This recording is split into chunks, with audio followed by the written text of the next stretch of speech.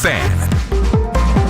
An Odyssey Sports Station. 92.3 The Fan, 2020 Sports. This 2020 Sports brought to you by Bookman & Son Fine Jewelers. No pressure, engagement ring shopping at Bookman & Son, where jewelry shopping is made easy and comfortable. Find out more at bookmanandson.com. Browns continue their search for a new head coach. Reports say the Browns now showing interest in Jacksonville offense coordinator Grant Udinski. The Browns have asked permission to talk to the 30-year-old assistant. Meanwhile, word is the Ravens now want to talk with Browns defense coordinator Jim Schwartz about their head coach openings. Believe the Browns still have a chance when it comes to getting Ravens head coach John Harbaugh, the former Baltimore boss, to come to Cleveland. But for the moment, no interview's been set up. Harbaugh did have his first official interview on Monday as he met with the Atlanta Falcons. Many believe Atlanta, along with the New York Giants, the favorites to land the former Ravens head coach. Could Steelers head coach Mike Tomlin be on the way out after last night's playoff loss? The Steelers fell to the Texans 30-6 and have lost 7 straight postseason games dating back to 2016. In fact, Tomlin, the first head coach in Steelers history, go 9 straight seasons without a playoff win. Cavaliers entertained the Utah Jazz last night, a team that had lost by 55 points on Saturday. Didn't matter, Cavs still fell to Utah, 123-112. Head coach Kenny Atkinson, despite last night's effort, not going in panic mode, not yet. I think they're correctable. I think we got a good team. Games like this happen. I hate to say we would won 5 out of 7, right? Like it's not like, we'd lost 5 out of 7. So you just gotta, you gotta keep perspective. I know it's the end of the world. It's a Utah Jazz. You can't think that way in the NBA. If you think that way, you haven't been in this league long enough. Cavs off tonight, back to work tomorrow night. Going to be in Philadelphia. Cavs have dropped 3 of the last 5. Tomorrow night's contest is going to be the first of 2 in a row in Philly against the 76ers. Be sure to catch the Fan off-season special tonight, 7 to 9. Get the latest Browns news tonight and every Tuesday night right here on 92.3 The Fan. From the University Hospital Sports Desk, I'm Jeff Thomas. Up next, time for Baskin and Phelps here on 92.3 The Fan. The Ken Carman Show with Anthony Lima. We are not in a position to get Fernando Mendoza. We're probably not going to be in any sort of a position, because I have to ask why the Jets would move out of that spot to get Dante Moore. I'm willing to accept the fate of what this is. I still put it to the Browns. You are tasked with finding your next quarterback, your bridge quarterback. You are tasked with that. Losing, we've lost before on purpose. What did it get us? It only got us more losing. I'm never going to root for losing. It's not going to happen. The Ken Carman Show with Anthony Lima. Weekday mornings starting at 6 a.m. We are Sports Radio 92.3 The Fan. Talk sports with guys in the know. It's embarrassing. Are they not embarrassed? It's time for Baskin and Phelps. Cleveland's Sports Radio 92.3 The Fan. According to NFL.com, here's what it looks like in the Browns coaching search right now. Aiden Dirty, Seahawks defensive coordinator.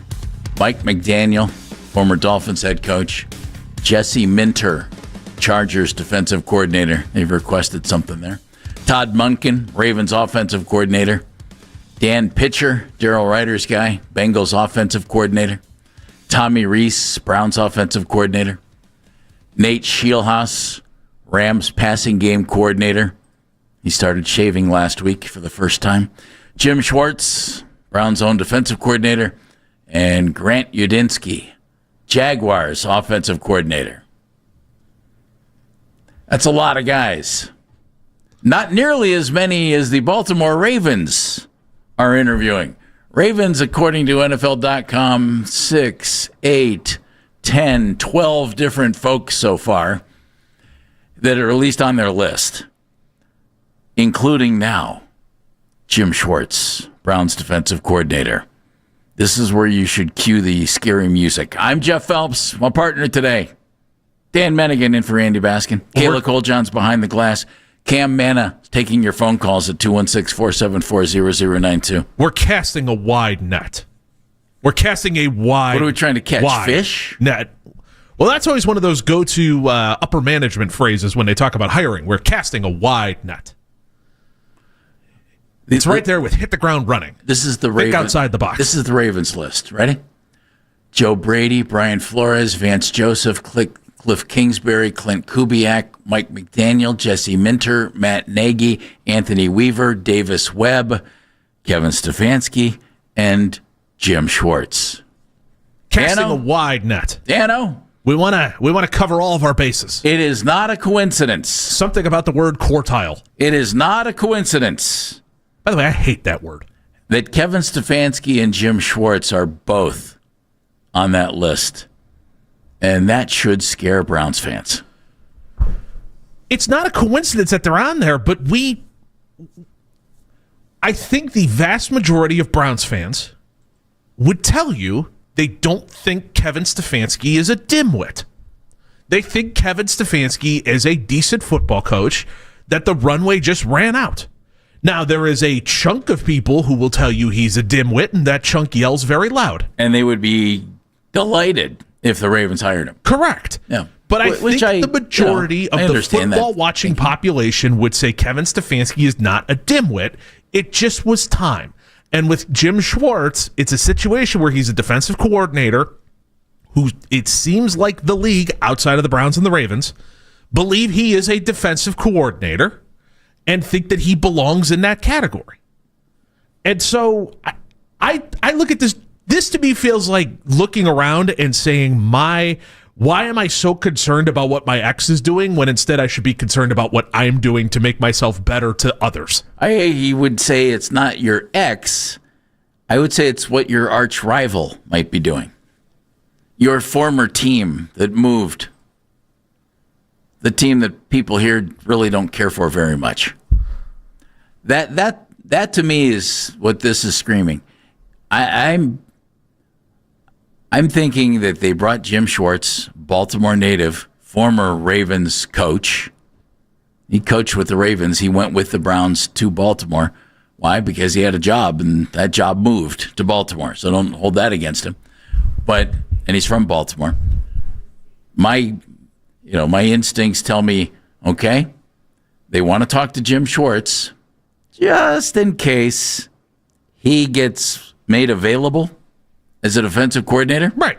You could hire him as defensive coordinator, assistant head coach. That'd be a promotion. And if by chance they happen to hire Kevin Stefanski as head coach, he'd love to have Jim Schwartz as his DC.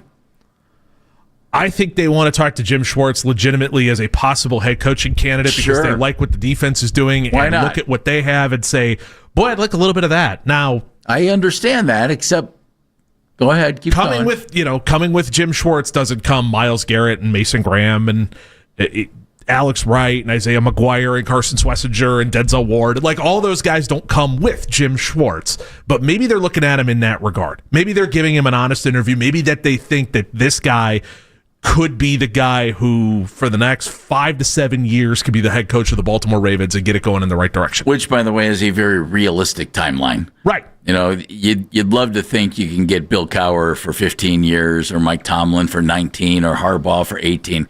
More realistic in the NFL these days. If you can get somebody for 5 to 7 years, congratulations. I know what Jim Schwartz is. I've talked to Jim Schwartz if I'm the Cleveland Browns. If I want to hire Jim Schwartz, I can hire him at any point. He's under contract for me. At any point, I could go, Jim, you're the head coach. Here's a firm handshake. Thank you very much for doing this. Please uncomfortably put yourself into a suit. And we know you're going to uncomfortably sit at a podium and answer questions. And it'll be the only time we ever see you in a suit. Maybe not. Guy went to Georgetown. Guys who went to Georgetown wear suits. How many NFL coaches besides Vince Lombardi and Tom Landry are wearing suits? Not enough, by golly. Not enough. So, you could do this at any point. I'm just looking at this from the Browns' perspective going, I can't control what the Ravens want to do. If the Ravens want to go hire Kevin Stefanski, great. Yeah, good. I know his offense. I know what he does. You deemed him not suitable for this team moving forward. Right. So you really shouldn't care. Right. Except for one thing. He's right. That one thing always does get in the way. Yeah, I know. You want to spin the wheel of regret? Are we just going to do every basket bit now that he's not here? Thank you very much. Is that what we're going to do today? Dan Graziano, who we've had on the show from ESPN this morning very early, put out, okay, let's go ahead and predict where coaches land. Yeah. Who gets hired. And I love looking at this stuff at this time of the year. For whatever it's worth, he has Clint Kubiak going to Arizona. In Atlanta, he has John Harbaugh going to the Falcons. Makes sense. Baltimore Ravens, Kevin Stefanski. And he said, they know Kevin. Said he's an East Coast guy, would fit in beautifully in Baltimore and New York. But then he says this, having Lamar Jackson and a winning culture in place makes Baltimore the most appealing landing spot among current openings. Stefanski had 13 different starting quarterbacks in Cleveland, but he would get a true franchise passer in Jackson. And then mentioned there are other candidates. So Graziano says, there's your guy. USA Today also put out little predictions this morning. Jack McKessie wrote the story, and that one came out real early this morning. He goes through the same thing. Who ends up where? Arizona, he has Robert Saleh. Interesting. Atlanta, he has Clint Kubiak. So two different guys there for those two teams. Baltimore, Kevin Stefanski.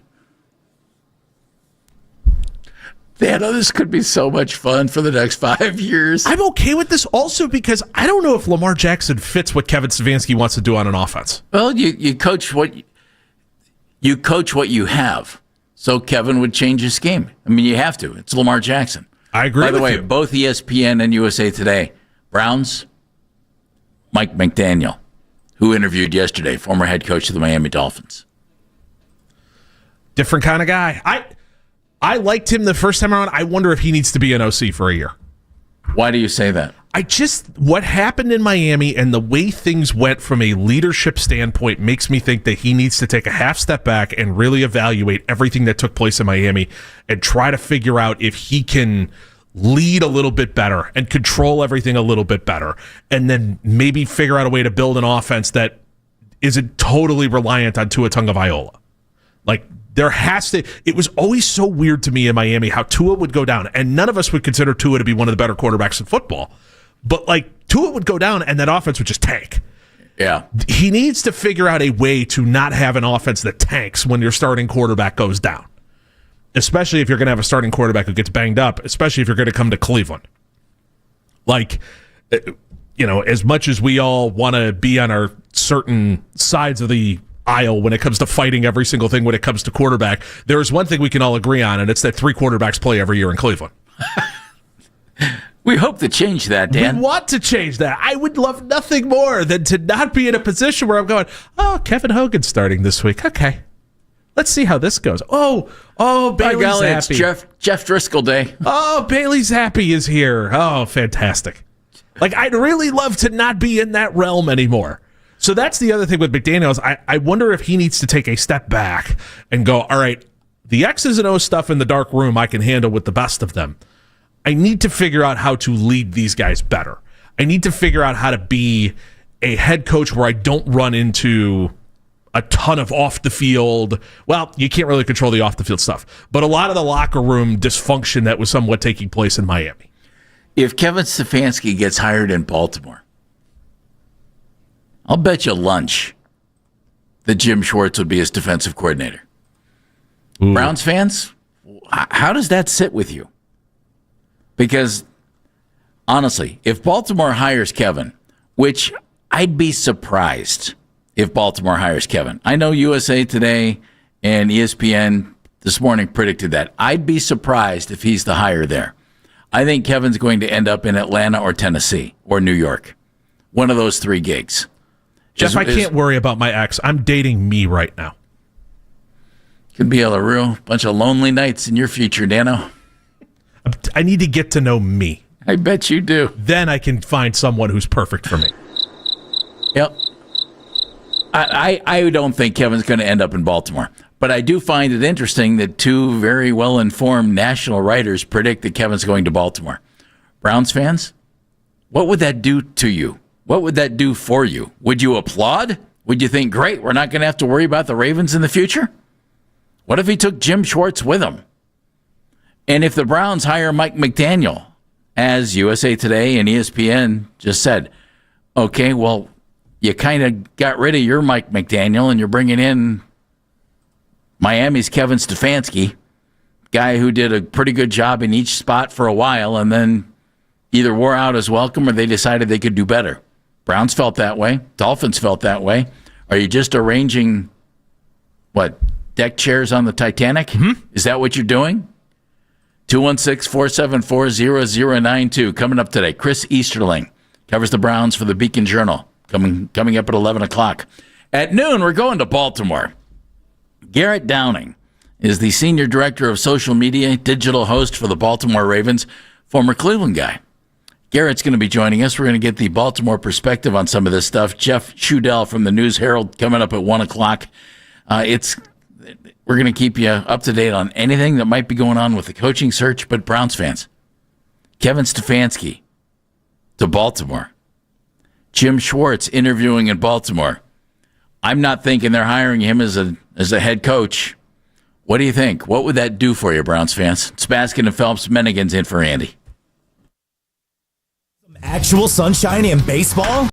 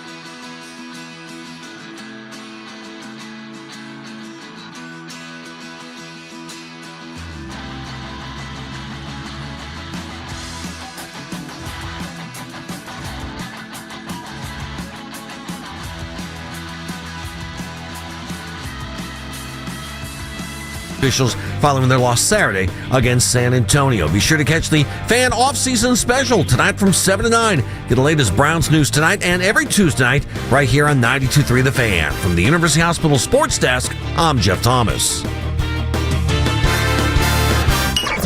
Listen to 92.3 The Fan on the Odyssey, iHeartRadio, and TuneIn app.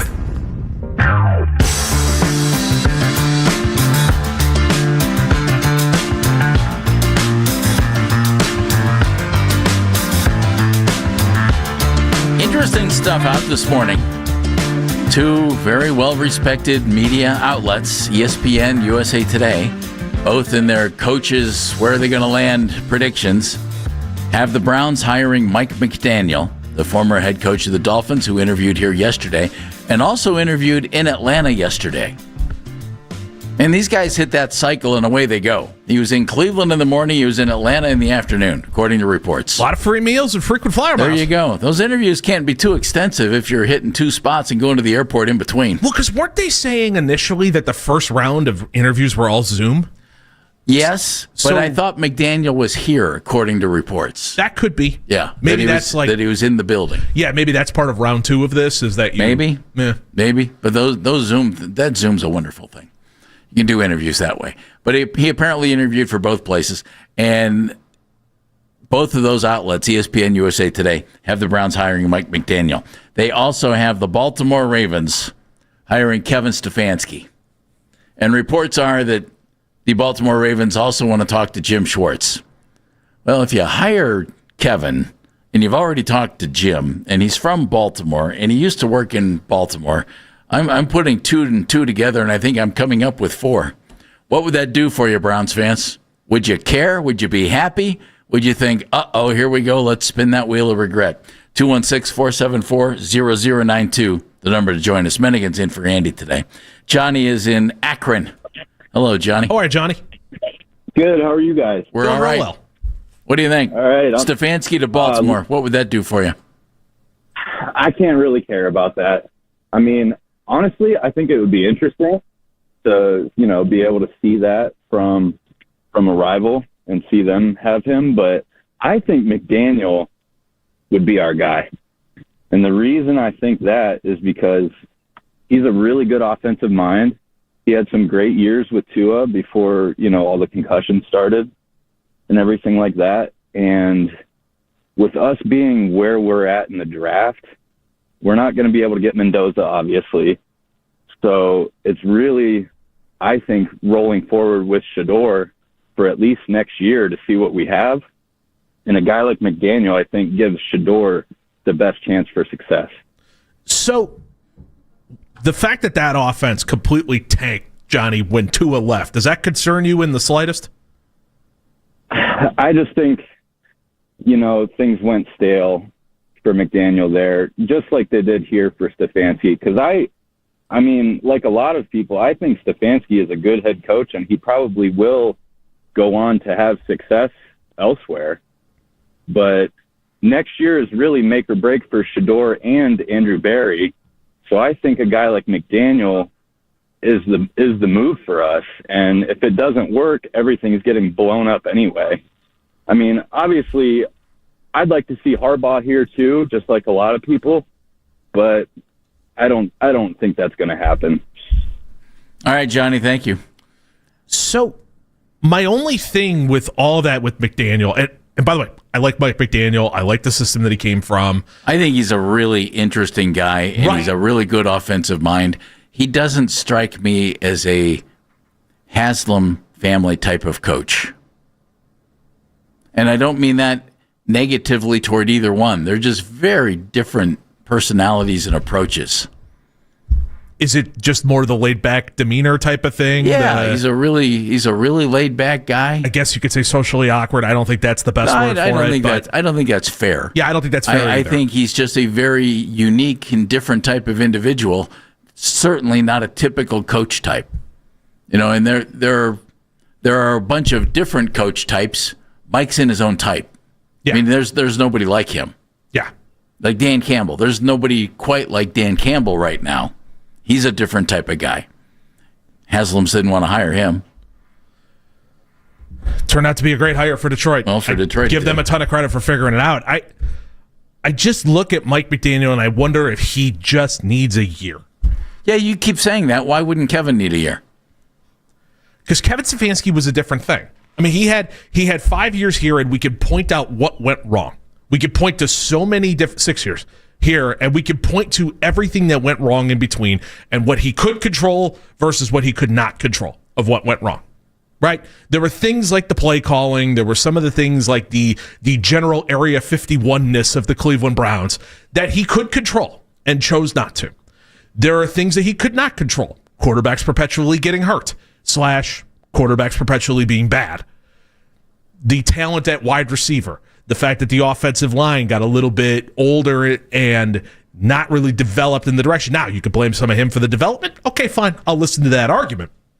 But it's not like the roster was set up with a boatload of guys that we were looking at going, that guy's really talented. Here's a second-round pick. Here's a third or a first-round pick. The only one he could point to is Zach Zinter, who doesn't look like he really is. He has some kind of a future as a starting offensive lineman for the Cleveland Browns. All right, so let me give you this. Winning record in Miami, Mike McDaniel. Mm-hmm. Why would he need to step back? 4 years as a head coach. Why would he need to take a step back?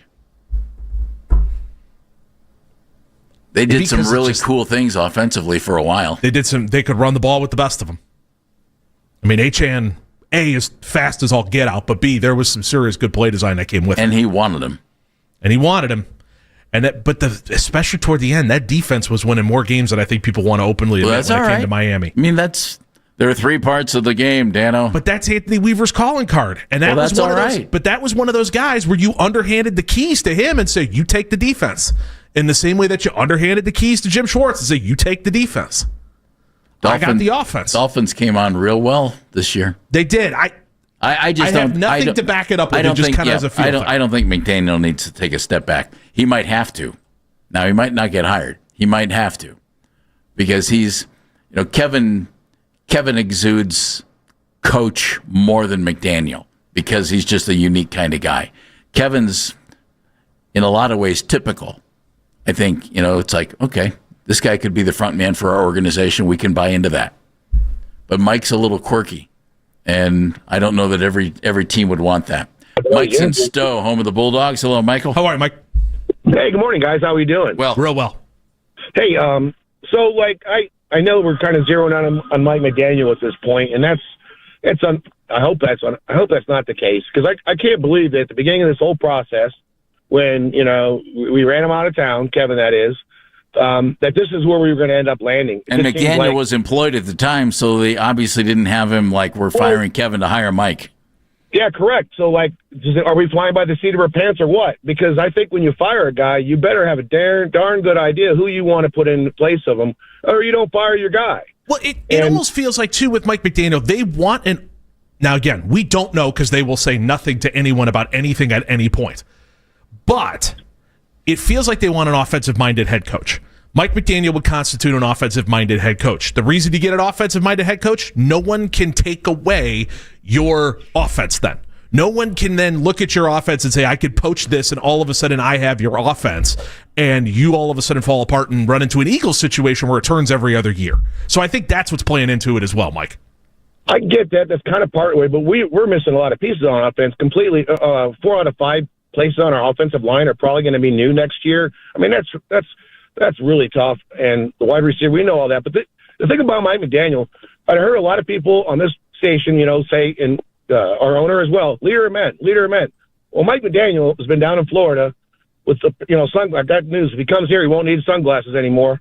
But I will say this, I have not really seen that kind of a coach out of him. He's a good offensive mind, but I keep hearing this, we want a leader of men. And that's what we hired last time, what we thought was a good offensive mind.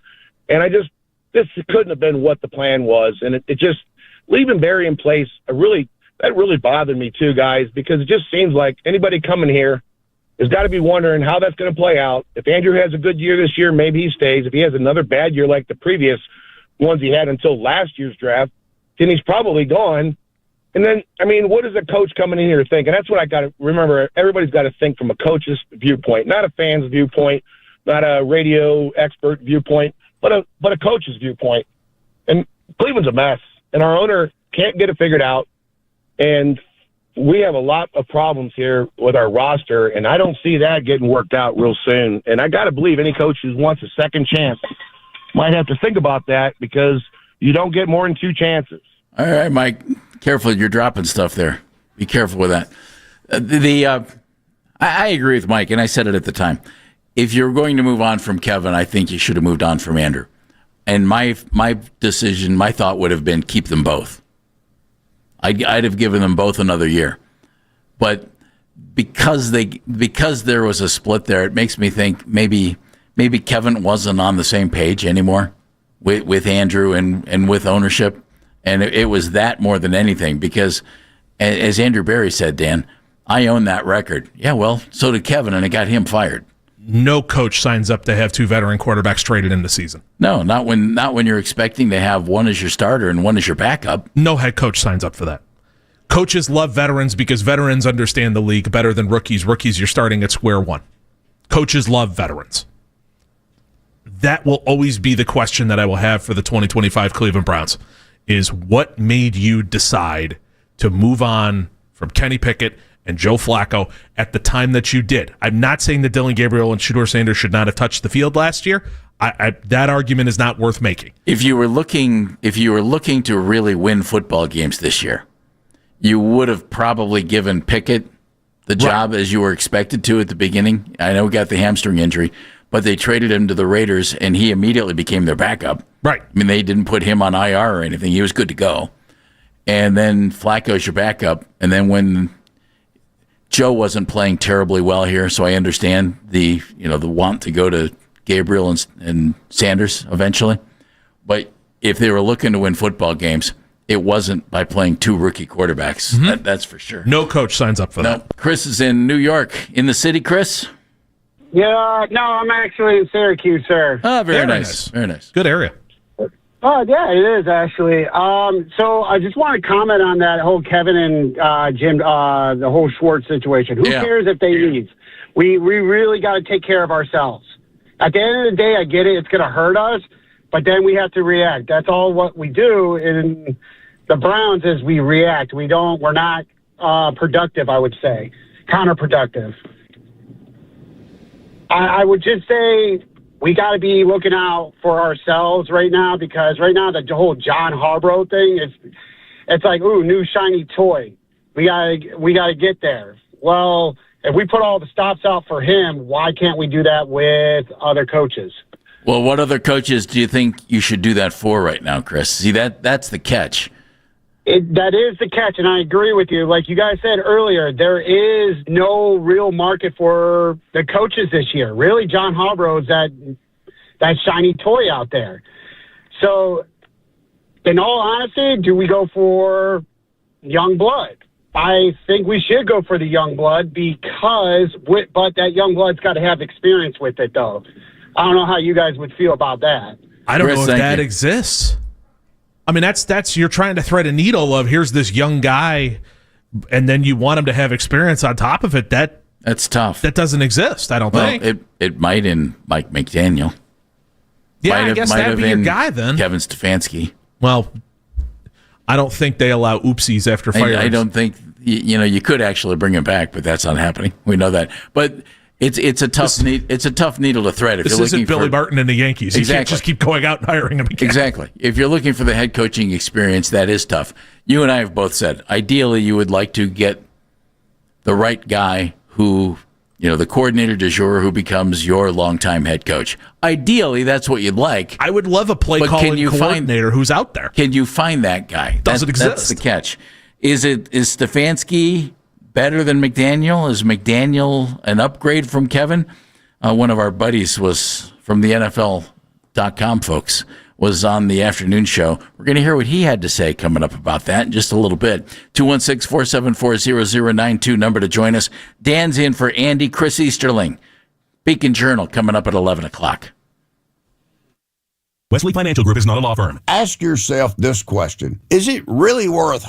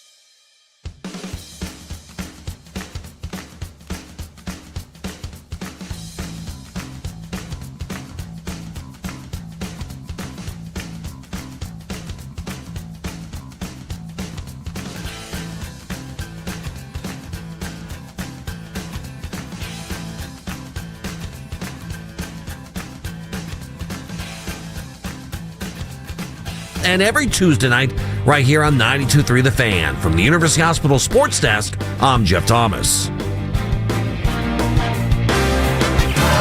Don't trust anybody with your Cavs coverage unless they have sports in their name. We are Sports Radio 92.3 The Fan. Chris Easterling, who covers the Browns for the Beacon Journal, will be joining us at 11 o'clock. Chris will give us his thoughts on what they're going to do, who they're going to talk to, and why they should be doing such things. I'm Jeff Phelps. My buddy over here is Dan Mennigan. He's in for Andy Kayla Coljohn behind the glass. And Cam Mann is taking your phone calls at 216-474-0092. One of our local buddies, Nick Shook, works for NFL.com right now. And Nick is a real good writer, does really good stuff for them. And he was on with the afternoon guys yesterday. Oh, right on. And had some things to say about all of the Browns searching situation. And we were talking earlier, ESPN and USA Today both predicting this morning that Kevin Stefanski will end up in Baltimore as head coach of the Ravens and that Mike McDaniel will end up as head coach of the Browns. If you can't have Stefanski and you can't have Harbaugh, personally, I would think Jim Schwartz would be a really nice hire for the Browns. It makes a lot of sense to me, and I could wrap my head around Mike McDaniel. But Shook was asked, would McDaniel be a downgrade from Kevin Stefanski? And here's what he had to say. I think offensive creativity-wise, no. Browns fans might like to see what he could do with this offense, but it's hard to compare between his time in Miami and potential time with the Browns because who the Dolphins had, as weapons. They were able to do some really fun, creative things, especially when they were at the peak of their powers. And as any Browns fan will happily admit, the Browns lacked those weapons. Not at running back necessarily, but they definitely lack it at receiver. I don't know if it's because of his personality or what, but there wasn't necessarily the strongest sense of leadership being exuded there. Now, I think the rift with Tua had a lot to do with that. So it would be different from the Kevin Stefanski, Andrew Berry robotic era, where they just give you the most PR coached responses publicly. They never really, give you too much insight into what's really going on, and they keep everything close to the vest. But I don't think on the field it would be a downgrade. I think it would be comparable. It would look different. It would open the avenues to different styles of offense than what the Browns have run. And then it just comes down to fit. But I don't think in total it's a downgrade. It might just look like it. I have nothing against Mike McDaniel. I have nothing against the offensive system Mike McDaniel wants to run. I have nothing against Mike McDaniel, the X's and O's guy. I think he is one of the smarter minds in all of football. I wonder about the last thing that's there that Nick Shook said, especially coming from this group of people. Andrew Berry is very good at coming out and saying nothing in a 20-minute span. And you get done. And he'll tell you nothing. And he get done, and you look at each other as you, me, Andy, everyone else at the station, Nick Wilson, Jonathan Pearlin, the morning guys, all that stuff will look at each other and go, what the hell did he just say? Did he say anything worth anything? And have to really dig into coded language to try to figure out if anything was actually said. Mike McDaniel doesn't play that game. Mike McDaniel will tell you what's on his mind at any given point. And in a way that's and actually give you some information. Right. I appreciate that. I do too. I love the mind that is Mike McDaniel. I would head over heels love him as offensive coordinator. I worry about him as a leader of men inside of those rooms, right? To go full-blown Kevin Stefanski on you. I worry about him looking at those guys and saying, we need to do X, Y, Z, and having them listen to what he has to say and coaching penalties out of these guys and doing all of that stuff. I think he is a brilliant offensive mind. If he was my offensive coordinator, I'd be over the moon. Yeah, you keep pushing that. I would be over the moon for him as an offensive coordinator. But I also know how this league works, which is if you love a guy as an offensive coordinator, you probably should just love him as your head coach. As much talent as they had down there, they obviously had the quarterback issues, but they weren't a whole lot better in yards per game than the Browns. The Browns were 30th and 27th for the Dolphins, 300 yards per game, and they scored only 20 points a game. I still think he's an interesting offensive coach, and I wouldn't mind if they don't get John Harbaugh, which doesn't sound like that's going to be the case, but you never know. If they don't promote Jim Schwartz for whatever reason, okay, and if they don't go hot coordinator du jour, hope to keep your fingers crossed and get lucky and find your guy. I could wrap my head around Mike McDaniel. Shook was asked about... I would take McDaniel over Schwartz, though. Would you? Yes. Okay. Yes. Schwartz interviewing in Baltimore for the head coaching job. Shook was asked about Harbaugh and the Browns and where he thinks that might fit if John Harbaugh is actually a real possibility here in Cleveland.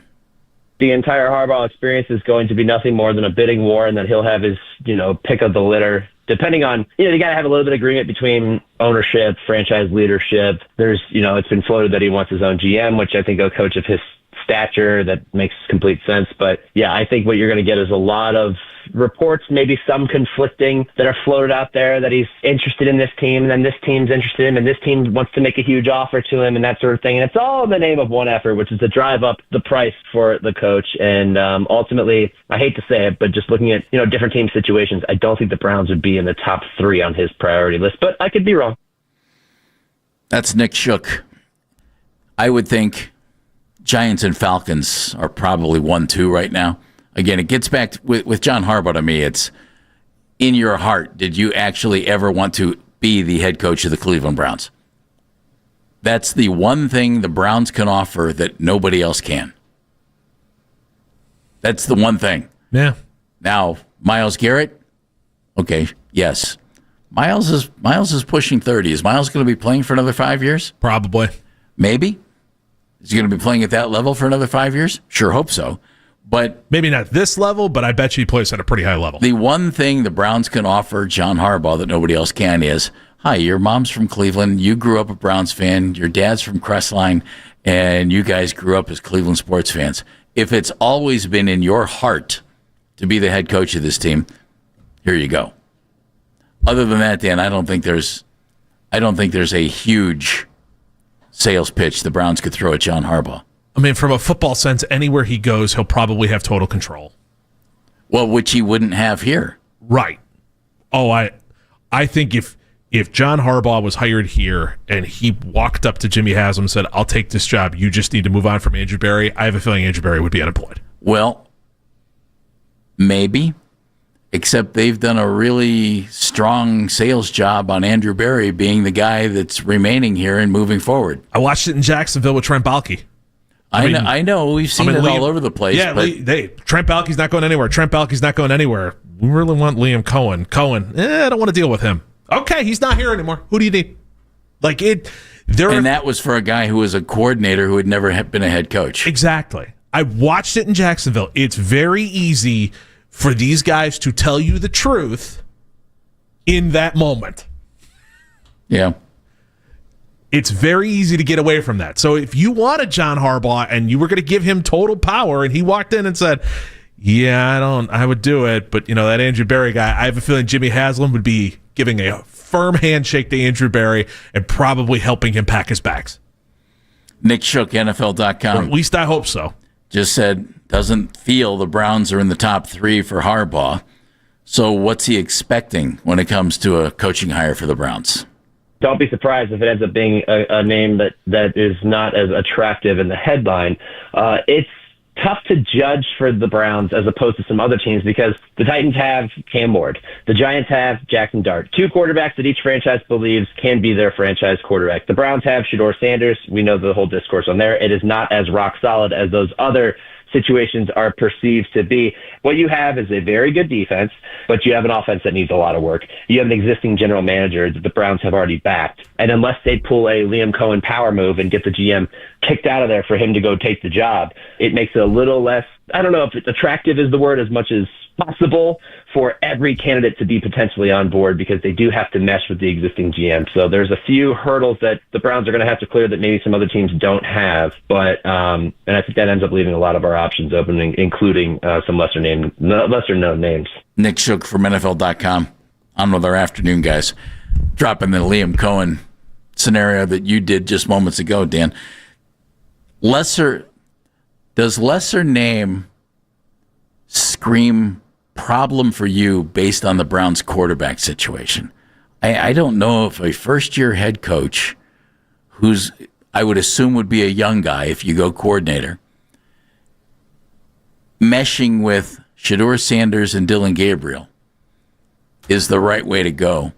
However, what did Andrew Berry say in his end of the season press conference? He said, free agent. Yeah, we're not committed to anybody. Veteran free agent.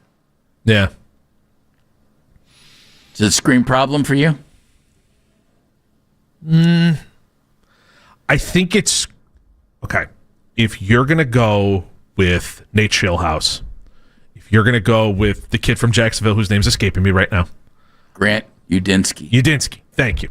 If you're going to go with him, all I ask is give these guys runway.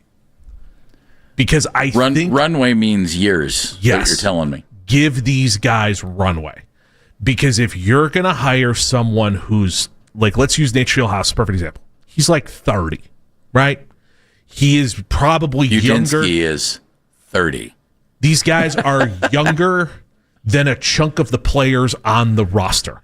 And this isn't one of those, Joe Flacco is older than Kevin Stefanski. If anybody would like to feel old, they're talking to two guys who Udinski was born in 1996. Yep. Yep. These guys don't remember Jim Thome. In fact, his birthday was yesterday. He was 29 until yesterday. They don't remember third baseman Jim Thome. That's what we're talking about here. So, like, they might not remember Jim Thome. Well, that's valid too. But by the way, if I'm not mistaken, Udinski went to the same high school where Mike Pettin used to, where Pettin's dad was the coach, and then Pettin was the coach. And they gave Kevin Stefanski a ton of runway. And it was a great thing for them to do. You saw, and I know a lot of people are going to get grumpy when I see this, you saw a level of success come from giving him the runway. If they go Dan Pitcher, Udinski, Schillhouse, give these guys some runway and realize that this offense is going to be a multi-year rebuild, and don't at the end of the season look at each other and start going, well, we probably need to get the next guy, or we got to blow out Andrew Berry and this person. If you're going to go super young, you need to allow wiggle room for these guys to make mistakes. Yeah, but is the franchise in their mind in that place? That's the thing. They think they have an elite defense. I think they have a good defense. But you want to capitalize on that right now.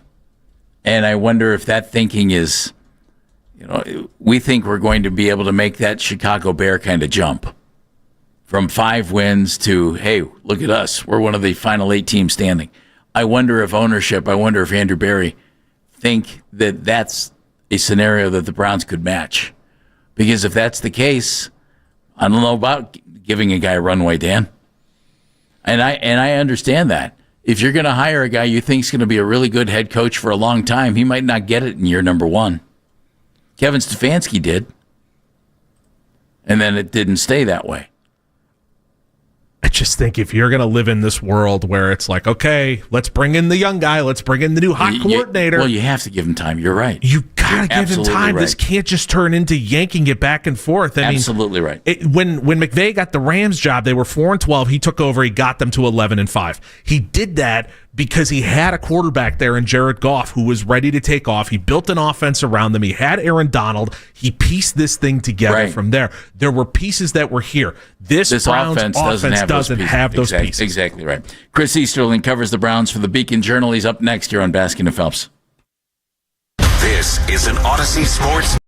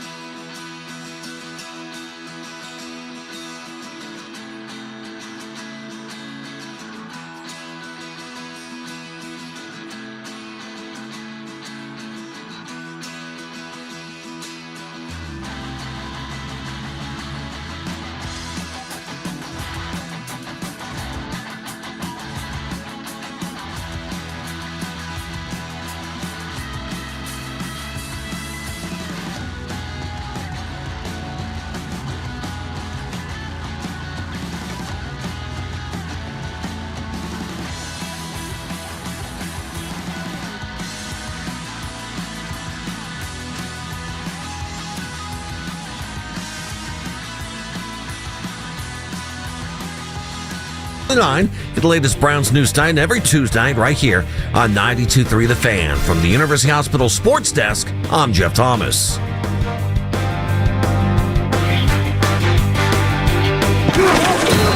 The only place for Browns news on your way into work.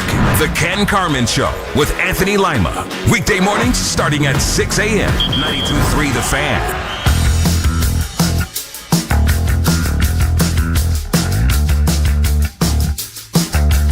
As far as we know, those are keywords. As far as we know, nobody interviewing today for the Browns.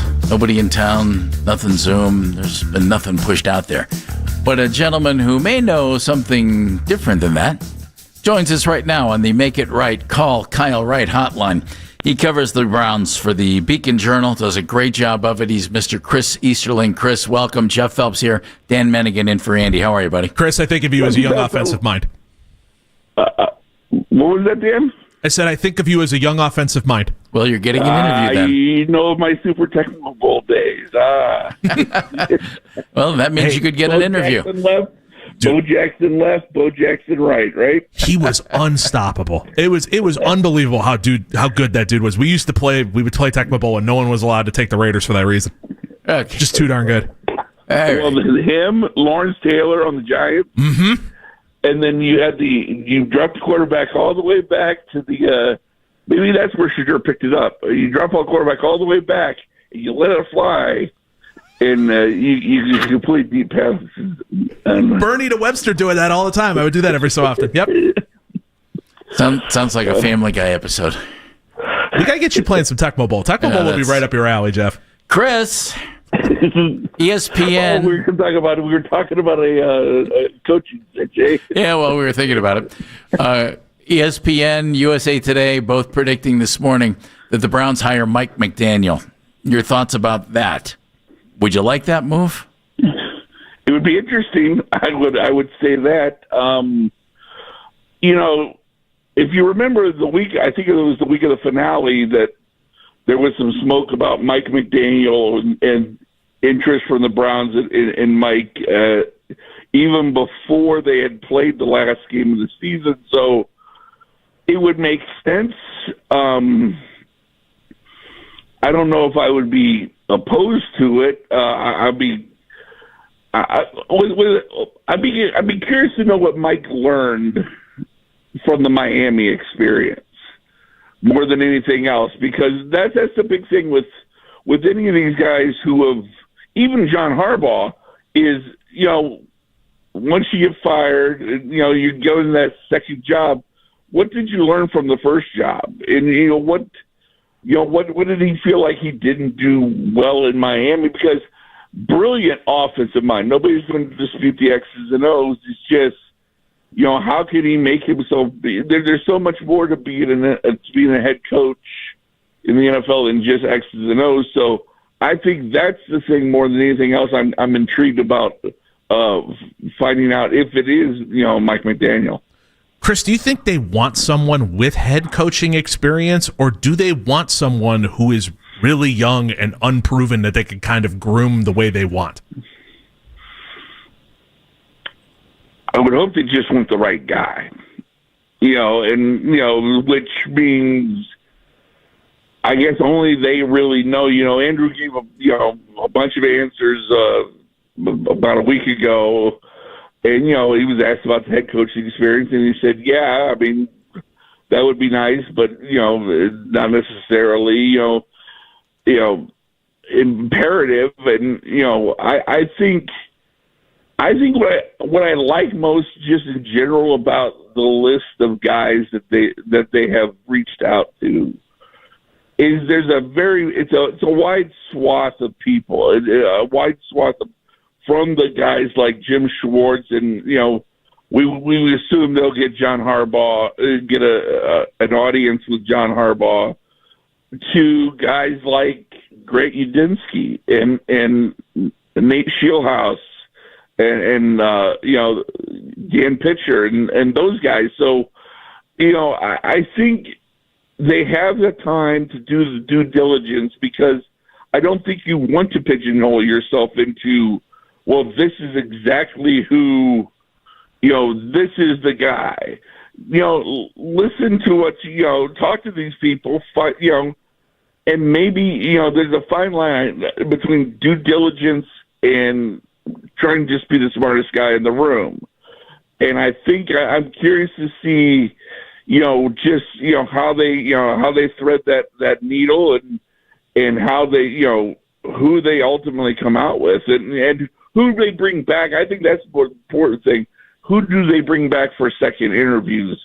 Because I think that'll tell you a lot more about what direction, about what they're thinking about, what kind of coach they want for the position. Chris Easterling joining us, covers the Browns for the Beacon Journal. You can follow Chris on X at C Easterling ABJ. C Easterling EASTERLING ABJ. Am I connecting too many dots here? The Ravens have requested an interview with Jim Schwartz for their head coaching job after already talking to Kevin Stefanski and ESPN and USA Today predicting Kevin will be the coach of the Ravens. If Kevin ends up in Baltimore, is Jim Schwartz his DC? Am I connecting too many dots there? He's under contract technically for 2026. What if you made him associate head coach, defensive coordinator in Baltimore? I mean, I guess I don't know.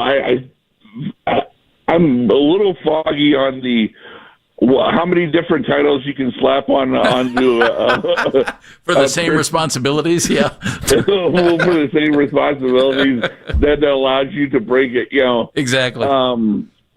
Because like going back to the question about McDaniel, if you hired Mike and convinced Jim Schwartz, you could make it work with Jim Schwartz. Make him associate head coach here, and keep him on as defensive coordinator. I would love that, but I just don't know.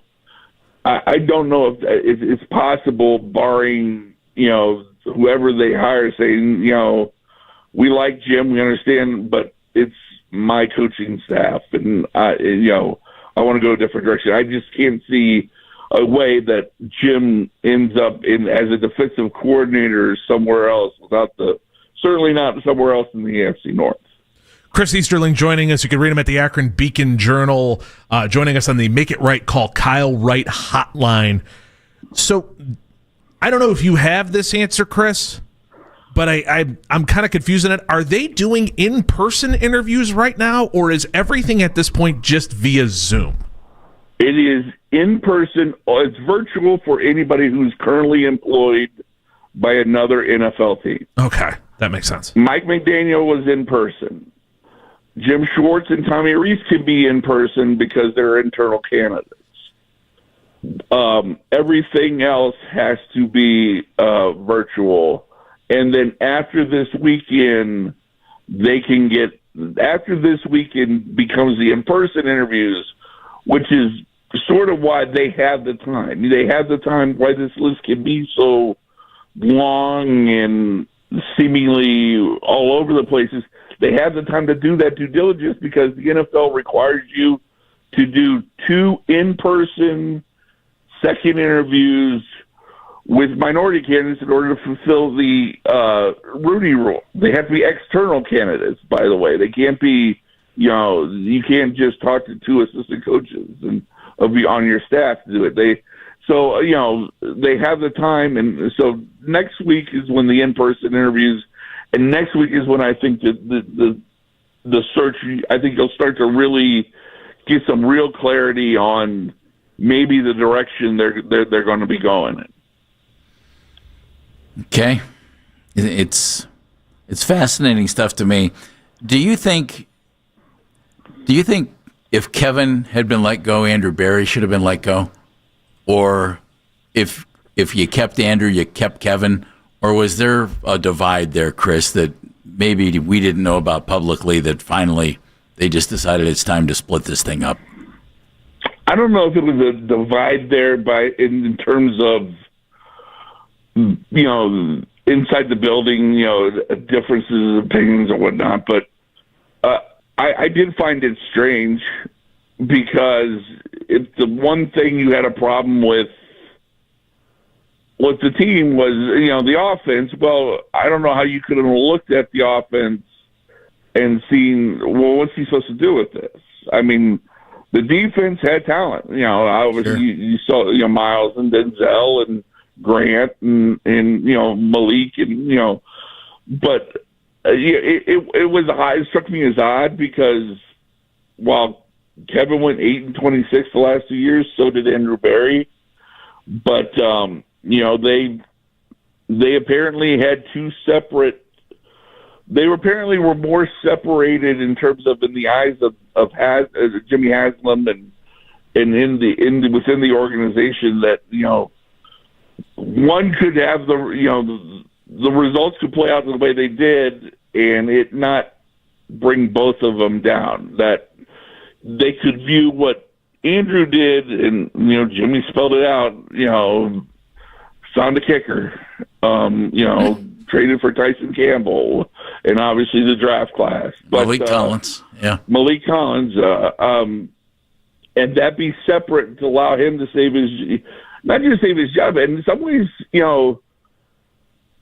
I think he's even more powerful now. Kind of get an upper hand in a power play if there was such a thing. He's a little more powerful because one, he's going to pick the coach, and two, there's no Paul DeBodesta there anymore.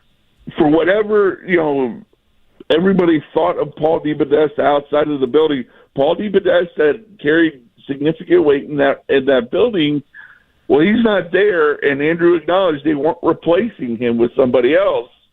It was people were going to take on parts of his job, and that included Andrew taking on, I think, a sizable, more power within the organization, at least in that from that standpoint. So, it is a little fascinating, but it just I think it just puts all the more weight on this decision and them having to get it exactly right, which is why, again, going back to the due diligence, you see such a wide cross section of candidates. Chris, how hell-bent do you think they are on keeping Jim Schwartz as defensive coordinator? I think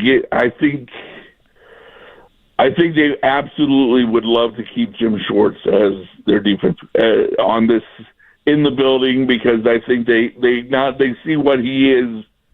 He is an absolute difference maker on the coaching staff. There is no doubt that defense, 2 of the last 3 years, has been one of the NFL's best. It's clear that he connects with the most important player in that locker room, or their future Hall of Fame defensive end. It's clear he connects with them. It's clear he connects with other key players on that side of the ball. So I think they absolutely, as much as possible, want to keep him in Cleveland for the 26th season. Your gut tells you the Browns hire either who or what kind of a coach?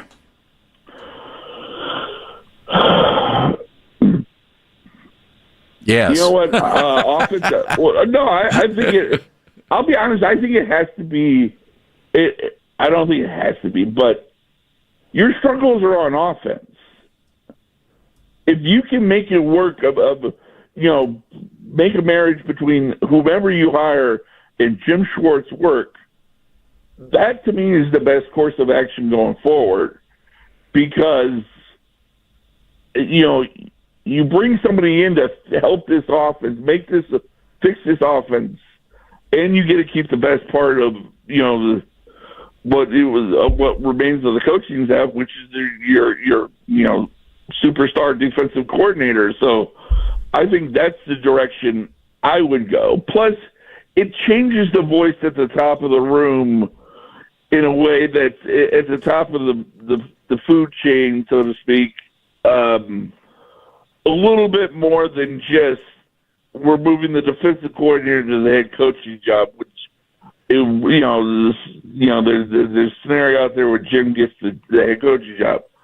I think you need a different 8-26 the last 2 years. I think having a new voice at the top is key. And I would hope that would be on the offensive side, which means they'll go out and hire Jesse Meternet tomorrow. And, And there we go. Hey, we appreciate your time today. And you've done a great job being all over this stuff. You can read him at ohio.com in the Akron Beacon Journal, and you can follow him on X at CEasterlingABJ. Chris, thank you very much, buddy. Man who knows that Anything- sweep left with Bull Jackson. That'll win you anything. Absolutely. Darn right. He's straighter than Tim Brown. All right, thanks a lot. All right, Chris. You're the man, Chris. Appreciate Thank it. Chris just said offensive guy, and from outside of the organization. Let's discuss next. It's Baskin and Phelps. Bennigan's in for Andy.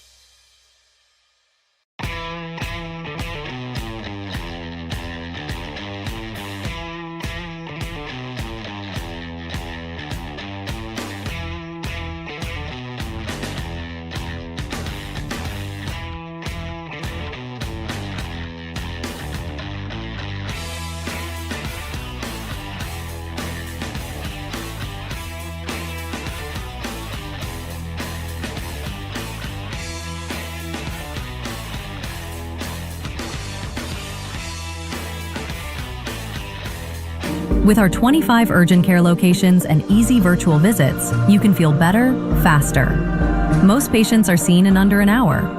Learn more at uhhospitals.org/same-day. Keep us locked in all day, every day for the latest on the Browns' search for a new head coach. This is the radio home of the Cleveland Browns. Time out! Time out! 92.3 The Fan.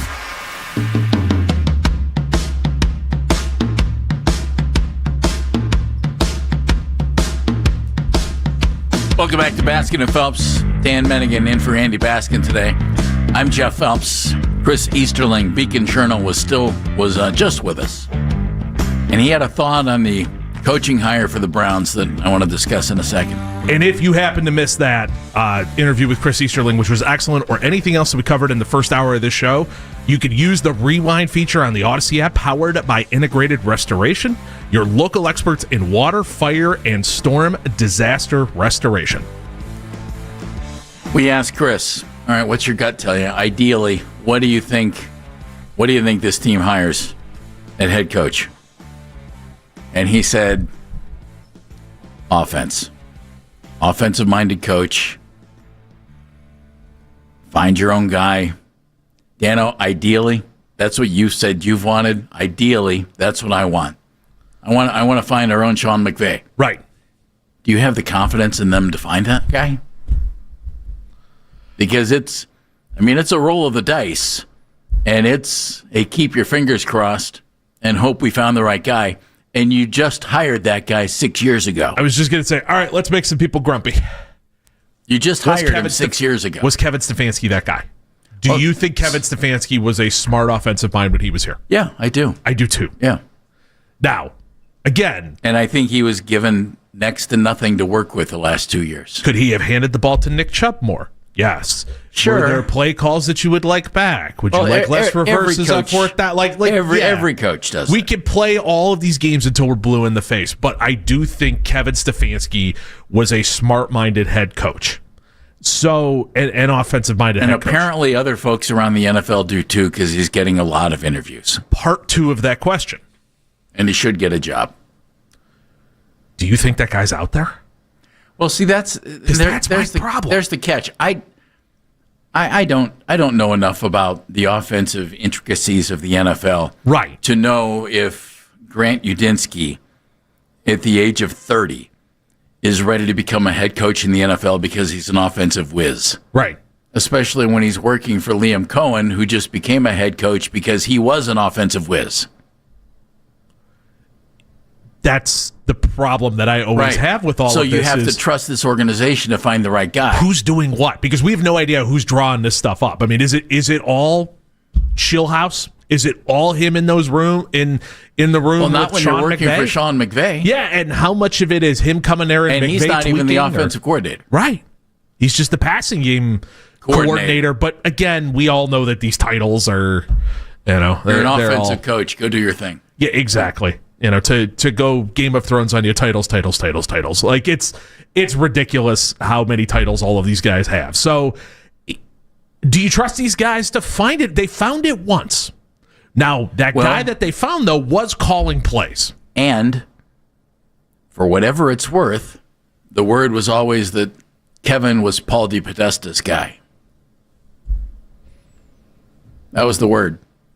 And as Chris said, I mean, all of that power is not going to one singular person. It's going to a lot of different places, including Andrew Berry getting it. Yeah. So, that's why a lot of us are just following the dots that are connected all over the place to try to figure out, is there somebody who is connected to the Colts when he was there or connected to the Eagles when he was there? I don't know what that answer is. I put it this way. There is nobody yet outside of Jim Schwartz that I think I would be like a firm no, that they have for sure talked to. And the only reason I'm think Jim Schwartz is a no. For me, I would make Jim Schwartz a no. And it's just due to the fact that I want a different voice in the room. I want different thoughts. I know he got Myles Garrett to play well. If they kept him on as DC, it would be fine. Anybody could get Myles Garrett to play well. Jim, according to Myles, helped him get to the next level. Right. that is the only person that I think I would bang the table and say no. That I don't think that is... I'd be okay with the hire. I would talk myself into the hire like all of us Browns fans would if they hire somebody off the beaten path or somebody we didn't totally care for. Like, we would all talk ourselves into it. If they turned around and hired Pete Carroll right now, we would all talk ourselves into it and just go, the Raiders were a mess. Yeah, we'd be hopeful. He's got Super Bowl rings, and they didn't have a line, and Geno fell off a cliff. And, like, we would all talk ourselves into this, like we would with every single one of these guys. But Jim Schwartz is the one that I want a new voice. I get that too, but I wonder in this situation, can they find the right guy? I think they can. Does the wide net concern you? The line? The wide net. The fact that they're bringing in all of these guys. What'd you say? They're at 10 right now, according to NFL.com? Yeah, I think that was the number. Does that concern you? It would, except for one thing. It seems to be what most everybody's doing.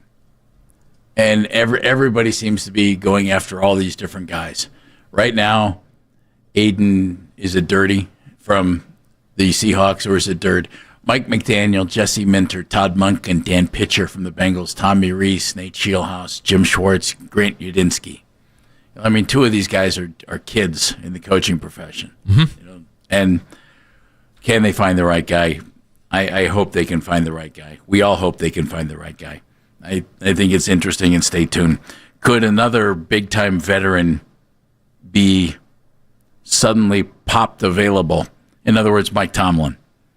Steelers last night played the Houston Texans and looked like a team that lacked talent and had an old quarterback. And I say that having said and believed Aaron Rodgers played real well down the stretch. I thought Aaron did a nice job. But Houston's defense exposed that team for a lack of talent on the offensive side of the ball. And it made Aaron Rodgers look 42 years old. Mm-hmm. Houston was really good. And I wonder if Pittsburgh makes what I would think would be a surprising move. I won't call it a mistake because we know how things change like crazy. I personally wouldn't fire Mike Tomlin. I personally wouldn't have fired John Harbaugh. I think if you have a guy who has proven he's, Tomlin didn't get stupid. Harbaugh didn't get stupid. They just decided in Baltimore, well, time for a change. But the Steelers have now lost 7 straight playoff games. Is that crazy to think about that. 7 straight wild card. I think there's wild card games as well. It makes me think this. Mike Tomlin's done a really good job of coaching the you-know-what out of rosters that haven't been what they used to be in Pittsburgh. And then those rosters get exposed when they get to the playoffs. I think Tomlin can coach. I think he's a good coach. Aaron Rodgers apparently walked out of the press conference yesterday when somebody asked him about Tomlin's future. That's it. Goodbye. I think Mike Tomlin is a really good coach. I know people in Pittsburgh have problems with him because, they've had an offense like the Matt Canada hire was a mess. That was a terrible hire. That didn't work.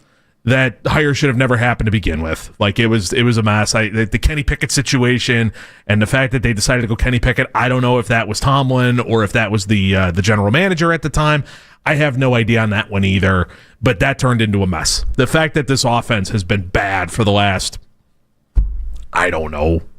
6 years, 7 years, and that they've kind of been in this quarterback wilderness. Maybe since the latter years have been Roethlisberger. Right, before Matt Canada showed up. They have one wide receiver, which is one more than the Browns. They have DK Metcalf. That's true, and Metcalf dropped 2 balls that were just, they were perfectly placed yesterday, and he just biffed them.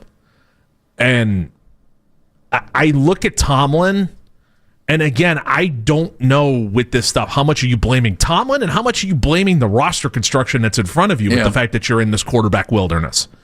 I mean, you're basically, if you're the Steelers, you're looking at it going, okay, is Aaron Rodgers going to come back? And do I really want 43-year-old Aaron Rodgers to come back? Is that really my answer? I mean, I watched a guy who was getting the ball out in 2 seconds yesterday. I mean, he's done that for a good part of his career, but my goodness, the Texans were so prepared to cover all of the flats and all of the screens and everything else that Aaron Rodgers was throwing.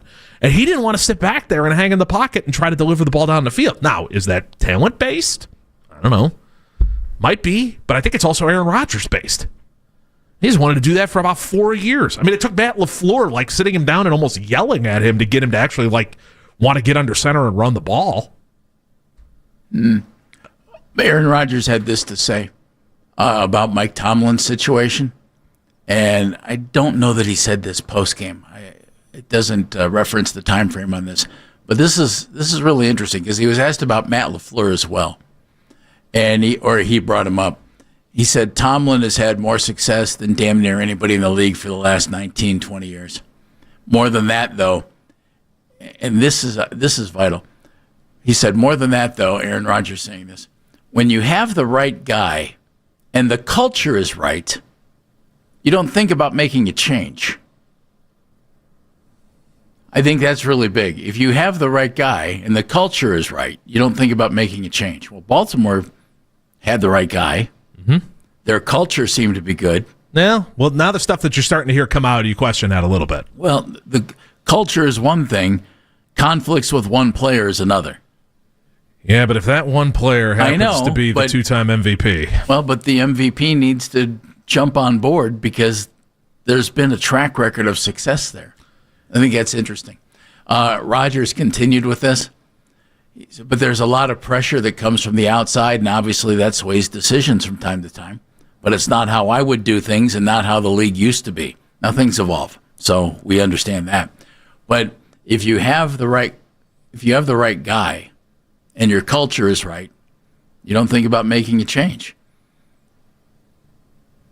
That said, that happens all the time in the league. You think you have the right guy because you hired him at some point. Is your culture good? In Miami, they would tell you probably not with Mike McDaniel. Mm-hmm. In Cleveland, is the culture right?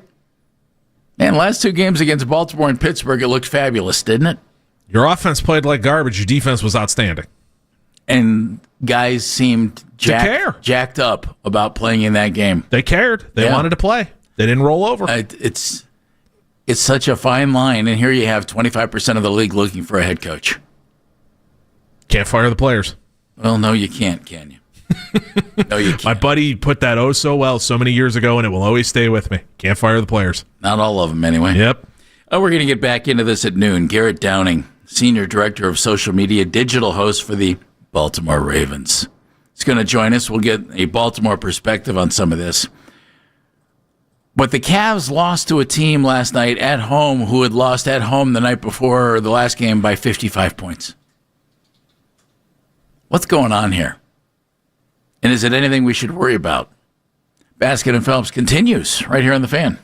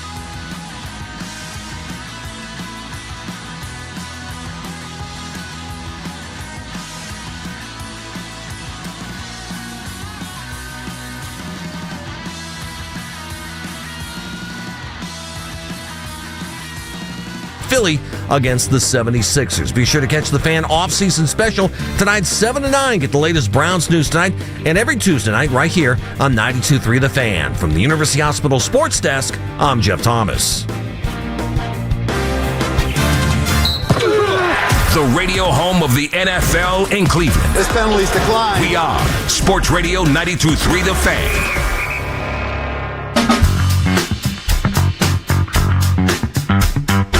You can listen to The Fan anytime, anywhere on the free Odyssey app or by telling your smart speaker to play 92.3 The Fan. And now you can find 92.3 The Fan on YouTube, including The Ken Carman Show with Anthony Lima from 6 to 10 a.m., Afternoon Drive with Nick Wilson, Jonathan Peterlin from 2 to 7 p.m., and us, Baskin and Phelps, 10 to 2. We're right there, hot on the YouTubes. Hot on the YouTubes. Hot on the YouTubes. Every single weekday on our YouTube channel. Subscribe for free. Watch all the best content from your favorite shows on The Fan live and on demand now. Fearless Leader does a really good job as well as getting kind of the best interviews and best moments, throwing those out there for you. Daryl's got all sorts of good stuff out there for all three major teams in town. Check it out, man. It's cool. Things happen in the NBA. Okay, we'll just throw that out. No reason to overreact here. But last game out... Is this a Kevin Bacon remain calm all as well? No. I think that's what you just gave me. No. Last game out, the Utah Jazz were home against the Charlotte Hornets. And the Hornets, nobody's juggernaut. And the Jazz lost 150 to 95. 150 to 95. They started a road trip last night, and they started in Cleveland. At what point do we all owe apologies to Joe Dumars for the Derek Queen trade? Because I poked fun at him for that one, and boy, that trade looks better by the hour. Sorry, Joe. Well, last night the Cavaliers gave up 69 points in the second half, and were outscored 69 to 50 in the second half by the Utah Jazz, who have a record of 14 and 25. And the Cavaliers lost at home to the woeful Utah Jazz. Remain calm. All is well. Cavs had a 62-54 lead at halftime. They gave up 36 points in the third quarter, 33 points in the fourth quarter. The Cavs guards, starting guards, combined to take 35 shots. Their two big guys combined to take 18 shots. Again, big guys don't have the basketball. They have to get the basketball. And it's just not right now with the Cavaliers. 22-19 is the Cavs record. And Dan, no reason to overreact. Okay, there really isn't. I know a lot of people are freaking out about the Cavs. It matters how they're playing after the All-Star break and going into the playoffs. Hot team can do well. But boy, this just doesn't feel right this year.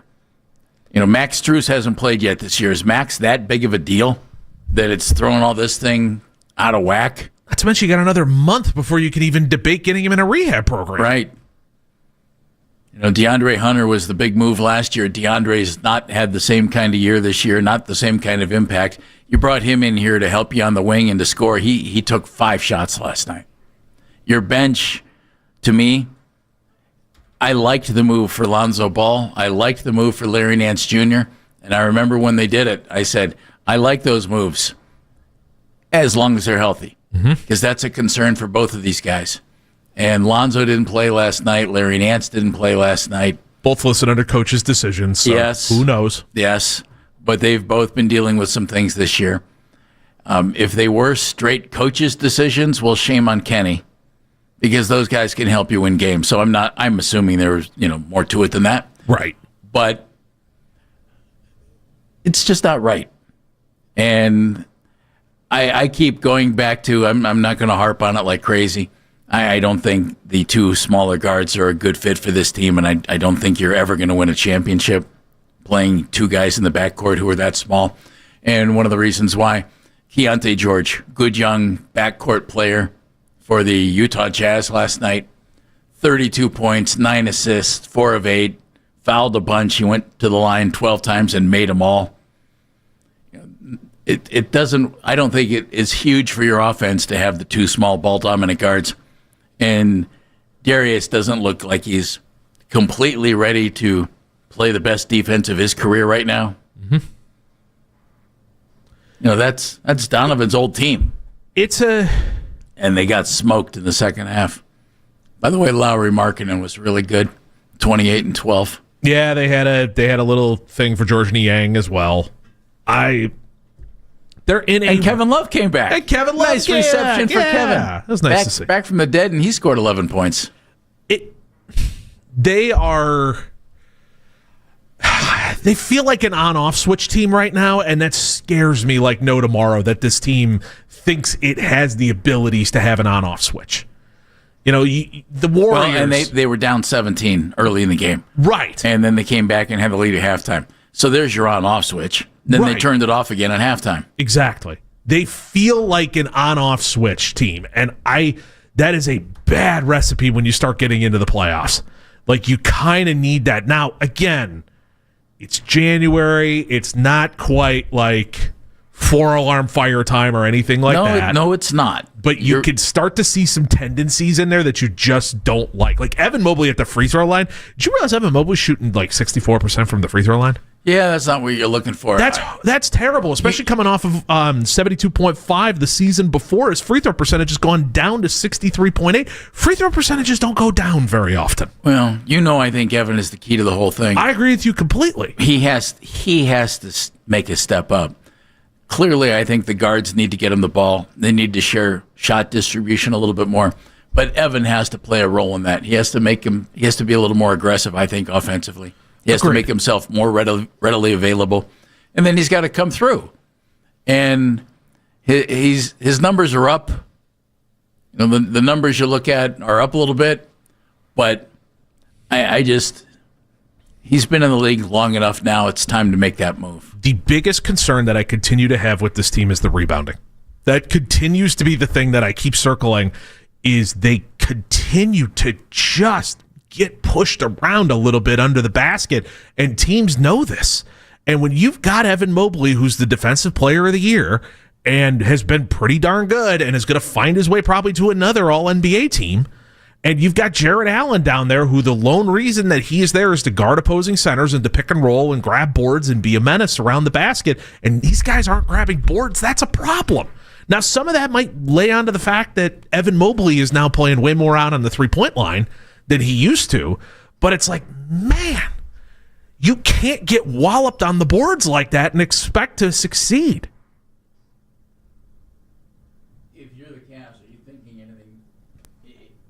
If you're the Cavs, are you thinking anything drastic here? I mean, are you thinking major trade at the deadline? Are you thinking a coaching change, which I think would be ludicrous? I agree with you completely. I think that would be silly. I think Kenny Atkinson is a good coach. I thought he was good when they hired him. He showed last year what he can do with this bunch. And, again, Kenny didn't just get stupid. Right. I don't know what you could do, Jeff. That's the only problem with this. Because of the second apron and the limitations. Yeah. So to catch everybody up on that one, if you don't already know this by now, so the Cavaliers are in the second apron. This is a new thing that came in the new collective bargaining agreement to basically prevent the Warriors from just outspending everyone, because that new arena makes them boatloads upon boatloads of money. And so the new second apron, the rules of it are, if you are over it, which the Cavaliers are the only team who are, you can make a trade, but the only way that you can make a trade is it's got to be a 1-for-1 deal where you get less money back. So you can't just package a whole bunch of guys together and ship them out and bring somebody else in here who makes the same amount of money. It doesn't work like that. It has to be a 1-for-1 deal. You also cannot put picks into that deal. You cannot sign. Not that the Cavs have a lot of picks to put in the deal. Exactly. You can't really go out and sign anybody either. You have to find your way under it before you're able to do pretty much anything. So the roster you are looking at, unless they can somehow find a way to talk one of these teams into taking a player for, let's do the Darius Garland one, because everybody always points to Darius Garland. So you would have to trade for someone who makes less money than Darius Garland on a 1-for-1 deal, which is kind of tough to find. Is a 1-for-1 deal for Darius Garland on a team that would make the better, where it would make sense for both sides. Everybody always wants, you trade him for Giannis. It's like, yeah, the Bucks are not going to go 1-for-1 Darius Garland for Giannis. No, that's not going to happen. It would be very nice. I wish they would. It would make things a lot of fun. It just doesn't work that way. The Atlanta Hawks just traded Trae Young to the Wizards, and they were looking to just switch things up because they had a lot of money invested in Trae Young, and it wasn't working. This year, when Trae played, they had a record of 2-8. And so that wasn't, what they were looking for. So they busted it up. And that's the type of thing that you see in the NBA where, hey, this isn't working, so we're going to pull the plug on this and change things up. Because of that second apron, I don't think the Cavs are in a position that they can do something like that. They just can't make a trade for the sake of making a trade. It's I not don't there. see that happening. You're just going to have to find it unless, maybe... Goodness, you find another team who needs to clear some space because they want to do some work in the offseason at the trade deadline, and you move Lonzo to them for, a bag of nothing. That would be the way you would have to do it. And it wouldn't even be a bag. It would be a singular nothing. You wouldn't even have to constitute the necessity of a plastic bag. So... Funny. That happens every so often. But you would have to do something like that. Like, that's the problem with where they are, is hate to say you're stuck, because you're not totally stuck, but you're kind of stuck. Your options are not pretty. And so that's where it starts turning into, well, hell, if we can't make a trade, fire the coach. And it's like, well, I don't think that's your answer either. I don't think, as much as, hey, Johnny Bryant is tight with Donovan Mitchell, maybe that's the guy you need to go to. It's like, Kenny Atkinson isn't a ding-dong. Like, Kenny Atkinson knows what he's doing. He can put an offense together. You brought him in here because you liked your offense and the offense that he could put forward.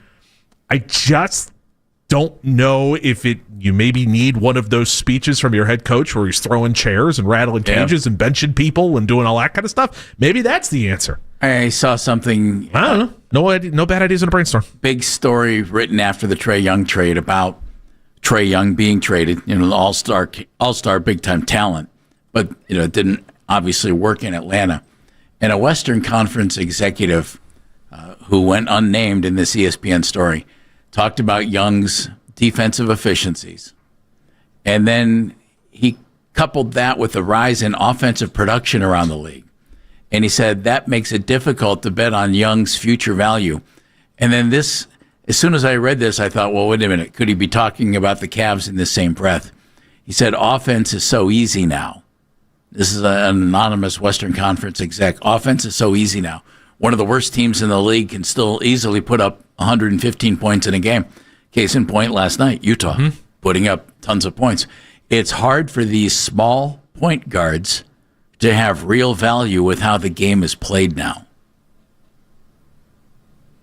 And as soon as I read that, I thought, well, there's Darius Garland. That might not be fair, but that's immediately what I thought. Hard for these small point guards to have real value with how the game is played now. And again, the minute they made the Donovan Mitchell trade, I thought you have two small guards. I don't like that. It's no recipe to win big. Teams haven't done that in the league. You win big in the regular season. That's not what you're talking about. The Pistons had Dumars and Isaiah back in the day. Well, those are two Hall of Fame guys.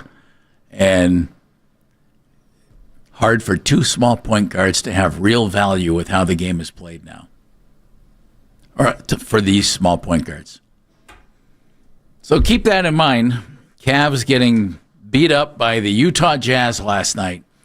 And all that said, there's plenty of time for the Cavaliers to get it right, to go on a 10-game winning streak, 12-game winning streak, 8-game winning streak, and see where it goes.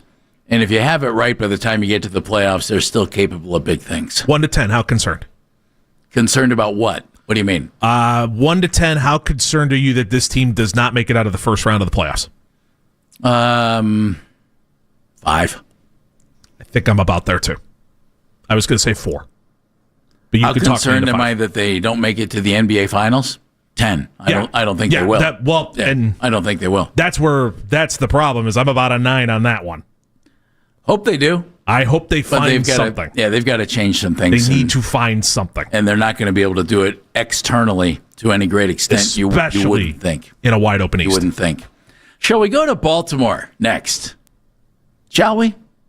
I've heard worse ideas. Garrett Downing, Cleveland guy, is the director of social media and the digital host for the Baltimore Ravens.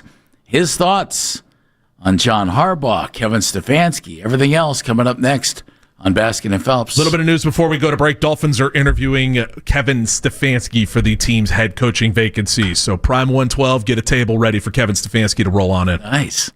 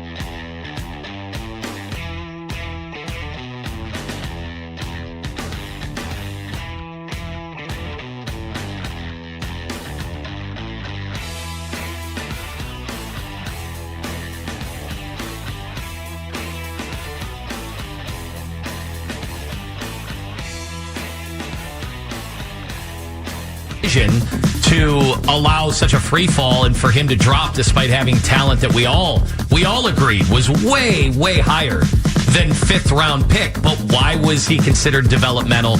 Why were some teams like he's not even on our draft board? Why did Kevin Stefanski had said that he needed a redshirt year? The Ken Carman Show with Anthony Lima. Weekday mornings starting at 6 a.m. We are Sports Radio 92.3 The Fan. Win a 4-pack of tickets to the Fan Night at Cleveland State Basketball on Thursday, January 15th at 7 p.m. at the Wolstein Center. It is hosted by Ken Carman and Anthony Lima. Get tickets at csuvikings.com/tickets. csuvikings.com/tickets. The code word to enter, GYM. GYM, GYM. By the end of this hour at 923thefan.com to get registered to win for a 4-pack of tickets to the Fan Night at Cleveland State Basketball Thursday, January 15th, 7 p.m. at the Wolstein Center. That's Dan Mennigan. He's playing the role of Andy Baskin today. Andy out. I'm Jeff Phelps. You know, I had a lot of friends that when the Browns moved to Baltimore, they moved with the team to Baltimore. You have to have a job. Jobs at the NFL are hard to come by. So we won't hold anything against the gentleman who joins us now on the Make It Right, Call Kyle Wright hotline. He didn't move with the team to Baltimore, but 16 years ago, he was working with Andy Baskin right here in town. And then an opportunity presented itself to go to Baltimore and become a writer for Ravens.com. And by golly, he's turned it into the senior director of social media and digital host for the Baltimore Ravens gig. Garrett Downing joining us. Garrett, welcome. All right, Garrett. And we won't hold it against you. I appreciate that, Jeff. It's good to talk to you. And I owe a lot to Andy Baskin and appreciate him for helping get me started in this business 16 years ago when I was working at Channel 5 there in Cleveland. So it's always good to connect with you guys. And you thought at the time, I got to get away from this guy, even if it means going to work for the Baltimore Ravens. He ran me out of town. I said, I can't handle it anymore. That 6-hour buffer is a big thing, man. You realize how good someone is when you got a 6-hour buffer. It's like extended family. So, No Garrett, doubt, things are wacky in the AFC North right now. Let's see. Kevin Stefanski fired in Cleveland, interviews in Baltimore. John Harbaugh let go in Baltimore, hopefully interviewing in Cleveland and interviewing everywhere else. Did the Stefanski move catch you by surprise? And I know you're working with the Ravens. Did the Harbaugh move catch you and maybe some in the organization by surprise? And everybody has nothing but the greatest of respect for John. But that was a big move. Oh, yeah. Look, whenever you have a coach that's been as long tenured as John Harbaugh has, the end is always, I think, somewhat surprising. And he had a tremendous amount of success here. I've got so much respect for him. He's a great coach for a long time. And I have little doubt that he's going to go elsewhere and be successful. Like, you look at his track record, and it shows that he's going to be a successful coach wherever he goes, whether that's Cleveland or whether that's elsewhere. And so I think that that's definitely going to be the case. It is kind of wacky times, to your point, when you have the reports of Harbaugh being interested in the Browns job and the Ravens are interviewing Kevin Stefanski. It's a little bit like earlier this season when Joe Flacco's in a Browns uniform playing at M&T Bank Stadium, and the weirdness around that game and that dynamic. And I think it's a little bit similar as we're talking about it here. So it's kind of a crazy time in the NFL, and the coaching carousel never seems to disappoint in the media cycle. What do you think made the Ravens decide why now to move on from John Harbaugh? I think we're going to get some insight onto that here in a little bit. Actually, Ravens owner Steve Bisciotti, general manager Eric DeCosta have a press conference at 2:00 today, and I think we're going to get some insight into what was ultimately the main factor in that decision. I think, like anything else, it's probably not one thing.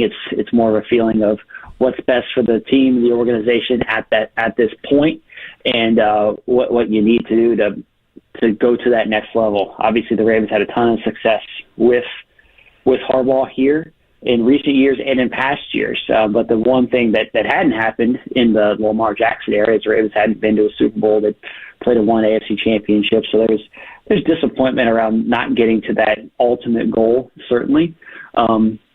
Yeah, I think we're going to get more insight into that here in a little bit. And whenever you're talking about making a move of that magnitude, it's obviously never one thing. It's a collection of factors that play into it and ultimately feel like, all right, it's time to make a change and give someone else the opportunity to coach this team and see if you can get to that ultimate goal of winning the Lombardi Trophy.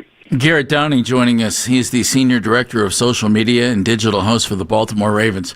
Kevin Stefanski interviewing with the Miami Dolphins today. He's interviewed with Tennessee, according to reports, the Raiders, the Giants, and the Ravens. Why do you think the Ravens would have an interest in talking to a guy in the division that they know really, really well? Mm-hmm. Well, look, the Ravens are conducting an exhaustive search process here. They really are. There are a lot of guys on that list. Yeah, like the reports, I think the latest number is 13 names that have been reported, and then the team has confirmed, I think, 7 names. In addition to Kevin Stefanski, Clint Kubiak, Davis Webb, Vance Joseph, Cliff Kingsbury, Matt Nagy, Anthony Weaver, those have all been confirmed as completed.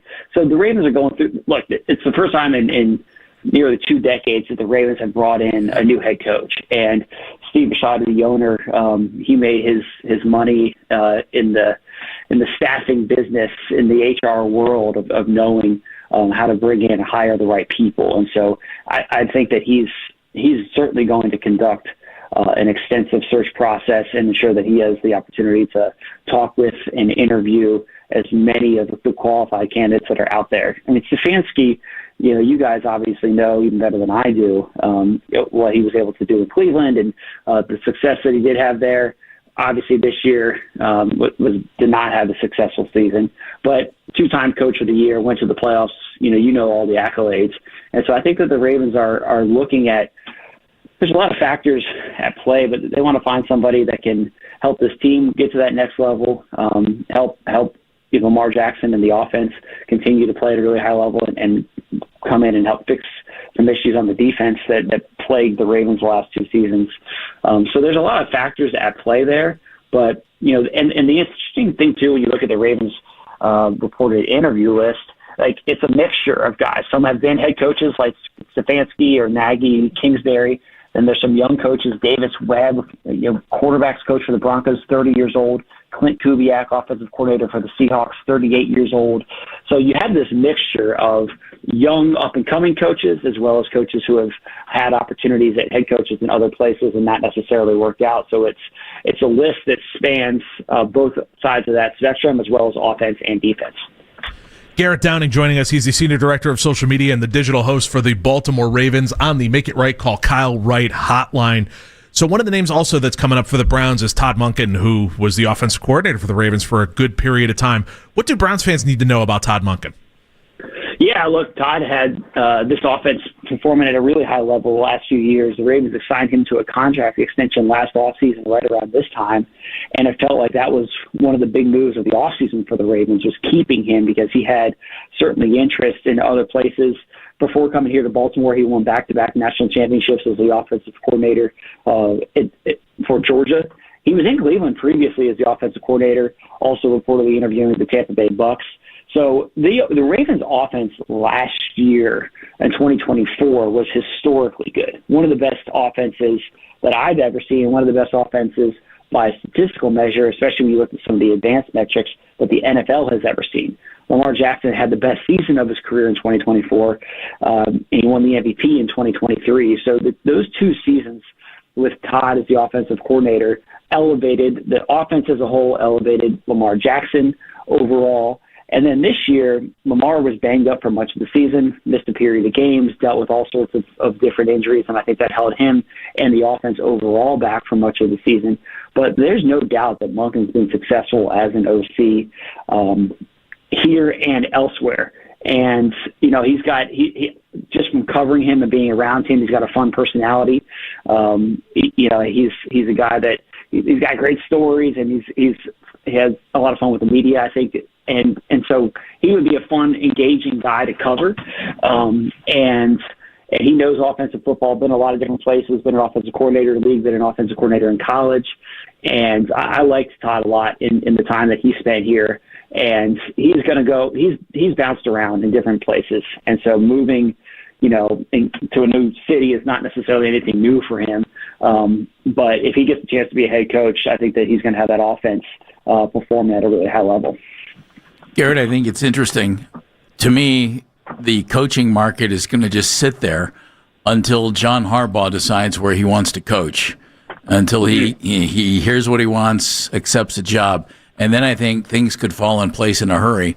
The only team I think that could just go ahead and jump and make a move is Baltimore. Do you think other coaches are going to wait and see where John goes and then what falls into place? Because if John's the number one guy, I would think Kevin's the number 2 or 3 guy. And, Kevin could make a move based on where John Harbaugh, if John turns down a job, Kevin could take the Giants job or the Ravens job or whatever job. But it seems to me that Harbaugh is going to be the guy who keys the entire market. Yeah, there probably is a level of a domino effect there. I think you're probably right. The truth is that it's hard to know what every individual team is looking for. And so if a team is looking, just using an example, we want an offensive-minded head coach, then they can make a move and decide to move forward with somebody. That's not John Harbaugh's specialty. Obviously, he came up on the defensive side of the ball at special teams in Philadelphia, and during his time with the Ravens, oversaw everything but more of the CEO model than a specific offensive or defensive play caller model that we see around the league. So if a team is thinking, we really want an offensive-minded head coach who can come in and call plays, well, then they could move forward potentially even before Harbaugh makes a decision, or if they specifically want a defensive coach. But there is probably a domino effect that would take hold here, and this process, extends for a while because you have many of the candidates who are still in the playoffs, so there's limitations around that. But then you also have teams that want to talk to a bunch of different candidates. The Browns are talking to a bunch of different candidates. The Ravens are talking to a bunch of different candidates. So you need to go through that process. Then you get into the second interview phase, and so everybody's eager, kind of sitting on pins and needles of wondering, when's the shoe going to drop here for these teams, and when are decisions going to start being made? And it seems like it's going to be a little while. It's not going to happen overnight. And there probably is that domino effect. I think it just largely depends on what an individual team is looking for in the model of the head coach. Garrett, do you think the Ravens go with someone who has connections to the Harbaugh family, or do you think they go completely away from the Harbaugh family? That's a great question. A couple of candidates who have been reported for the Ravens. Anthony Weaver interviewed yesterday for the Ravens. He came up as a player in this system and as a defensive coach. The Ravens felt like when he was here, he's got head coach in his future, and I certainly felt that he was somebody that really could lead a team, leader of men. Ton of respect for Anthony Weaver. So he would be in that kind of Harbaugh tree. Another one that has been reported is Jesse Minter, was formerly here as a defensive coach, then went to Michigan with Jim, won a national championship as a defensive coordinator there, then followed him out to Los Angeles, and he's one of the hot names in the cycle as a defensive coach, and so he got his start here. I mean, either of those guys are great candidates. I don't think that as the Ravens are going through this process, they're going to be so rigid on anything. I don't think they're saying we want offense or we want defense. I don't think they're going to say we want somebody that's been here before or we don't want somebody that's been here before. I think they're going to it with a completely open mind. They're considering all the different candidates, and then whoever blows them away in the interview process is going to ultimately get that job. But I don't think they're so rigid in saying, no, we don't want someone who's coached here. I think that if they feel like, hey, this is the best candidate, the experience here and the institutional knowledge is valuable, then that could be the route that they go. Garrett, last thought. Please tell me Derrick Henry can play another 5 years, even though he's 32 years old. I love watching that guy play. I mean, it's you and me both, Jeff. He showed no signs of slowing down last season. He almost won the rushing title in that final game against the Steelers. He's been here for 2 years and has put up over 3,000 yards. So the way that he trains and takes care of his body, he's so regimented. And then, man, when he gets into the open field and has a lane, he can take it to the house whenever he has his hands on the football. So, yeah, when he scored four touchdowns and put up over 200 yards against the Packers in Week 17, certainly looks like a guy that has plenty of good football left in his future. So I'm with you. I hope he plays for another 5 years right here in Baltimore. Well, I would rather have him here, but you get my point. Hey, Garrett, thank you very much. We appreciate your insight. We appreciate you putting up with Andy 16 years ago. Tthanks, buddy. Best of luck to you. Great to talk to you. See you guys. Garrett Downing from the Baltimore Ravens, Director of Social Media Digital Host, joining us on the Make It Right, Call Kyle Wright hotline. Dominoes falling. John Harbaugh has to be the first one in that, doesn't he? It's Baskin and Phelps here on The Fan. Dan's in for Andy. Hey, everybody.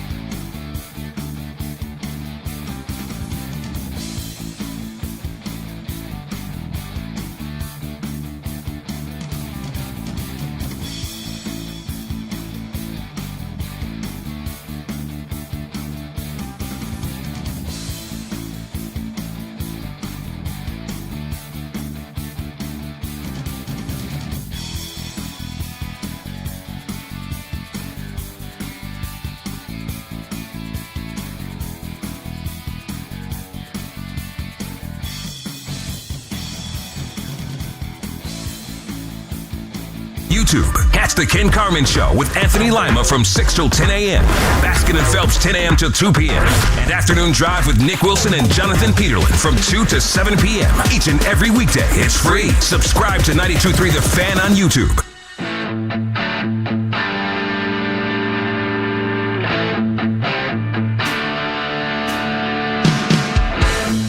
Coming up at 1 o'clock, Jeff Shadell from the News Herald is going to join us. Covers all Cleveland sports.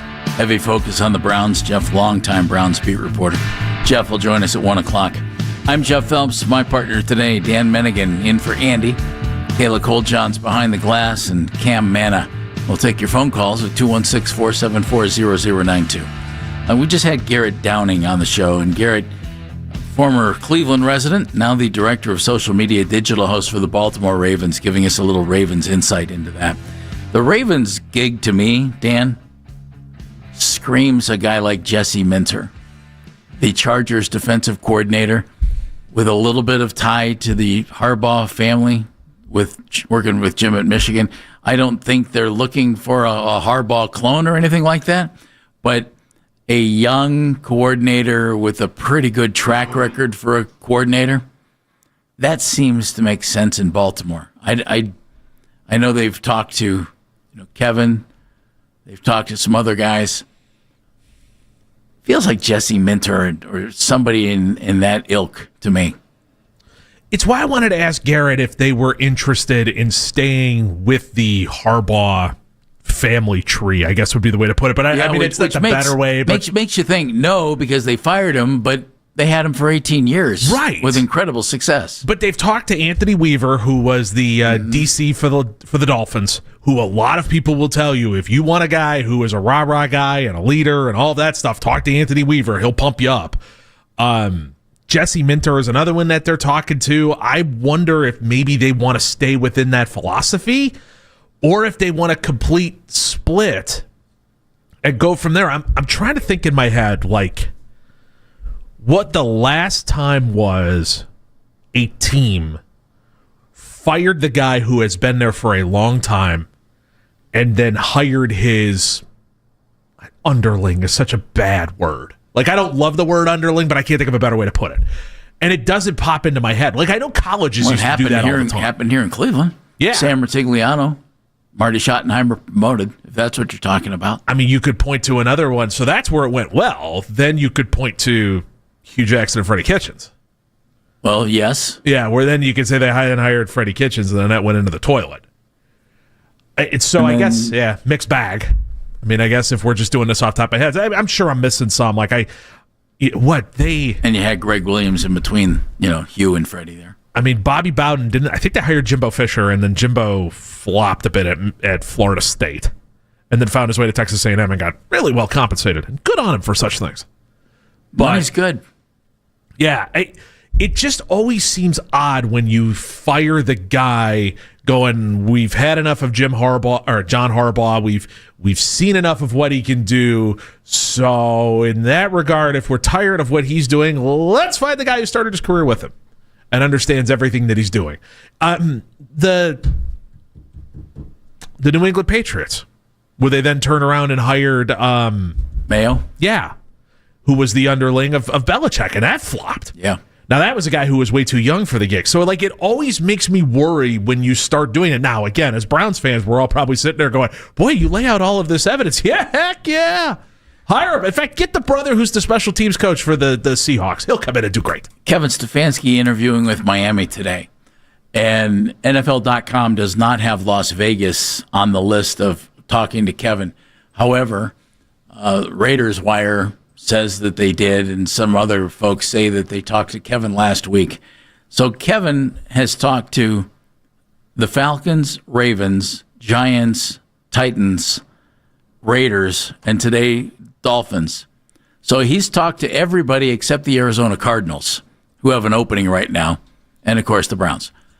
So he's talked to 6 of the 8 teams with openings right now. He's not coming back here. He's been on a tour whoo. And he also, Dano, I think has put himself in a position where we all assume Harbaugh is going to be the first choice. The only team I think that would make Kevin Stefanski their first choice would be Baltimore, only because everybody else I think would try to get Harbaugh. Yeah. So Kevin I don't think he'll get the Baltimore gig. I don't think they'll hire him, but they could conceivably hire him. But he's put himself in a position by talking to every other team except Arizona that has an opening, that whatever team doesn't get John Harbaugh is suddenly going to think, all right, who's the next guy on our list? And Kevin might be the next guy on the list of several of those teams. So he could put himself in a real good bargaining position. And I don't mean for money. I just mean for getting the job that he wants. But once, I don't think anything drastic happens. There might be one coach who gets hired before John Harbaugh, because let's say Harbaugh's eliminated that team from his thought process.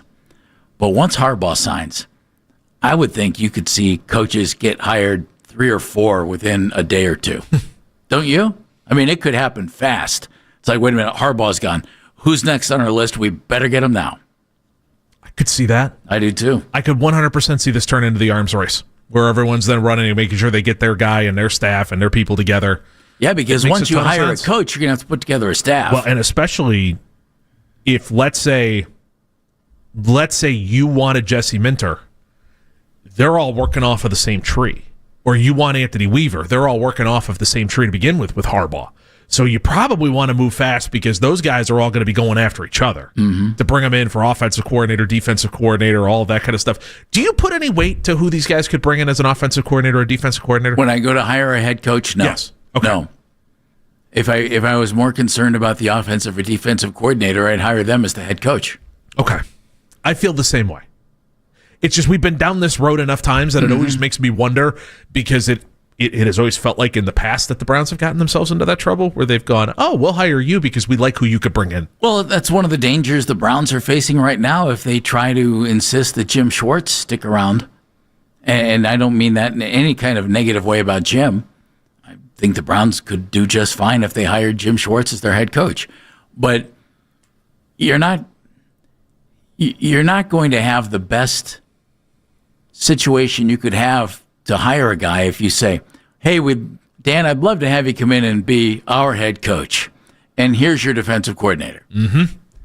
Well, maybe that coach would think, great. Arranged marriages. I would love that. Yeah. But if you're Jim Schwartz, do you want to be working for anybody that the Browns picked ahead of you? That's a good point. I mean, these think guys about all that. have egos. Sure they do. These guys have serious egos. And that's not a slam. I mean, we probably all would feel relatively similar. And though Jim is more experienced than most of the guys out there, and not just experienced, but older than most of the guys out there, it's not like he's getting ready to, file for Medicare. Yeah. He's got a lot of years ahead of him if he wants to coach. I mean, he's been properly compensated along the way. Well, sure. So he could kick back and go, but he doesn't seem like he wants to do that right now. I'm not his financial advisor. I have no idea where he sits. Hopefully pretty well. I would hope. He went to Georgetown and he majored, I think, in economics, so I'm guessing he's doing fine. I'm the same way. See, if I'm sitting down and I'm in the head coaching position, I want to be able to have you look at me and go, hey, we'd like it if you talk to this guy, but we're not committed to it. That's perfectly fine. If they're selling it that way to these coaches, I'm fine with that. That's fine. But if you're going to sit down these guys and say, hey, we would very much recommend that you take this guy with you, I don't know if I'd be head over heels for that idea. Right. That feels like one of those, like, let's say you're Shieldhouse. Let's say you're the kid from Jacksonville whose name I can't remember. Let's say Udinsky. Thank you. Let's say you're, those guys, that would put me in a spot where I might look at Ben Johnson and what Ben Johnson did and say, I'll take another year. I'll go back to where I'm going. Let's get a little bit more information. Let's get a little bit more time. Let's script this a little better, put myself in a better situation, and let's go in next year where then maybe I'm a little bit more of the belle of the ball. And where I have a better opportunity to succeed, right, and become an 8 to 10 year coach there, and not a guy like Mike McDaniel, who goes to Miami, does just fine, but he's out in 4 years. I mean, that's Mike McDaniel. You think he needs to go be an offensive coordinator. You may be right. But if he succeeded down there to a greater extent and was still there, he may never be in that situation. He may be in a Harbaugh situation where, well, he's certainly going to get the next job, something like that. And that's one risk I think the Browns run in trying to, if they're really trying to keep Jim Schwartz as defensive coordinator and force a marriage there, because if I was Jim, I wouldn't be happy about it. Wait a minute, you're going to hire, just example, you're going to hire the offensive coordinator of Cincinnati, who I shut down this year, ahead of me, and you want me to stick around and work for him? Well, as I said, economics degree from Georgetown, made a lot of money. He could sit back, yeah, you know what? I'm gonna kick back for a year, and then I'm gonna go be somebody's defensive coordinator in 2027. A year, my word. He could do that now and get hired probably in 3 days when the arms race begins. Well, but he can't if he's under contract. But yeah, let's say we'll go with your idea. The Harbaugh domino falls to whomever. Let's say then Atlanta. The next three go from there. Let's say Atlanta for fun. Okay. So then let's say the dominoes fall from there, right? And everybody, somebody hires Kevin Stefanski, somebody goes and hires Jesse Minter, someone goes and hires, whoever that is. It's going to be up to them to say, I want to keep Jim Schwartz, or I want Jim Schwartz to go. If the Browns are one of those teams that get in that arm race pretty quickly, I could easily see them being like, you know what, I'm moving on from Jim Schwartz, or saying, Jim going, I can't work with this guy, get me out. You know what? Here's my 24-point PowerPoint presentation of why I need to no longer be here. And I had Ephraim Banda write it for me, too. McDaniel has time on his hands. He could put it together for Schwartz. He could put it together for Schwartz. Like, you could see where this goes, where they would be like, I'm not working for the 30-year-old who just got here 2 weeks ago. What are we doing? I'm not doing that nonsense. And they have the financial ability to call that shot. My job isn't to train him how to be a coach. My job is to be in charge of a defense, and I'm going to go to a defense where I can do that. If I'm Jim Schwartz and the Browns landed John Harbaugh, I would think, all right, that stinks for me, but I get it. I can work with Harbaugh. McDaniel, maybe. The boy wonders, not so much. Jeff Shadell going to join us at 1 o'clock. Coming up next, Dan and I saw the same thing yesterday. We were absolutely giddy about it, and we can't wait until the sun shines because we're going to see different people on golf courses. We'll explain it next on Baskin and Phelps. When there's news that affects the Cleveland sports fan, Daryl Ryder is on top of every headline. Listen to his reports on the station with the most local sports talk in town. 92.3 The Fan.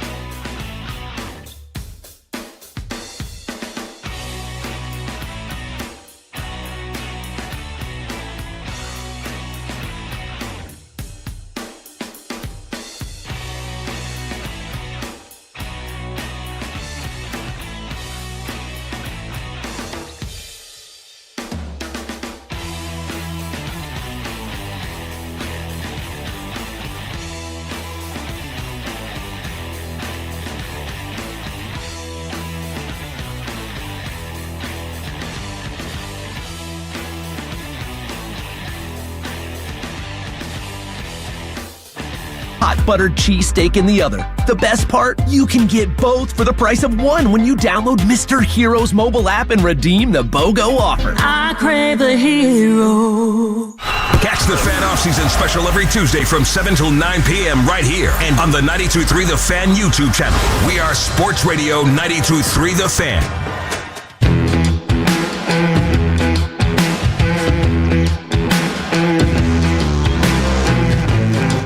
Check out the Fans off-season special every Tuesday night. So tonight, from 7 to 9 a.m. with Jake Volnick, Lance Reisland, and Daryl Ryder recapping all the latest Browns news and moves ahead of the offseason in free agency and the draft. You can listen to it on 92.3 The Fan. You can stream on the Odyssey app and watch every episode live on YouTube. The off-season special each and every Tuesday night, starting tonight. From 7 to 9 a.m. Again, it's going to be Jake Volnick, our buddy Lance Reisland. Coach Riz is going to be up talking all sorts of good football stuff with the coaching candidates, and Daryl Ryder as well with all the latest news each and every Tuesday. It's good stuff. Lance doing a great job. He is, man. He sounds great. See him in the Cleveland.com, all the stuff that he puts together. He always makes me smarter. Well, he's a real smart football guy. I'm Jeff Phelps. That would be Dan Mennigan. He's in for Andy today. And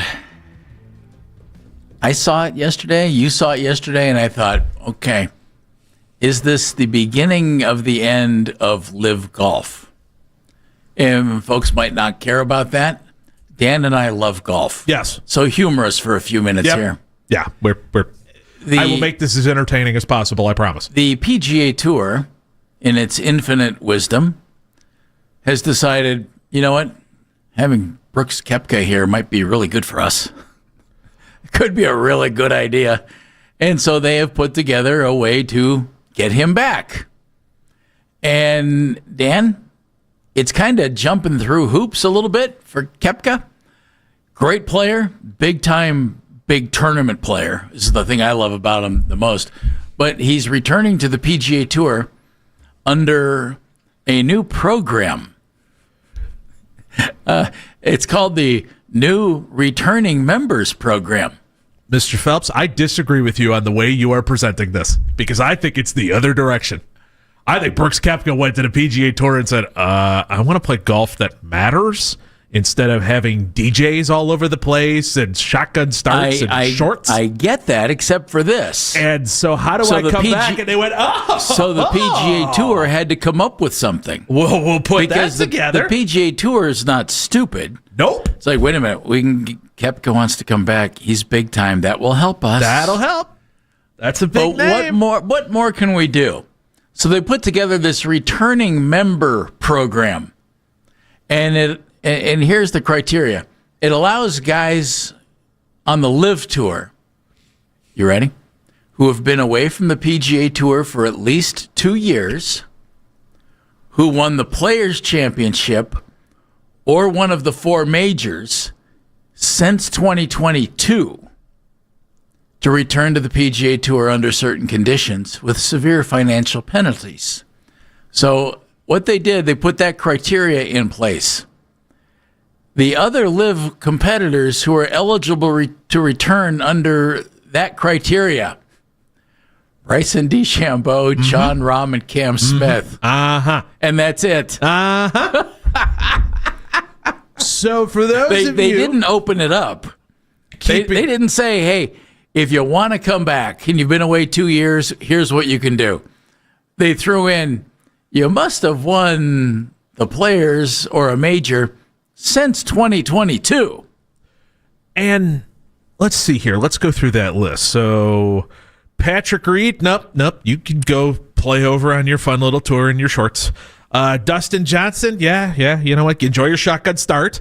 See if the DJ will take requests. Sergio, hey, have some fun. Good for you. You know, enjoy every last bit of it. Joaquin Neiman, we love hearing every so often about how wonderful you are at golf until you show up at these majors and flop.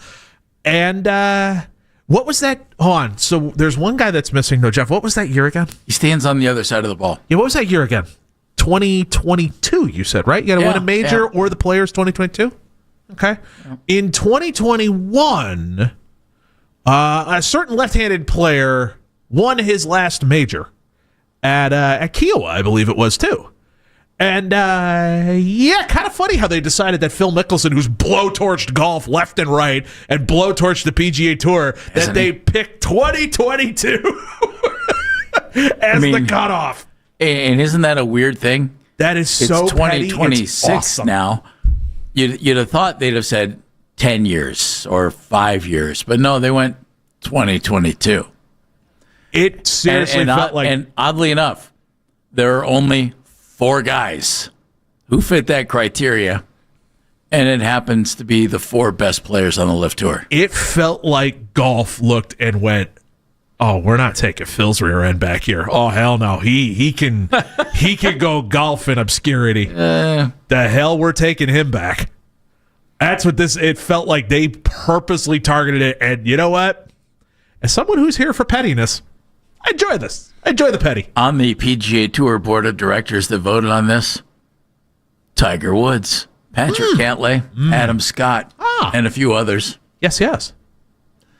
Now, there are going to be some financial ramifications for Koepka on this. He, according to this memo that was obtained by multiple media reports, he agreed to forfeit any player equity shares for the next 5 years. So that's been a way that the PGA Tour has put a program in place where they can get extra cash. Right. He won't be eligible for the $100 million FedEx Cup bonus in 2026. Right. And he has to make a $5 million donation to charity. So he could potentially miss out on about $50 million into $85 million in potential earnings, which means he went to LIV for a few years and still makes a boatload of cash. And he can make it into those signature events by through the play-in categories that are involved there. And and he can win some pretty big purses by playing well on tour. Exactly. So it's going to force Brooksy to probably have to show up to Hawaii this weekend and play in the I think it's the Sony this weekend, and he'll get more endorsement deals because he's back on the PGA Tour. Exactly. And we'll see that probably if Bryson decides to come back, if John Rahm decides to come back, if Cam Smith and decides to come back. John Rahm is Spanish, he played college golf here in the States. Right. Where'd he go? Arizona? Or I was believe it you are Arizona correct. State? I believe it was Arizona State. And he's married to an American lady. Yes. And I think he lives here. Yes. So I know Koepka, one of the things that he said, among other issues, was, man, it took me so far away from my family. Because the LIV was playing a lot of international events. So LIV Golf does really well internationally. Yeah, it does. They do really well, ratings and all of that stuff. Because think about it, they had the European Tour, and that's still there. Yeah, the DP World Tour is still out there. But the LIV Tour kind of came in as little either even or above to the European Tour. Well, because they were playing these really cool courses that the DP World Tour wasn't playing. And they had some big-name guys. That helps, too. Yeah. And here in the States, let's be honest, we don't. The PGA Tour doesn't run tournaments in Spain, right? Yeah. They don't play in Italy. They play here in the United States, and that's what we kind of pay attention to. And some of the courses they were picking, there was a lot of stuff behind it as well with what they were doing, but you weren't flipping over to LIV to watch the best of the best. No. You weren't flipping over to LIV. It was there as kind of more than anything. You'd like flip over every so often and go, wow, this NASCAR thing and this team thing is bizarre, and I can't understand any of it. And why are they playing Outcast as someone is teeing off? And LIV is changing some of its rules. I don't. They're going 72 holes instead of 54 now. Yeah, I don't need Little John blaring while someone hits an 8-iron. Like I'm good. Not that there's anything wrong with that. Each their own. I used to play a ton of golf. I don't play as much golf in recent years. Family things, you just kind of get busy. Of course. But when I have been out on a golf course, I've noticed people driving around and playing music. I love it. And I just think, wait a minute. What have I missed here? Because, you're looking for Al Cervic out there on the golf course. Mm-hmm. Oh. As someone who I am god awful at golf. I am a poor golfer. Oh, I mean, you played on the golf team in high school. I was. There were 10 people. I was 10, and proud of that. It's funny at Woodridge we had 4 really good golfers and me. Yeah, they basically made it known that you're here to keep the vibes up, and I'm like, I could do that. Not to mention where I went to high school, we used to openly refer to it as eating club Is that's basically what we did is we played golf and then eat. That's beautiful. And so, yeah, I'm fine with it because I stink at golf. And so I'm out there to have a good time anyway and have a couple beers and goof around with my friends and get some sun. Nelson's in Avon Lake. Hey, Nelson. All right, Nelson.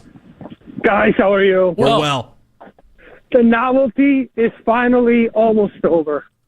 I cannot be any more excited for Brooks to come back. But we all know who we really want is Bryson, right? We want Bryson Sure. and maybe Rambo, but Bryson is the guy we really want. And listen, as someone who absolutely loves and is obsessed with golf has always been and should always be about competition and having the best guys on a field.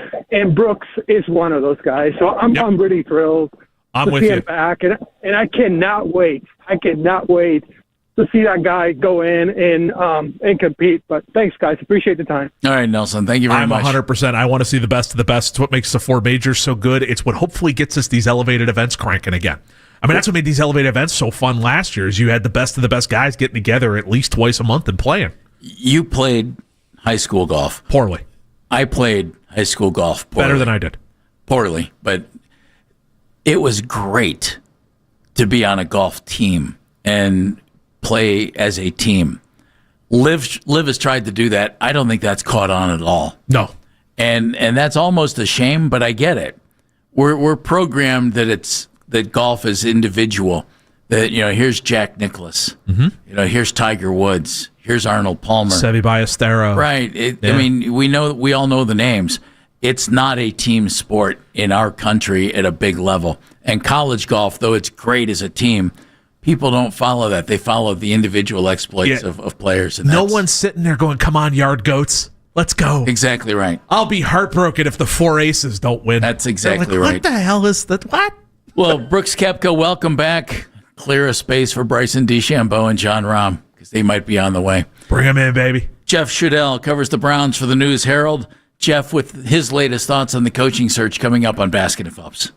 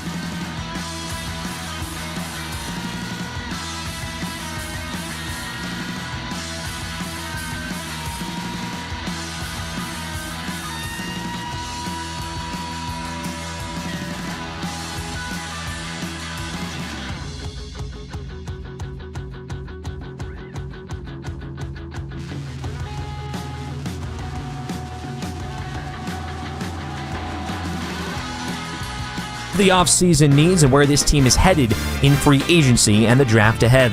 Headline Sports News every 20 minutes right here on 92.3 The Fan. From the University Hospital Sports Desk, I'm Cam Manna. Catch the latest Browns news all off-season long. Stream us on the Odyssey app and on your smart speaker by telling Alexa to play 92.3 The Fan.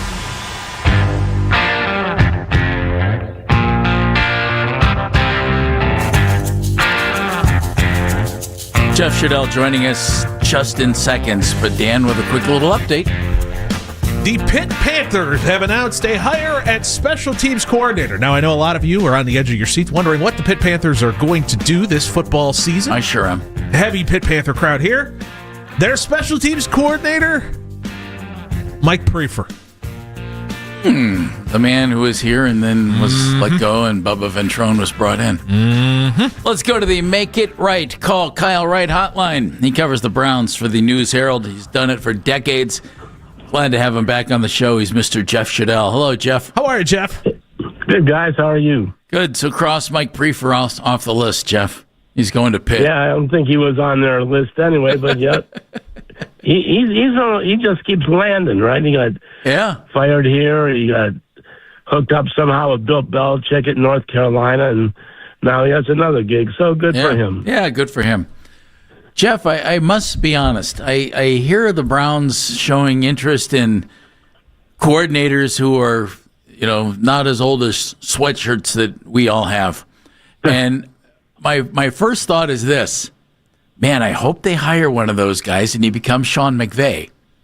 But the idea that they can find that guy scares me, because if they don't get this coaching hire right, then who knows where this franchise goes. Well, what's your gut tell you that they're looking for, and what's your gut tell you they should do? Well, I really do think they need to go on the offensive side. And, keeping Jim Schwartz, I think, is vital for this team.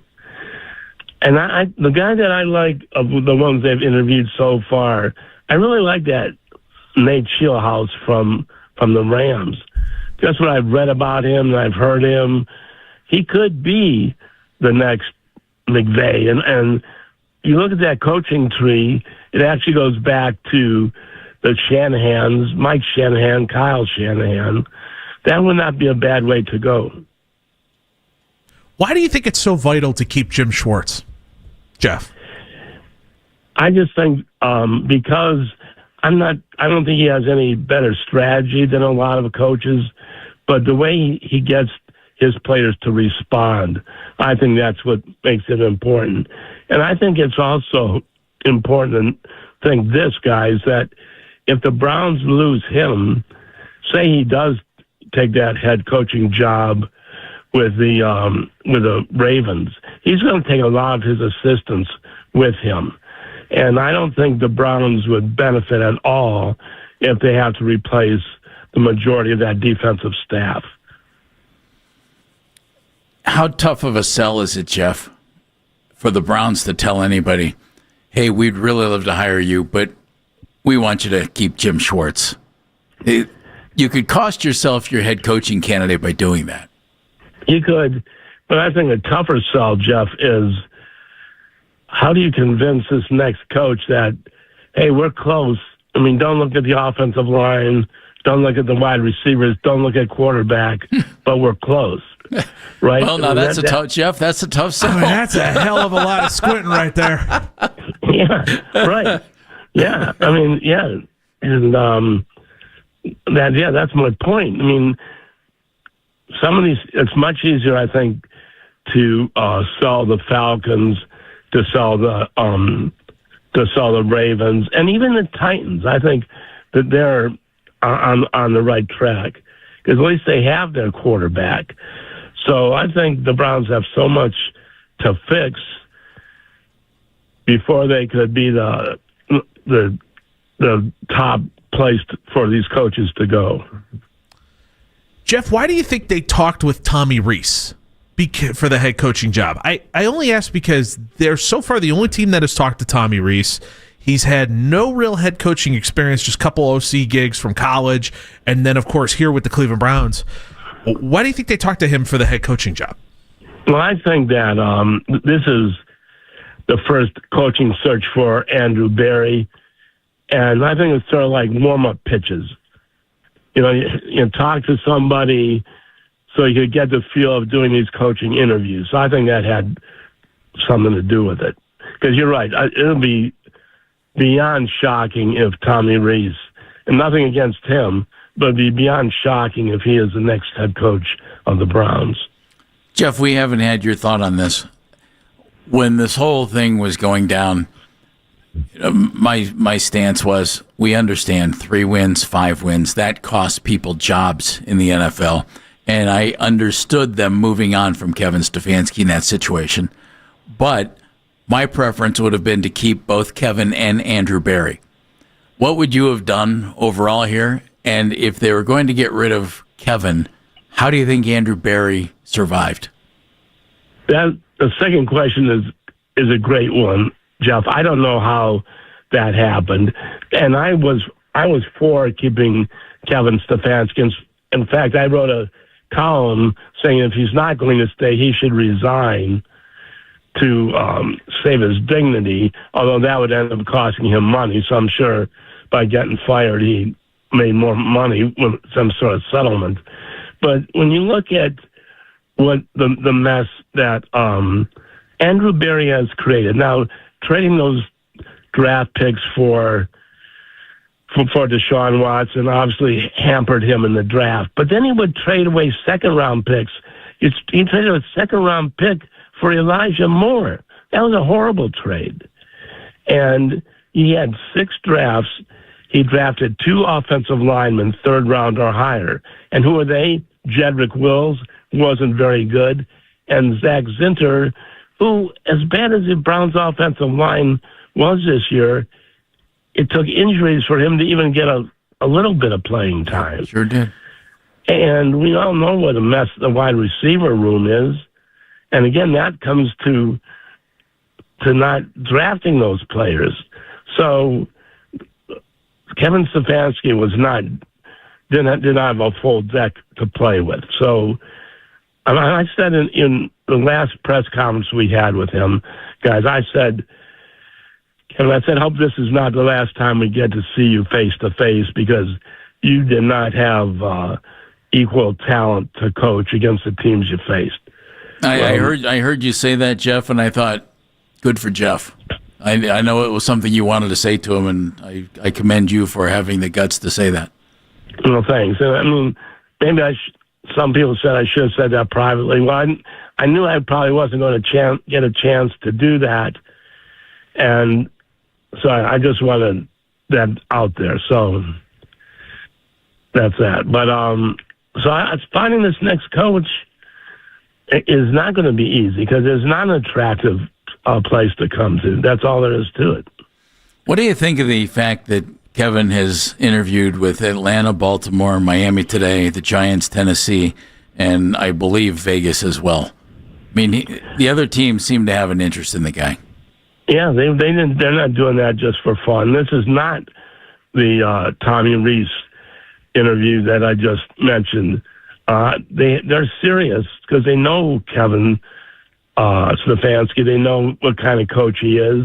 Now they get to find out what his plan is, and he could present them the offensive scheme that he likes, and he'll have a good quarterback depending on where he goes. If he ends up with the Falcons, he'll have Bo Nix. That's a good place to be. And the Raiders are going to have the first pick in the draft if they use it on a quarterback. And if somehow he ends up in Baltimore with Lamar Jackson, I'm sure you can make that work too. So, or Jackson Dart with the Giants. There are a lot of good options out there with better quarterbacks than what the Browns have right now.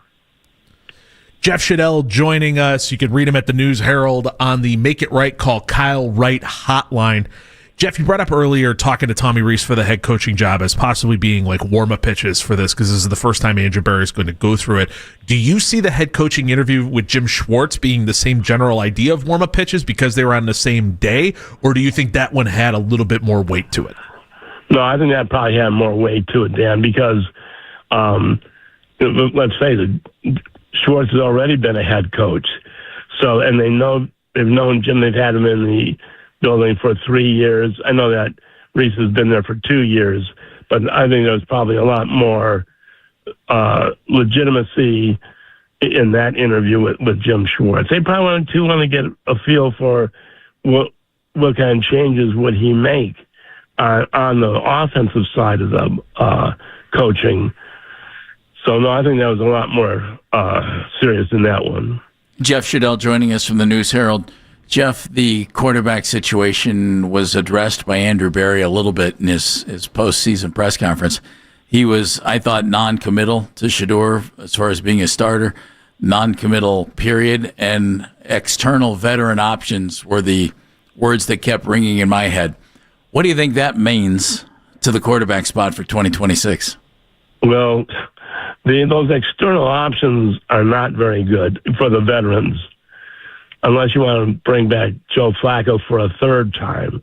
But look at some of the names that are out there.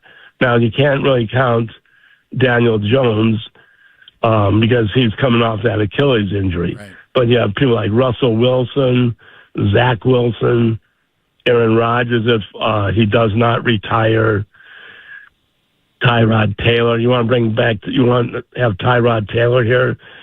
There is just nothing out there. So I wouldn't be surprised. Bringing back Flacco would probably be the best option. I don't know why he would do that after the Browns traded him, but there's just not a lot out there. It definitely seems to be a bit of a wasteland out there when it comes to quarterbacks. I mean, it kind of, I joke around with Jeff because he'll throw this stuff together, and I say it feels like he's reading Auto Trader at the bus stop. You know, and we're just like flipping through and going, wow, there's not many miles on that 94 Corolla. That'd be something there. Yeah, well, Kenny Pickett's the best option. You want to go through that again? No. That Toyota Tercel might have some life left in it. Yeah. That's what this feels like. Yeah, it is not a quick fix. This is not going to be. You look at what Ben Johnson did with the Bears, right? He may turn that team around pretty quickly, and of course, part of that was getting 4 different offensive linemen. Mm-hmm. But he also had Caleb Williams, so and Robert Dunze and DeAndre Swift. Yeah, and that is not the case here. All right, Jeff, who do they hire, or what kind of a coach do they hire? Well, again, I'm going to say it's probably a dark horse, but I'm going with Shieldhouse.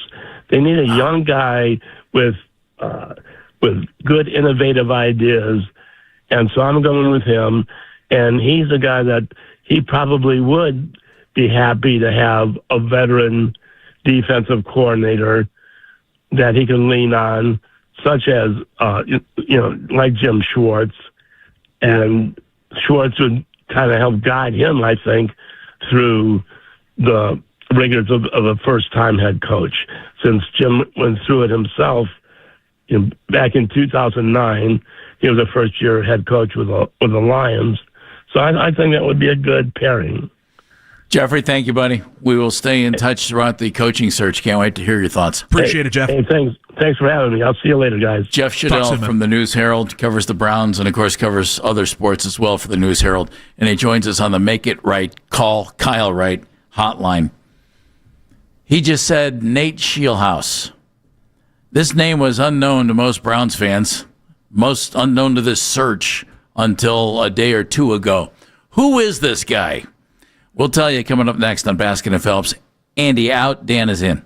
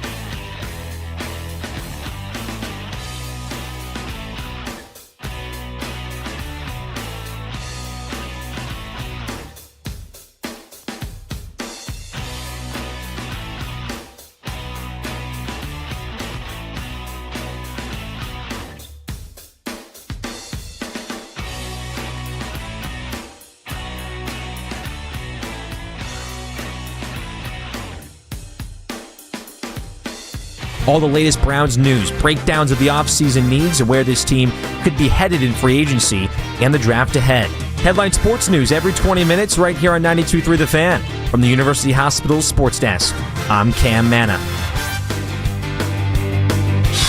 In your weeknight with the best segments of the day. The Fan Rewind. Weeknights at 11.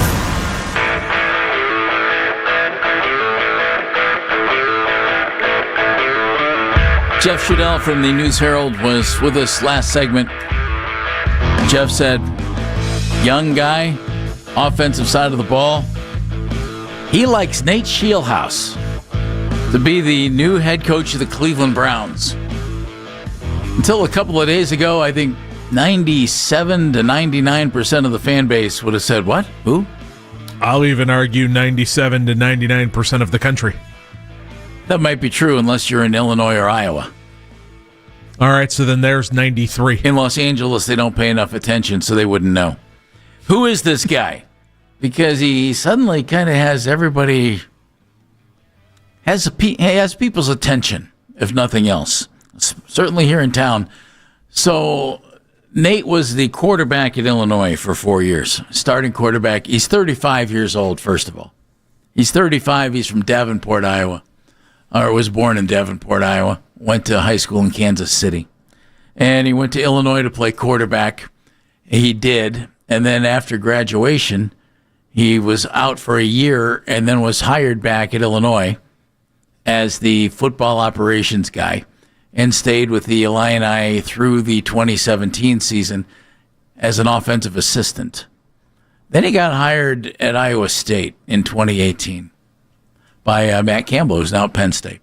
He was running backs coach for a year, wide receivers coach for 2, running game coordinator, running back, and wide receiver coach for 2. Then in 2023 became the offensive coordinator and quarterback coach at Iowa State. Then got hired by the Rams. In 2024, offensive assistant, pass game specialist.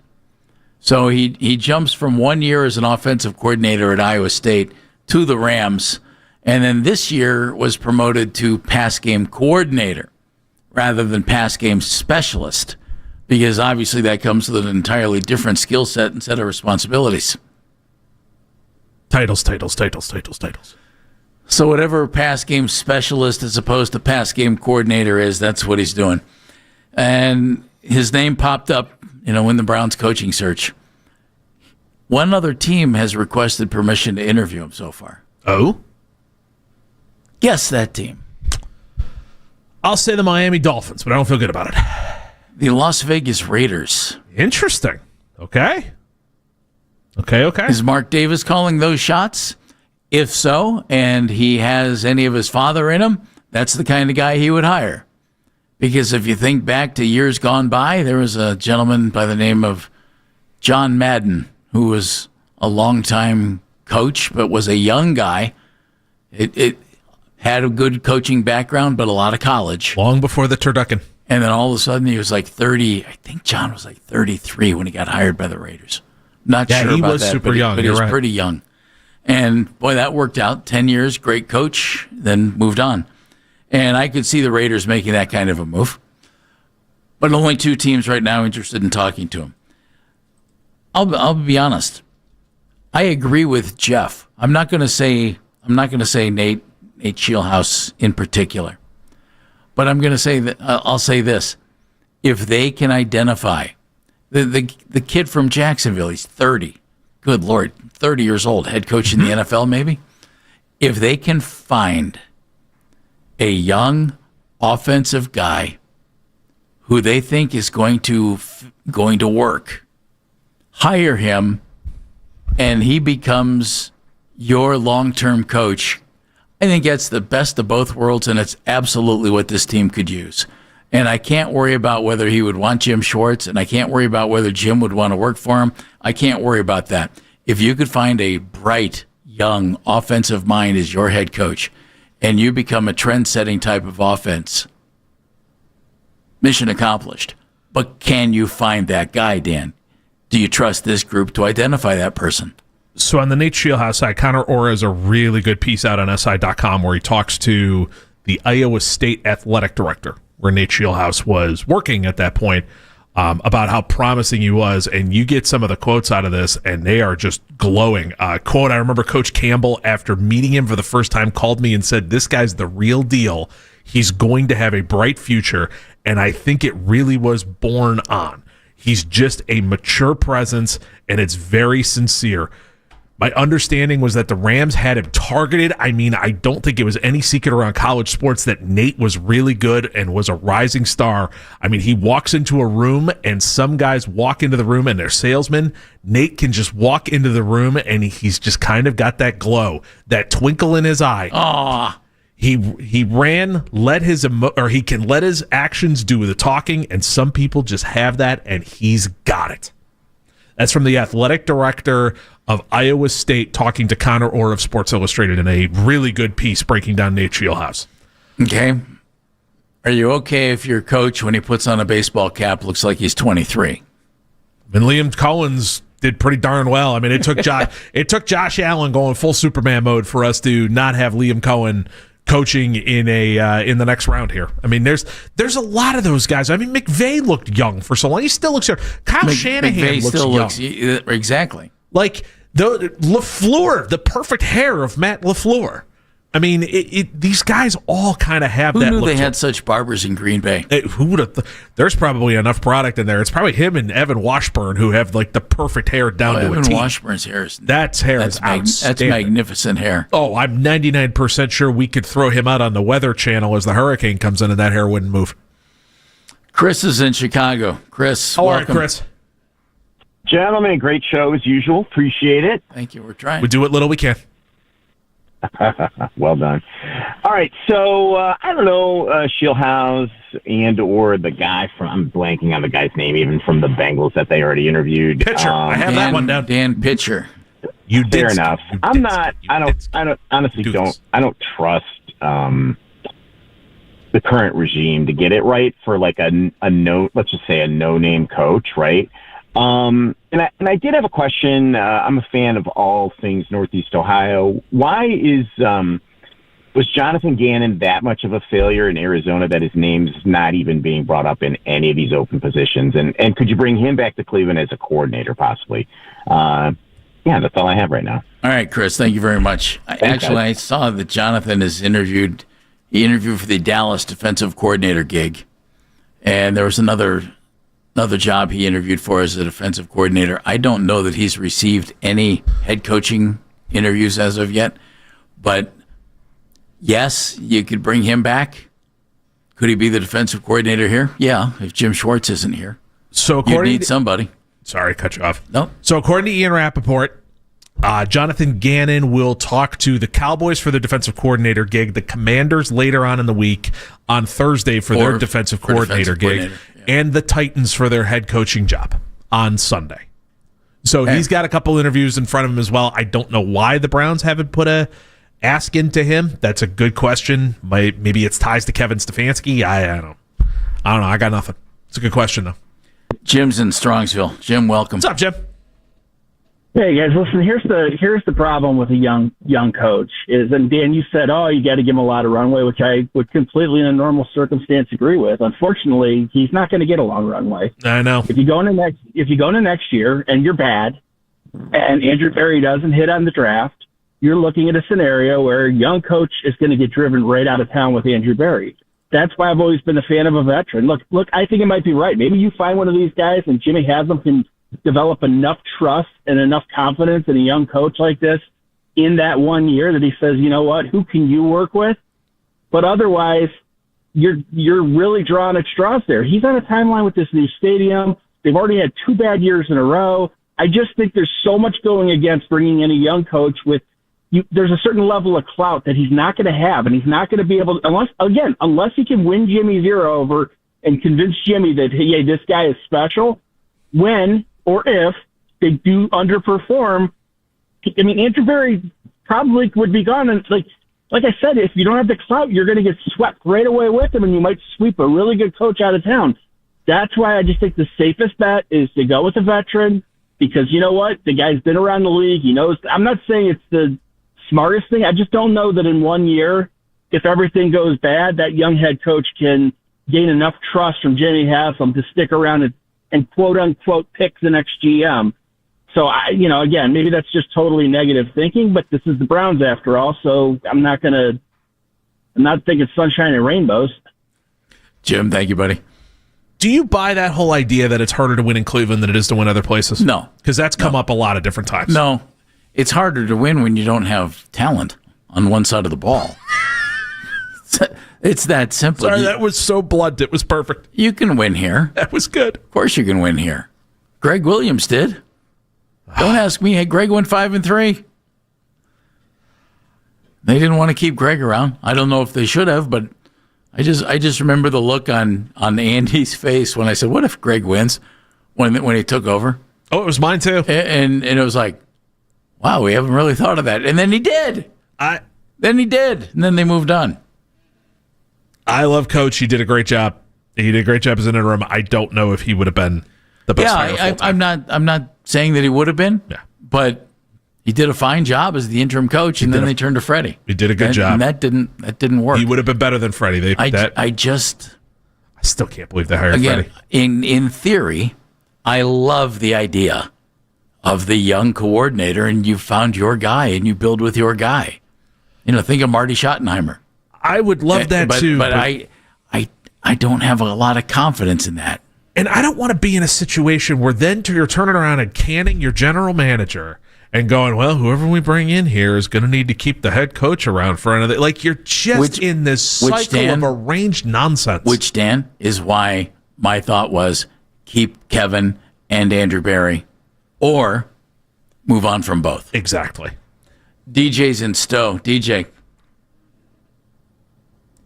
Oh, DJ, I clicked it and it didn't go. Oh, there you go. DJ, Hi, DJ. how are you, man? Are we there? We are ready. We are here. We're waiting for your pearls of wisdom. Live and in Technicolor. Before I get to my main point, I just wanted to give a shout out to Greg Newsome for the assist in getting us a couple of higher draft picks in that Jaguars game. He helped us out there a little bit. Wise guy, DJ. I like it.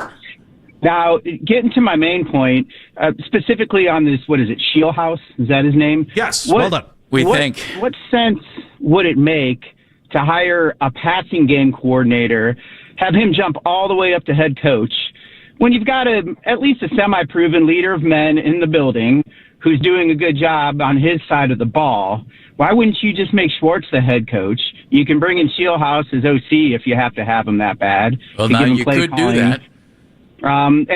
Even on Udinski, I mean, you talk about bringing him in as OC, assistant head coach type thing. I just don't think you need to jump these guys ahead of what I would say is a proven coach. I guess it's debatable in somebody like Schwartz. So, DJ, the reason that you would do it is because you don't want someone to hire away your offense. That's the main reason why you see these offensive play calling head coaches all over the place, is because if you bring those guys in, you don't have to worry about someone coming in and hiring your offense. Like, I wonder if somebody hires Clint Kubiak, what are the Seahawks going to look like when they lose Clint Kubiak? In the same way that Dan Quinn lost Kyle Shanahan, and all of a sudden the Falcons' offense fell to squat.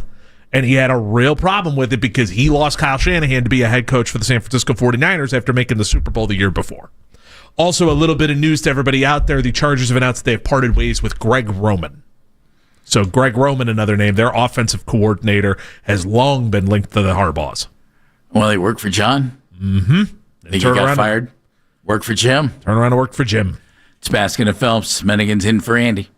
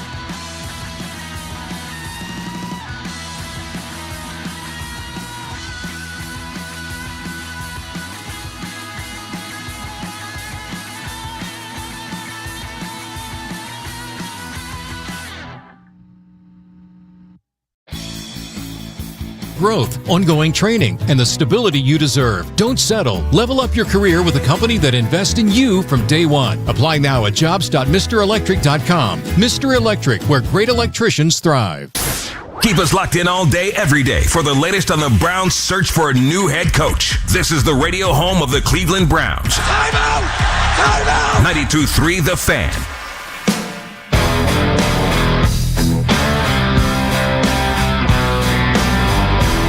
Hey, this just popped on Pro Football Talk. Uh-oh. Vikings head coach Kevin O'Connell announcing assistant head coach Mike Patton is retiring. Whoa! Good for Mike. Yeah. Good for him. 59 years old. I'm done, thanks. Happy trails, Mike Patton. Yeah. I liked Mike when he was here. Seemed like a pretty genuine guy. I never got to know him or anything like that. I had no interactions with him besides having to run Cleveland Browns weekend when he was here. Well, he spoke highly of you. I made sure his voice ran. That's what I mean. Yeah, it didn't go horrendously. So Mike's retiring. Good for Mike. Yeah, and Greg Roman getting let go by Jim Harbaugh. He worked for Jim in San Francisco, worked for John in Baltimore, and will probably be somebody's coach somewhere. Also, Kwesi Adofo-Mensah in that same press conference was asked about J.J. McCarthy and went full-blown word salad. So, oh, really? Yeah, it was from the update I was reading. I forget from which beat reporter, but they wrote it was like he responded with a serious word salad that was very non-committal. Like, oh, he used to work in Cleveland. I know word salad answers that are non-committal. Yeah. Tell you, this organization started word salad answers that are completely non-committal. They have a decision to make. You could make the argument, and I think it's valid. Vikings played better football with Carson Wentz at quarterback than they did with J.J. McCarthy. And Carson's been around, I think it's 6 years, 6 teams. They could, but there's no way I would hand him the keys to that thing. I don't think I would either, but if I'm Minnesota, I'm looking for a quarterback. It might be a Mac Jones phone call team. It could be. Jamie is in Madison, home of a great golf course. Hi, Jamie. All right, Jamie. Hey, how's it going? Well. Doing very well. Hey, I got a name to throw out there. He's a young guy, right? And it'd be good for a front office if they could groom him into a coach that they want. And he's coached he was a head coach in the NFL, and plus he's a hometown guy. Jonathan Gannon? Brandon Staley. Brandon Staley. Now, that's true. Former Chargers coach. He was a mess as a head coach, though, with the Chargers. It was a mess. So hopefully he's learned a whole bunch of stuff from it, but he's been pretty good. Brandon's from Perry, isn't he, Jamie? From Perry. Yep. He's coached the defense in New Orleans now, and that defense kind of overperformed. I think that was the case. Yeah, I think he's in New Orleans as the DC. Yeah, it was a name to throw out there, for learning, or not learning, but the front office could, kind of like groom them into what they want as a coach. Maybe because if you get a coach like Harbaugh coming in, he's going to want to do everything his way. Maybe even move guys around, get rid of guys, on the team, and bring in new. You know what I mean? This way, you don't have to really change anything, and you can groom your coach. Jamie, interesting name that we've not heard from anybody in this cycle. Oh, boy, he was highly thought of. He was. I remember him going for it on fourth down time and time and time again from like his own 25. It's like, Brandon, that one didn't work. It was a real mess with him as a head coach, and maybe he's learned something. Yeah, he's down in New Orleans coaching the defense now, and with Kellen Moore at the helm calling the offense, and it's going decently down there. I think he might need a little bit more seasoning down there, but what he said of bringing him in, and what he said with Harbaugh, bring him in and have him, frankly, rattle some cages and move some stuff around. Frankly, I think this organization needs that. Well, if you need seasoning, and place to go is New Orleans. It's a good point. They know seasoning. They know food. Thank you. There's a reason you got it. There's a reason the life expectancy down there is not very long. Dalton is driving around town. What's Cream up, Dalton? sauce for everything. Hey, guys. I just wanted to ask two questions. One, do you guys think whoever our new head coach is, whether it's an offensive or defensive-minded head coach, do you think they're going to have to bring in their own coordinators, like specifically on the defensive end? If they decide to go with an offensive-minded coach, do you think they're going to try and replace Jim Schwartz to get a guy that would complement their offense with the defense, or do you think they would try to just leave what's good alone with all that. And then I'll let you guys answer, then I'll ask the second question. Dalton, I think the biggest thing with Jim Schwartz is if the Browns don't hire him as head coach, would he want to stick around and work for someone who beat him out for the job? And maybe he would. Maybe at this point, Jim is, if I get another shot at being a head coach, great. If I don't, I'm fine being a DC. But you'd have to ask Jim. My guess would be yes. I think they would bring in all of their guys who would do all of that. The only ones that I can't see doing it is if the front office purposely hires some. Thank you, Dalton. It's interesting today that it's been kind of quiet on the coaching front. The only thing we've heard today is that Kevin's interviewing in Miami. Yeah, a couple firings as well. The Greg Roman firing. Yeah, but no real head coaching things today. Yeah, not a ton. The Ravens talked to Brian Flores today. They announced that. Oh, did they? I didn't see that. Ravens talked to Brian Flores today, so they still are moving along. We'll see where it goes from there. Doesn't he sound like a fit for Baltimore? I could see that. Did you see, and I'm sorry to put you on the spot there, did you see what Ryan Fitzpatrick had to say about him on his podcast? Nope. Okay. If you get a chance, it's I'll send it to you. We'll tweet it out as well. It's a little on the longer side, but it's one of those where you'll hear that and go, oh, no. He basically is like, this guy, he doesn't listen the best. Completely his way or the highway. It's very much one of those where you hear that and you're like, oh, that doesn't play real well in today's professional sports world. Right. It's part of the problem. Not just the NFL. Right. It's part of the problem you see when it comes to like Belichick. Like, you had a couple people saying, oh, yeah, bring back Belichick. It's like, Belichick's not going to work. I don't think that's going to work in the NFL anymore. And I know that's what nobody wants to hear. But like that whole my way or the highway, I'll just cut you in a minute and, we're going to bust your rear end all the way up and down and all that stuff. That's just not where we are. Guys don't respond to that. They kind of just like go, yeah, forget it. I'll go somewhere else. There's 29 other gigs. Pro Football Talk reporting Jesse Minter to interview with the Cardinals and Titans today. So now that he's done, he's out there interviewing. That guy's going to get a head coaching job this go-around, don't you think? I think so. His name's been out there too much. Too many people keep saying too many things about him. Yeah, that make you think that guy is going to be something. And especially, my goodness, you hear Jim Harbaugh talk about him. Now, granted, Jim Harbaugh will talk about anybody in high regard. I'm pretty sure Harbaugh could sell you and me if he had to. But, especially me, he'd probably go, That's I understandable. can't help that cause. But you hear Harbaugh talk about it, they're like, we're losing him. He's gone. He's not going to be here. He's going to get hired as a head coach. We're bummed about it. There's nothing we can do. But, yeah, he's a head coach in this league. Hey, as always, our social media mentions are presented by Scheiben Jewelers, Cleveland's premier jewelry store. And thank you to the guy who came up with a better word than underling for me with protege. I was going to give you credit, Jeff, earlier for that one. Protege was the word I was looking for. Colleague is a good one. Colleague is a really good one. Yes. Yeah. Moment of the show. Cam Manna, what do you have? Well, before you guys were talking a lot about golf, warm weather, hopefully in the rearview mirror.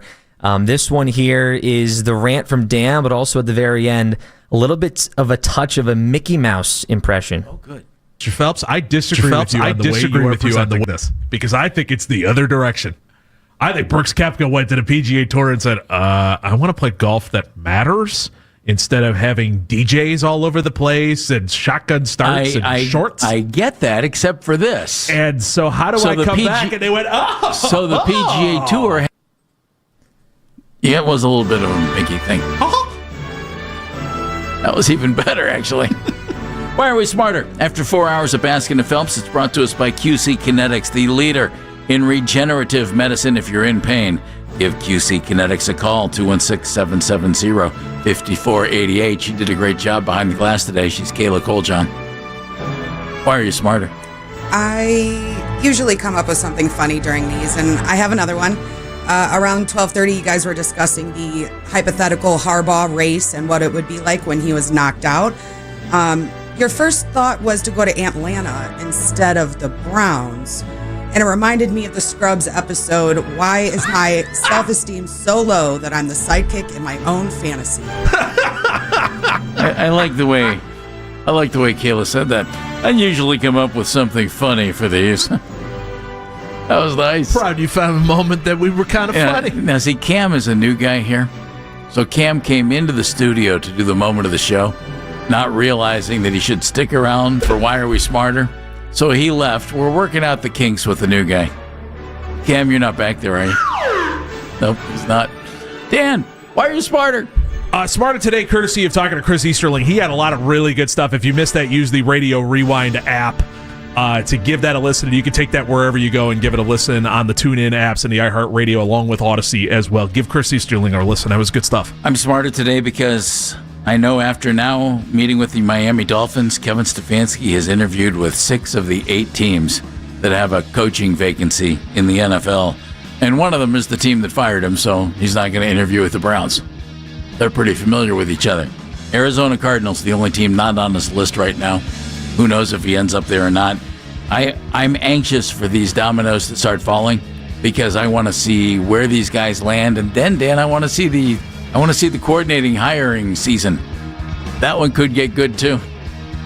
Always fun. Jeff, take a free lunch. Always take free lunch. Always take free dinner. It's a great idea. It's a great idea. Dano, thanks, buddy. It's not like these guys are going to McDonald's. See you tomorrow. You as well, buddy. I'm Jeff Phelps, Nick Wilson, Jonathan Peterlin. Afternoon Drive up next right here on The Fan. This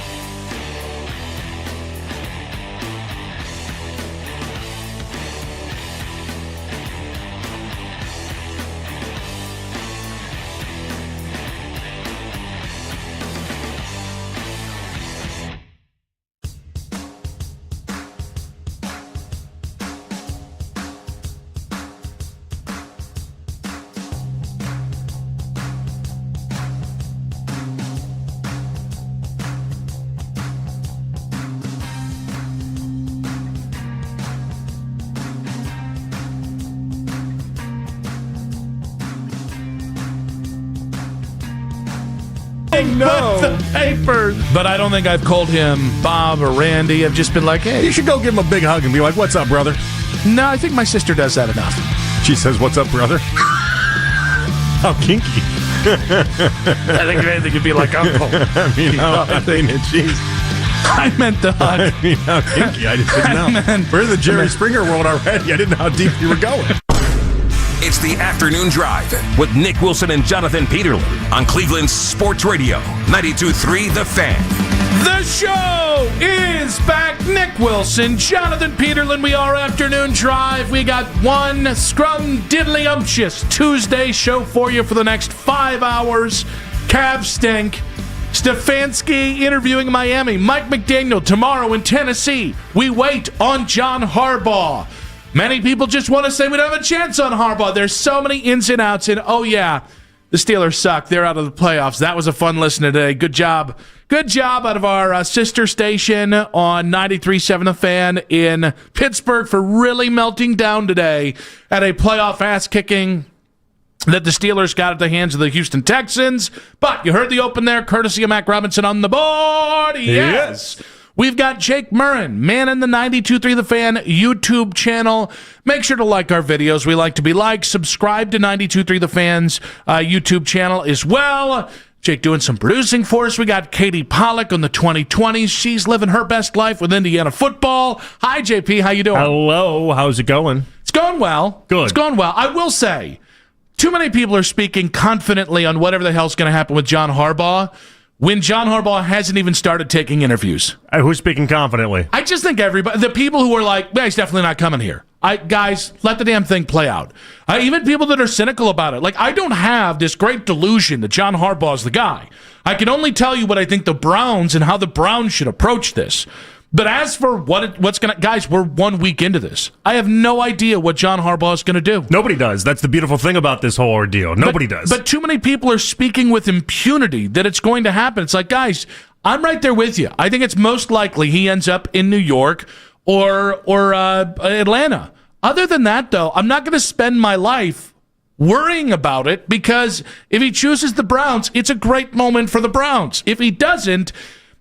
you can find a good coach in this market. And then if he doesn't, then everyone can turn around and be like, he was never coming here. Let's be realistic about it. But until that happens, I don't really want to hear it. But it's just weird. And by the way, we're even talking like, I joked about this yesterday, but because yesterday was Mike McDaniel Day, I guess Mike McDaniel's coming here. So no, he's just interviewing.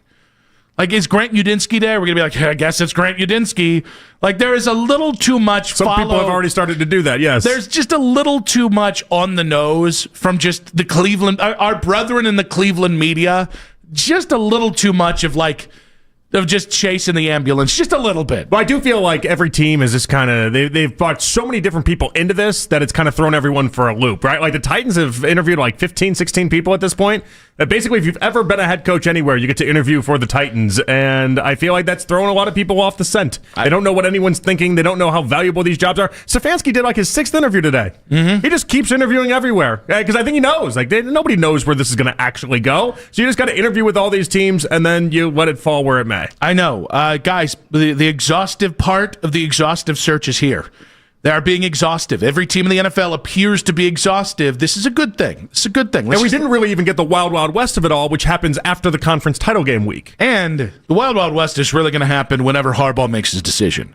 Because, I think we're going to hear a lot of names. Every team's going to interview a lot of names. I think a fair amount of teams are just going to wait on Harbaugh. I don't know about Arizona. I don't truthfully know about Tennessee. I know Tom Pelissero came out and was like, don't sleep on Tennessee. We're going to get one of those a day, by the way. We're going to get our don't sleep on Cleveland. We're going to get our don't sleep on Las Vegas, where everyone's going to get a don't sleep on moment from the national media. Which I like that. We've earned that. I don't know. Let's get us that. Let's get us that day. That one day of don't. Was today that day? Could have been yesterday because we did have a couple don't sleep on that. There was a couple don't sleep on it. I'm worried we missed our day. Oh man, we had our day and I missed it. Well, I think it's worse if you get your own day. Like Tennessee getting its own day definitely feels like come on. He's not It's like going being to Tennessee. sick on your birthday when you get to go to school when you were little, and it was like the day you get to bring in like all the treats and everything for all the kids, and it was like a fun thing. But then you just missed it. I missed it completely. Now, it's not just wait and see on Harbaugh. The Ravens owner and GM are meeting with the media right now today. If anything interesting comes of that, of course, we're going to play that sound throughout today's show. But today's the rare day. We get to lead Cavaliers because they did the unforgivable and lost by about 11 points to Utah last night. They're now just 3 games above 500, and it's gotten so glum that the Vegas predictions have gone from 50.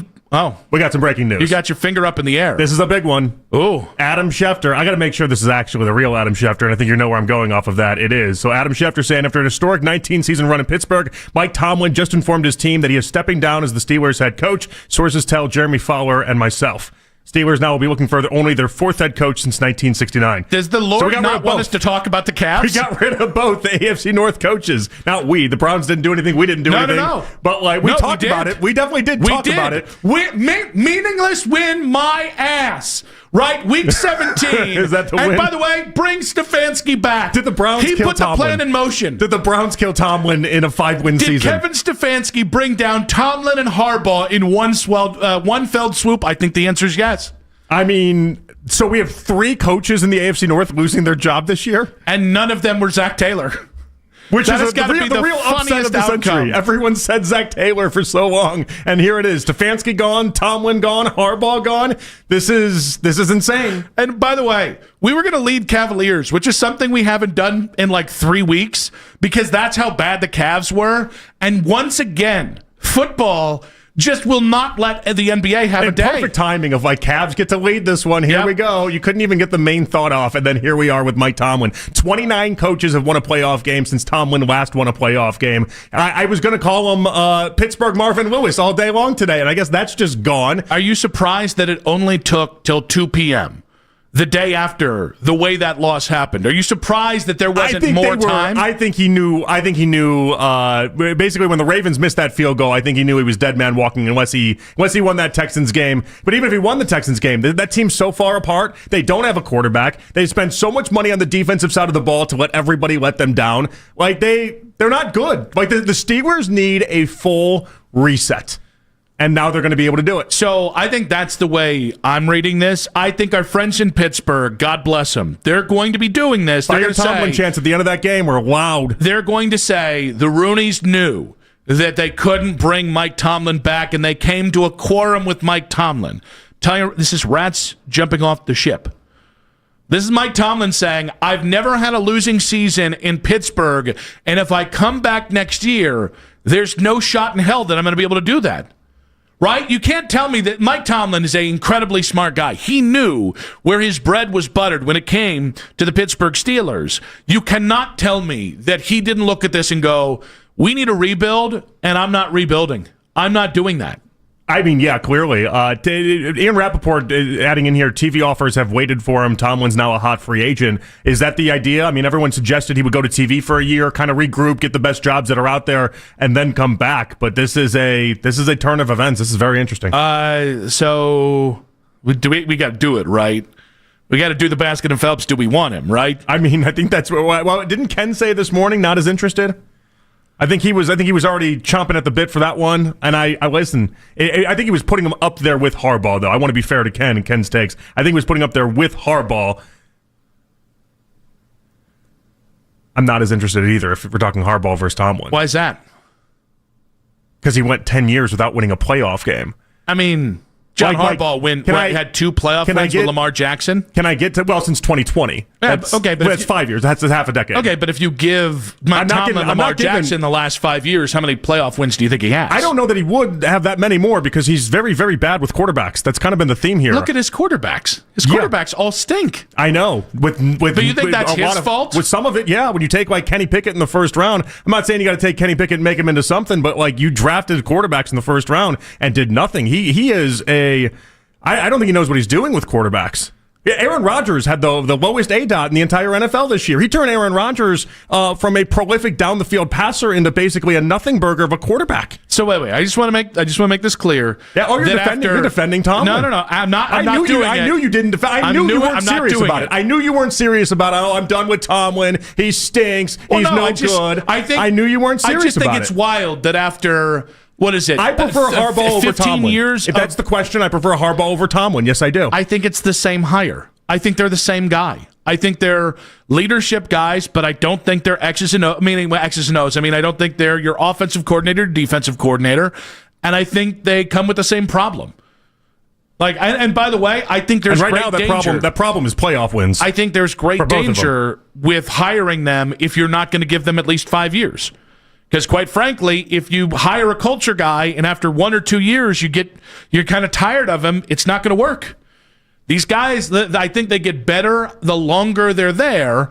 But like every other coach we've talked about, in the end, you also still have to give them players. The reason why I think a lot of people are saying TV, though, and this is why I didn't want to dive too deep into this right now, because I want to find out some of the details on this.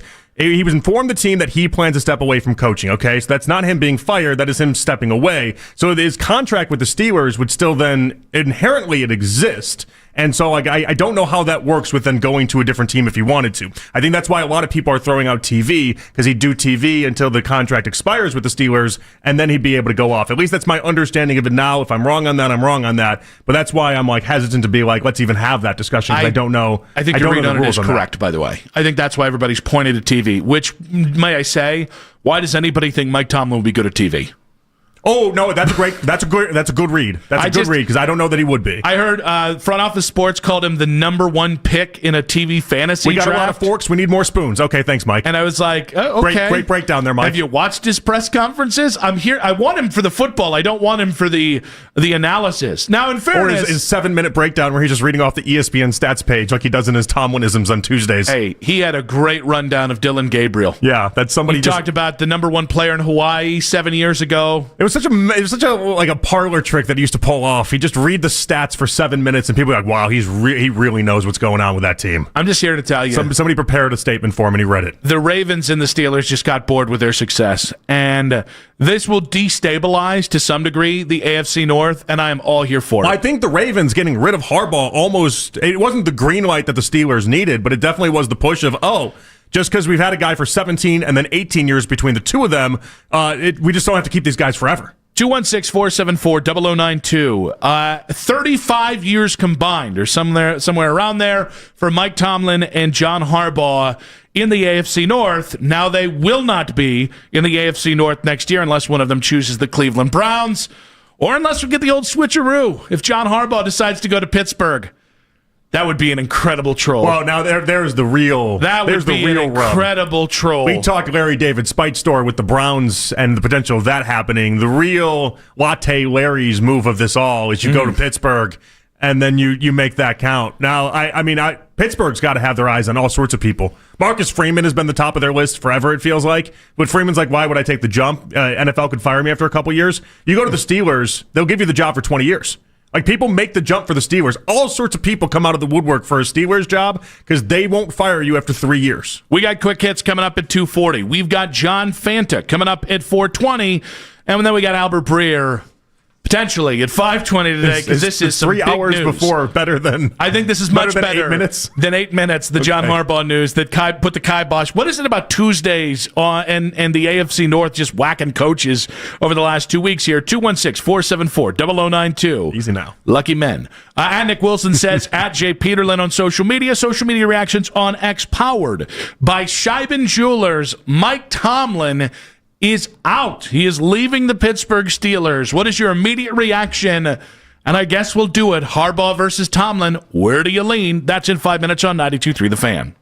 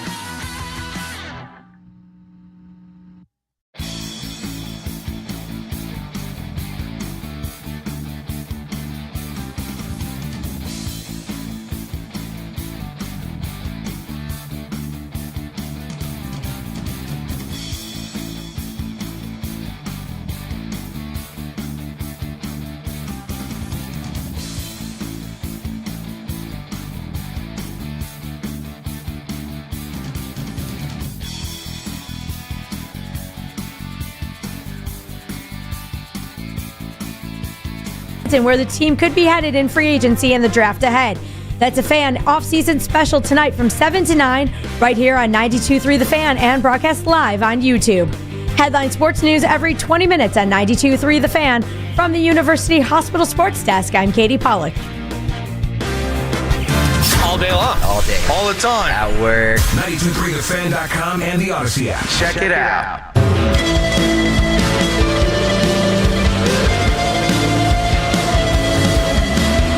Quick hits coming up in about 20 minutes. Nick and JP back on Afternoon Drive. What has been speculated for roughly 10 years now has finally happened. Mike Tomlin is no longer the head coach of the Pittsburgh Steelers. The report is that he is stepping away, which it'll be interesting to see. It'll be interesting to see how many different sides of this come out, or whether eventually we find out this had been a discussion previously and this has been weeks in the works. Well, so there's already the insiders that are jumping to do the "I told you first" or "I knew this was coming first" thing. Like Josina Anderson on Twitter is saying that she's been hinting at this and telling people change of scenery could come back in November, and then she did like a whole facts of the matter are that league sources heard that Tomlin was contemplating leaving Pittsburgh even before the season started. He'd been frustrated with how the fire Tomlin chants, everything that had really transpired over the previous 3 seasons, and he did not feel appreciated with contingents around the city. So like there was a lot there, and it's funny how people are jumping to try to be like, I told you this was coming. The reality is that Mike Tomlin clearly felt like he couldn't win anymore with this team, and the break's going to do him wonders, I would imagine. Art Rooney II just putting out oh, that's good. He woke up from his coma last night.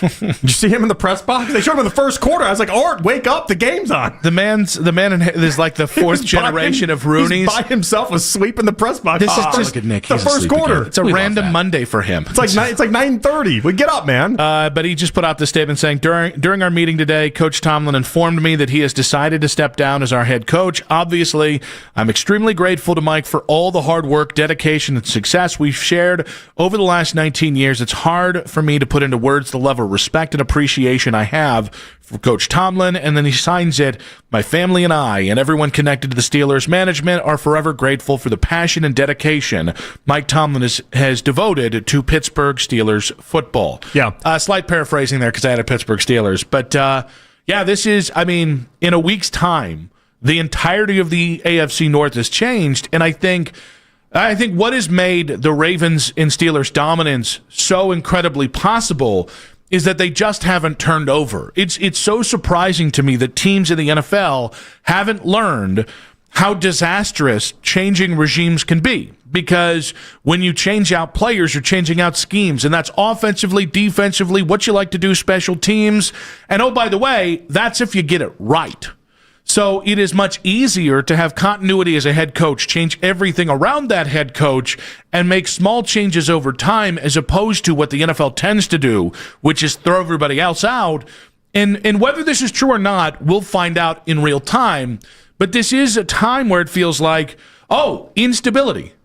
Oh, this is instability. This is something the Ravens and Steelers haven't gone through together ever, and certainly something they haven't gone through individually for almost 2 decades. No, for 2 decades, almost 20 years each. Mm-hmm. I think that's really interesting. It doesn't automatically mean, the AFC North opens up wide and here it is for the Browns. But if you play your cards right, that feels more possible when Tomlin and Harbaugh both are no longer in their jobs. Yeah, no question about it, especially because it's not as if Tomlin and Harbaugh sucked at the regular season AFC North battles. Yeah. They continue to be really good at those. They sucked in the postseason. Mm-hmm. What got them both fired is that they didn't win nearly enough postseason games, and for Tomlin, 29 other coaches had won a postseason game by the time he had won one most recently. So, it just been too much losing in the postseason, which didn't really affect the Browns outside of the 1 year we won the playoff game against them. I just think it's going to be really interesting to see where Tomlin's candidacy is in a year. Because while everybody right now are saying all the right things and waxing poetic, what is the NFL right now? What is half of the NFL pushing towards? It's young, play calling offensive coordinators, and the younger the better. I mean, Grant Udinski at 30, getting about 7 interviews in this cycle. We talked about how the NFC, the oldest coach is LaFleur at 46. I've already forgotten the other. Oh, Dan Pitcher, old Danny Pitcher, DP as we call him. No, is that what we call him? I don't think that's what we call him. But like, it no longer matters how qualified you are when it comes to your experience, your play calling experiences on the other. It is, all right, are you under 40? Are you on the offensive side of the ball? And do people really think you're smart? Yeah, Shieldhouse is very young too. He's like 31 or so. I still think they're interviewing him to maybe go with Shula. I think that would make sense. I just think it's a little early for him in this because I would be surprised or if even the other LaFleur. Well, that's what I was saying. I'm surprised that he would have leapfrogged the other LaFleur, as he will affectionately be referred to. I want to put his real name on it, but that's all right. I don't even know. I just go Mike and Matt at this point, as if they're just conjoined. I actually call him not Matt LaFleur. Is that it? Yeah. Okay. Yeah. The double M's by the parents. That's a tough go. By the way, to answer your question, so the Steelers do retain the rights. That is part of this deal. They do retain the rights. That is the parting gift that Mike Tomlin essentially gave them in this. Steelers retain the rights. A lot of people believe he's going to go to television, and then he'll try to come back in a year. But what is interesting about this is that if you want to hire Mike Tomlin, you're still going to have to give up the draft compensation to make the deal work with Pittsburgh. So it is not as simple as saying, I want Mike Tomlin as my head coach, because he's got the rights through the 2027 season. You'll have to give up a draft pick to Pittsburgh in order to make that a finality and a done deal. I don't know how comfortable or how willing Pittsburgh is going to be to go ahead and make that deal on behalf of Tomlin, but I would imagine they'd be willing in the right circumstance, but they could really hold a team's feet to flame. It wouldn't surprise me as if part of the Mutual Admiration Society in a year's time, it's a pretty light fare to get Mike Tomlin. One thing that I can say the Rooneys do well is even if they can hold people over the coals, they don't traditionally do that.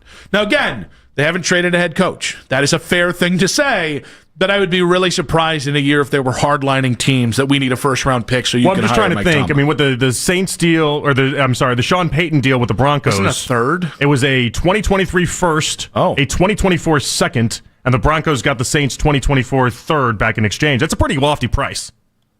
Yeah, but that's the Saints. I think I would be really surprised if the Steelers held it, basically put Tomlin in a position to fail at his next spot. It'll just be interesting to see how exactly what they demand, how much they demand, and everything else. You ready for when Mike Tomlin's coaching Baker Mayfield in Tampa? Because that feels a hell of a lot more likely than John Harbaugh in a year's time. I don't hate it. No, I kind of like it for Mike. Gets to go to a warm climate. He actually would have the best quarterback he's had since like 2018, Ben Roethlisberger. When I think because we watched Bruce Arians go from wearing all that Pittsburgh gear to then wearing the Tampa gear, it just kind of like that. For some reason, we can make that make sense in our brain a little bit. Mm-hmm. Maybe.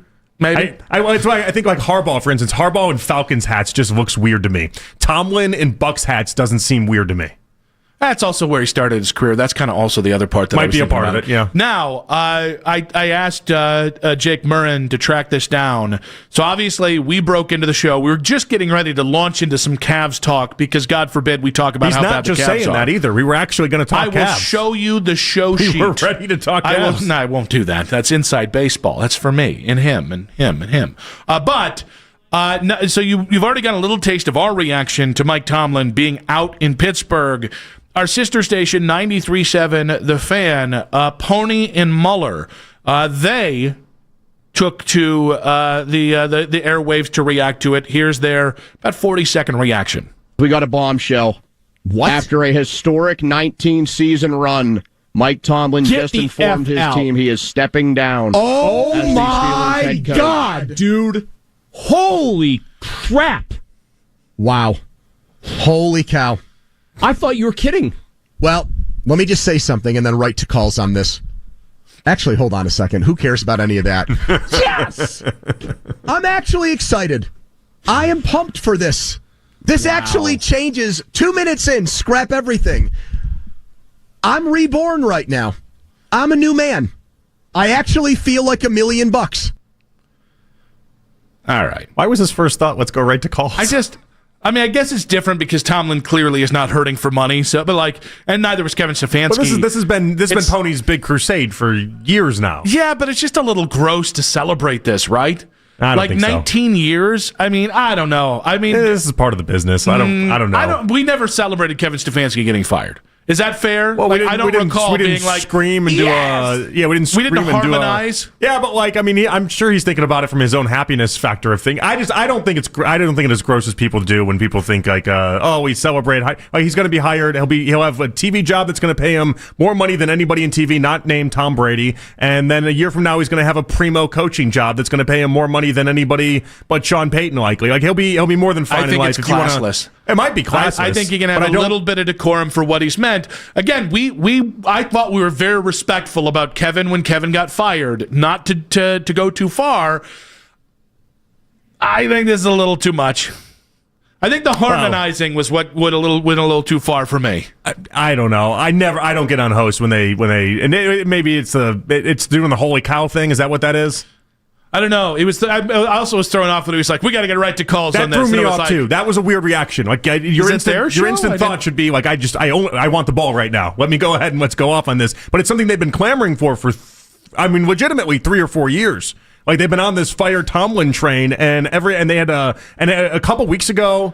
Really, like 3-4 weeks ago, when it felt like the Steelers had gotten things kind of figured out, and then all the people that did the fire Tomlin chants, were so sad. They just kind of went back into their hole, and all the people that booed during Renegade and all that, they just kind of went back in their hole, and to have it come back out so quickly, and then have this resolved so quickly after that, it has been a roller coaster. Mike Tomlin is stepping down in Pittsburgh after 19 years. Is this a good thing for the Cleveland Browns? 216-474-0092. We got to get right to calls. Let's go. Norm in Kent. Welcome to the show, buddy. What you got for us?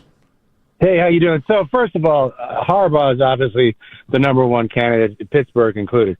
But if Harbaugh is not in the picture, Stefanski will be the next head coach of the Pittsburgh Steelers soon. Let me give you an analogy. Do they only hire from the AFC North in Pittsburgh? No, but here's a guy that you don't like the two-time coach. I get that. Obviously, the guy knows what he's talking about. He's bright. He's educated. He's well organized. I think he's definitely going to be the coach. So I'm assuming. I think they can go bigger than Stefanski. Well, let me put it this way: if you were Stefanski, let me give you an analogy. It's like being the head coach of the Cleveland Browns for 6 years, getting fired, and then being hired as the Pittsburgh Steelers head coach for the next 10, 15 to 20 years. What's the analogy? Yeah, I'm missing the analogy as well. There is no analogy. You don't need an analogy. But you said there was an analogy. You kept teasing an analogy. I wanted the payoff. And then you just gave us a statement. It's called being sarcastic. You got to read between. Norm, you didn't use your sarcastic voice. If you're going to be sarcastic, could you use... That was weird. That was weird. Okay, here's the thing. I don't think Harbaugh... I know I jestfully said it. I don't think Harbaugh would be the head coach in Pittsburgh. He's 63. Look at their... Yeah, they want a guy for 20 years. Look at their last 3 hires. That's it. Chuck Noll, I think, was in his 30s. Bill Cowher was in his late 30s, mid-30s, somewhere in there. Obviously, Mike Tomlin was in... I think he was 32 when he was hired. Pittsburgh tends to go young. Now, what will be interesting is they've not hired an offensive head coach in Pittsburgh for as long as I've been alive. They've not had Chuck Noll was the defensive guy. Mm-hmm. I know Cowher technically was a special teams coach, but I think he was a linebacker here in Cleveland. And obviously Tomlin was a DB's coach. I think it'd be really interesting if the number one thing you're hearing from Pittsburgh Steelers fans is our offense is archaic. Did the Steelers finally do something outside the box for them, which is follow the league trend and go for an offensive head coach? They've done different things past year. I mean, they in 50 years, they never would have made a DK Metcalf trade. Yeah. They've done some things that are outside the box for themselves. But why it makes it such an attractive job and why it's a better job than Baltimore, even though Baltimore has Lamar, is that if you get this job, it's a 20-year job. It's a 15-year job. You get this job, they don't fire you. They're going to give you a long time to figure it out. This is where people that you wouldn't expect to be in the race appear out of nowhere. So we are going to push quick hits into the 3 o'clock hour because obviously this is gigantic news. I probably should have thought about that a little bit sooner before the end of this segment. But 216-474-0092 is Mike Tomlin leaving the Steelers job. We'll throw in the Ravens job being open as well. Is this a good thing for the Cleveland Browns or is it a bad thing? More from you guys, Rodney, Trevor, Cleveland. Wait, we got 2 Rodneys right now? All right, double Rodney Tuesday. You got to pay extra for that usually. Is Tomlin leaving Pittsburgh a good thing for Cleveland? In 5 minutes on 92.3 The Fan. Men, trouble in the bedroom? Not anymore. Precise Men's Medical Center.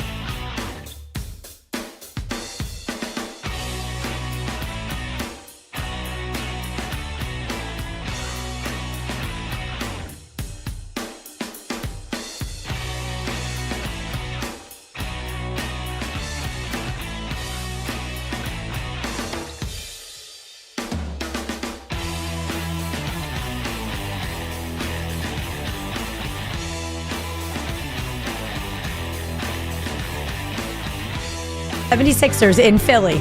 Want to catch highlights from The Fan from earlier today? Get over to 923thefan.com or favorite The Fan on the Odyssey app for all of today's headline segments. Headline sports news every 20 minutes on 92.3 The Fan. From the University Hospital Sports Desk, I'm Katie Pollock. Listen to 92.3 The Fan on the Odyssey, iHeartRadio, and TuneIn app.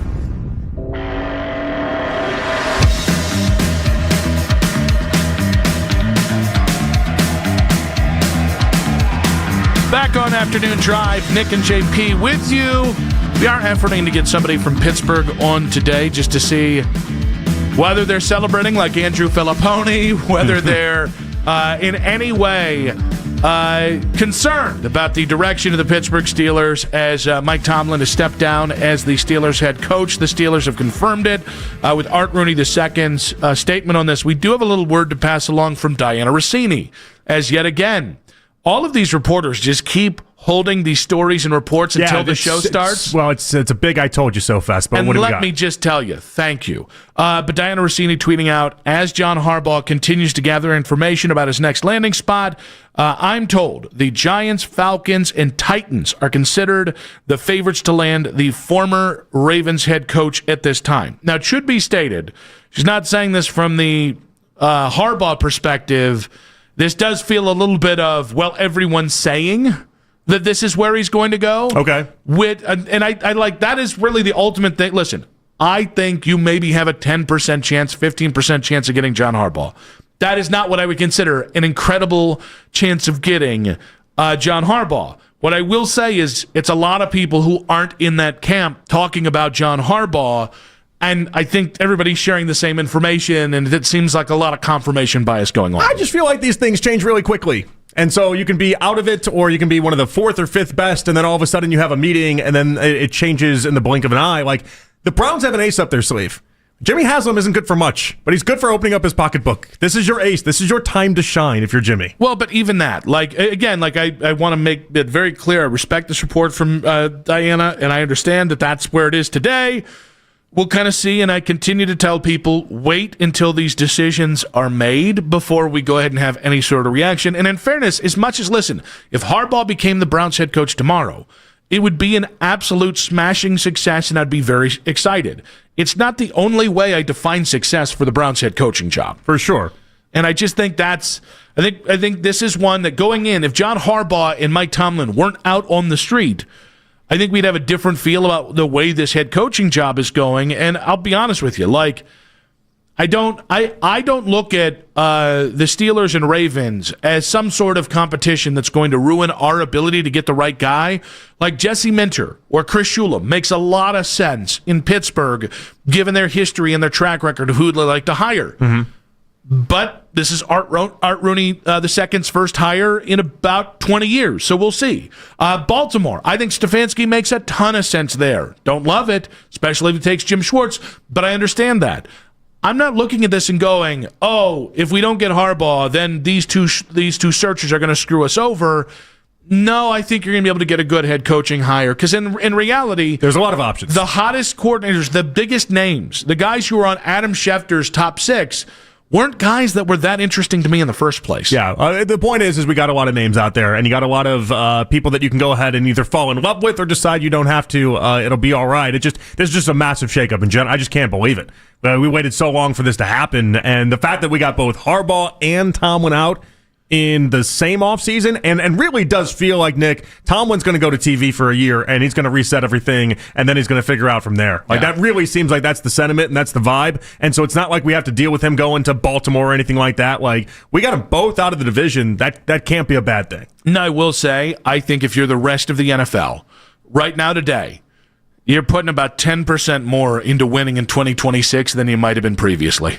If you're Todd Bowles, there's not going to be a retool season in Tampa next year. Looking across the NFL, any coach that might have been on the hot seat going into the season, this is kind of the shot across your bow of get your ducks in order. You better win as many games as possible this year. Well, this was supposed to be a down year as far as changes are concerned, and we got 9 head coaching openings. 9, and 2 of them having to be places that have been open for over 15 years. That's a huge number, though, and we always end up getting somewhere between. Usually, it's like 6 to 8 in any given offseason. 9 in what was supposed to be a year where we had 4. I mean, people are, whether it's owners, whether it's fan bases, like people. That's why I always thought the Stefanski thing was so interesting that he got 6 years, because you don't get 6 years in this league to win 1 playoff game. Like, people are impatient as ever. They want results as quick as imaginable. Like, this is how the world works right now. Are you more afraid of Stefanski going to Pittsburgh or Baltimore? Well, so I think Pittsburgh has a real chance for it to be a real downhill situation if you're Stefanski. Because like if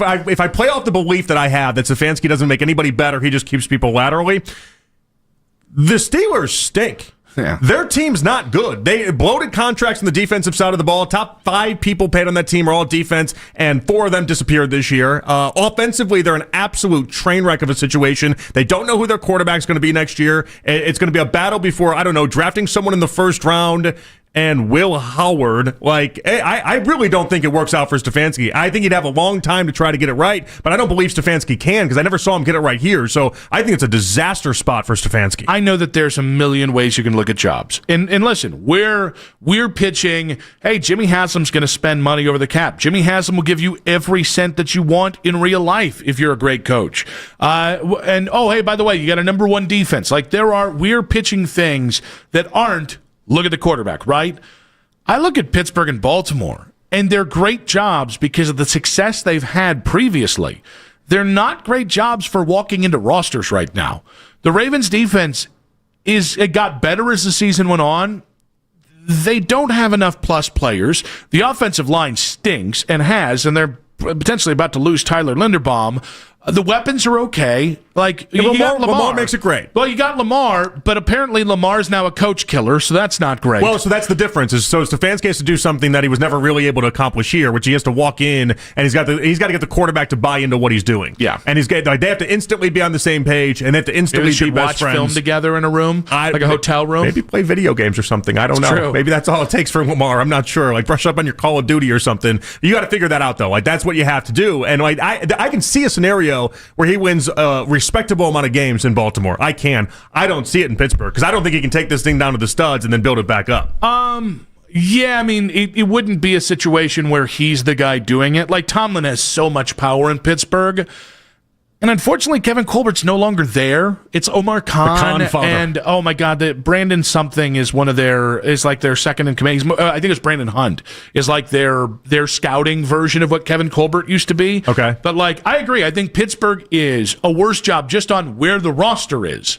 Because I do think you're going to have to really start, guys like T.J. Watt. I know Highsmith had some really good moments, but he's been injured. They're just getting old. They're getting old and expensive on the defensive side of the ball. So you're going to have to let some of those guys go, and the offense. Well, but also you're asking Stefanski to do something he couldn't do here, which is figure out the quarterback spot. Oh, and enjoy DK Metcalf assaulting fans whenever you can. Yeah, that's going to go over real well. Honestly, and I'll push back. I know you got Lamar, and if you have Lamar, you're going to have a chance. And you're going to have a chance. Lamar's great. It wouldn't surprise me if you walk in with better results in Baltimore. But man, that O-line isn't good. Man, Derrick Henry's a year older, and man, that defense just has not. They just haven't developed talent. They've relied too much on guys like Calais Campbell. You can win. Who's the big fat John Jenkins, who's 36 and stuff like that. First couple years, you'll have a chance to win a decent amount of regular season games. The worry I would have is that I think Lamar is going to.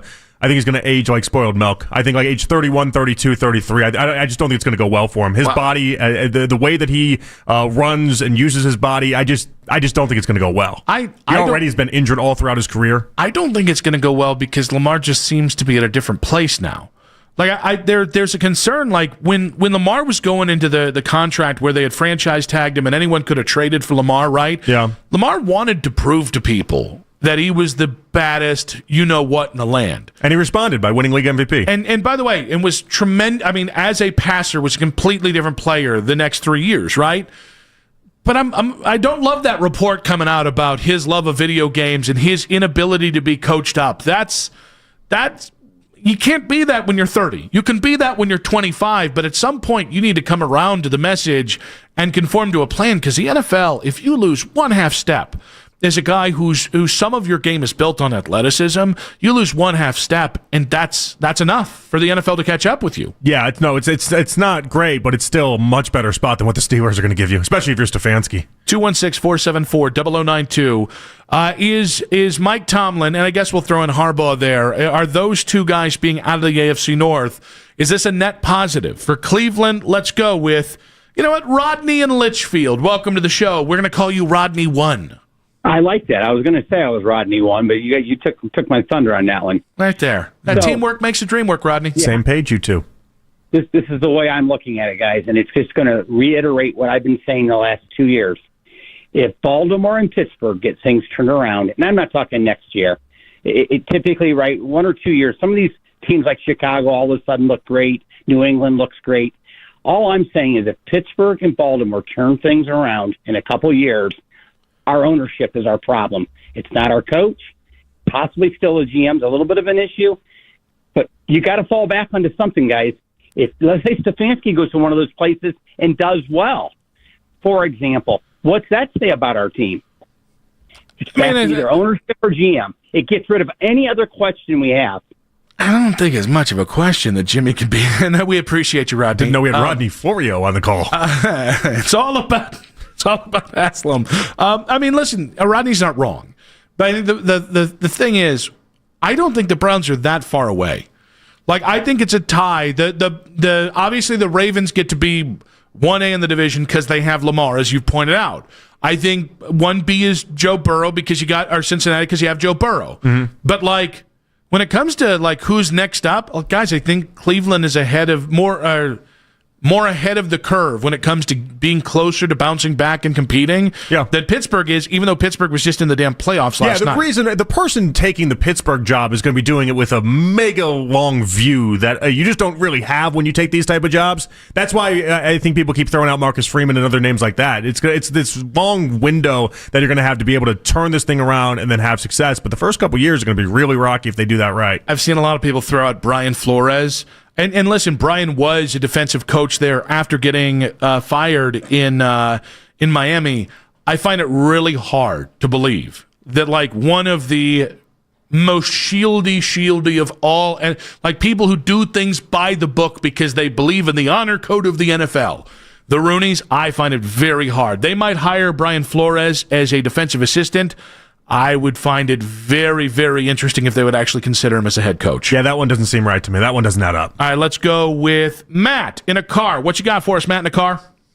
Hey, guys. How's it going? Hey, man. It's honestly a pretty good day. Right. Mike Tomlin's out in Pittsburgh. Harbaugh's not in Baltimore. I'm feeling kind of sunshiny today, buddy. All right, so at the risk of, getting run here, I know this is Ken's show, but I am a Steelers fan, so I'm calling in on the road. All right. He's going to run you. He's going to run you. Yeah, because you said Ken's show. Did you say it is Ken's show? I thought he said it isn't Ken's show. Oh, darn it. Did I just do that? I just can't be profiled maybe I might have heard it wrong, other plus-size hosts on the station. Did I hear it wrong? Because it is not Ken's show. He did. He said it's Matt, not. Yeah. I did you dirty, friend. That's too late. All right, let's go with Lucas in Pittsburgh. We got about 45 seconds. Lucas, what you got for us? Hey. Grew up in Pittsburgh, 22 years, lived here in funky, cool Medina for 3 now. This is a great, great day for the city of Pittsburgh. Filippone, we hate him. We don't like him. I'm not going to sit here and say I share the same feelings as him, but I'm going to break up with my girlfriend so I can move back to Pittsburgh. It's a great day. I mean, no more mediocrity, no more average. What more could you ask for? Are you still talking about your girlfriend, Lucas? You can break up with her. You don't need the excuse of Mike Tomlin. You clearly don't like her that much. Hey, whoa. That's the city of Pittsburgh you're talking about now, all right? Is your girlfriend Pittsburgh? Day. Is that the idea? Oh, okay. I got it now. Oh. Yeah, okay, there I missed you go. that. But no more linebackers guarding number 1 wide receivers. No more of that. No more run, pass. It's just, it was stale and it was time to go. And that's all it is. No more hearing about uncles and aunts with boobs or whatever he's talking about. we get back to football and, common sense football. That's what we needed. Lucas, we appreciate you, buddy. I believe it was genitals. I believe he was talking about genitals. Mike Tomlin was. But yeah, no more of that. Gonna miss that. Well, if my aunt had. She'd be my uncle. What? What if she had? Yeah, what? You always get on people for not saying the actual term. I don't say that term. That's where I draw the line. You draw the line at the S word. I draw the line at that word. How about that? Okay. How about that? Yeah. I do say cojones though. Do you not say it because you don't have them anymore? Oh, stop it! This guy. Oh, you know what? I almost threw the paper at you again. Yeah. We almost threw the paper at you again. Leaning into it a little bit. You don't know my life. 216. Whatever. You do what you want. You don't know my life. 216-474-0092. You unhappy, miserable human. Is this good for Cleveland that Mike Tomlin is out in Pittsburgh? Jeff Hathorn of 93.7 The Fan in Pittsburgh going to be joining us in 5 minutes. We'll be talking about Tomlin no more in Pittsburgh and aunts and uncles and genitals and whatnot in 5 minutes on 92.3 The Fan. Oh, boy. This is an Odyssey Sports Minute. Presented by Robinhood. Your money, your move. The next it guy at QB in the NFL has seemed to regress in year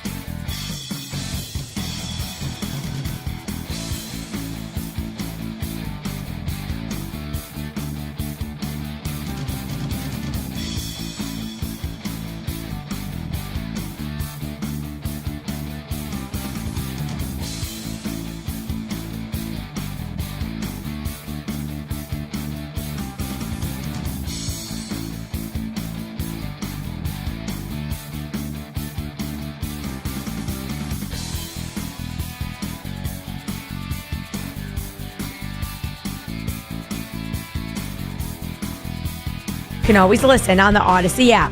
Headline Sports News every 20 minutes on 92.3 The Fan. From the University Hospital Sports Desk, I'm Katie Pollack. Another bright young mind, and I don't want him. I'll explain why. And a fight over one of the movies of the year. It's the Emerging Podcast Scene, presented by Extend Technologies on 92.3 The Fan Extra on the free Odyssey app. It's a 3 o'clock hour. I'm not wavering. I might be wavering. On Afternoon Drive.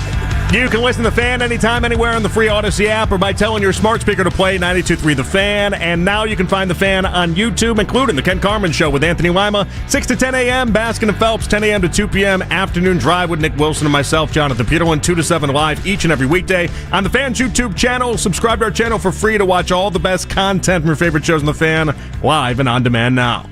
All right, guys, the big news of the day, Mike Tomlin not continuing on out yonder in Pittsburgh. We do have John Fanta coming up at 4:20. We'll see. Okay, do you want Tomlin more? He's going to sit out a year. Or would you rather have Harbaugh? We've also got Albert Breer at 5:20 to break down all the news of today, the Browns coaching search as well. The latest from the Browns side of things is more about the other candidate. Stefanski has gone interviewing in Miami today.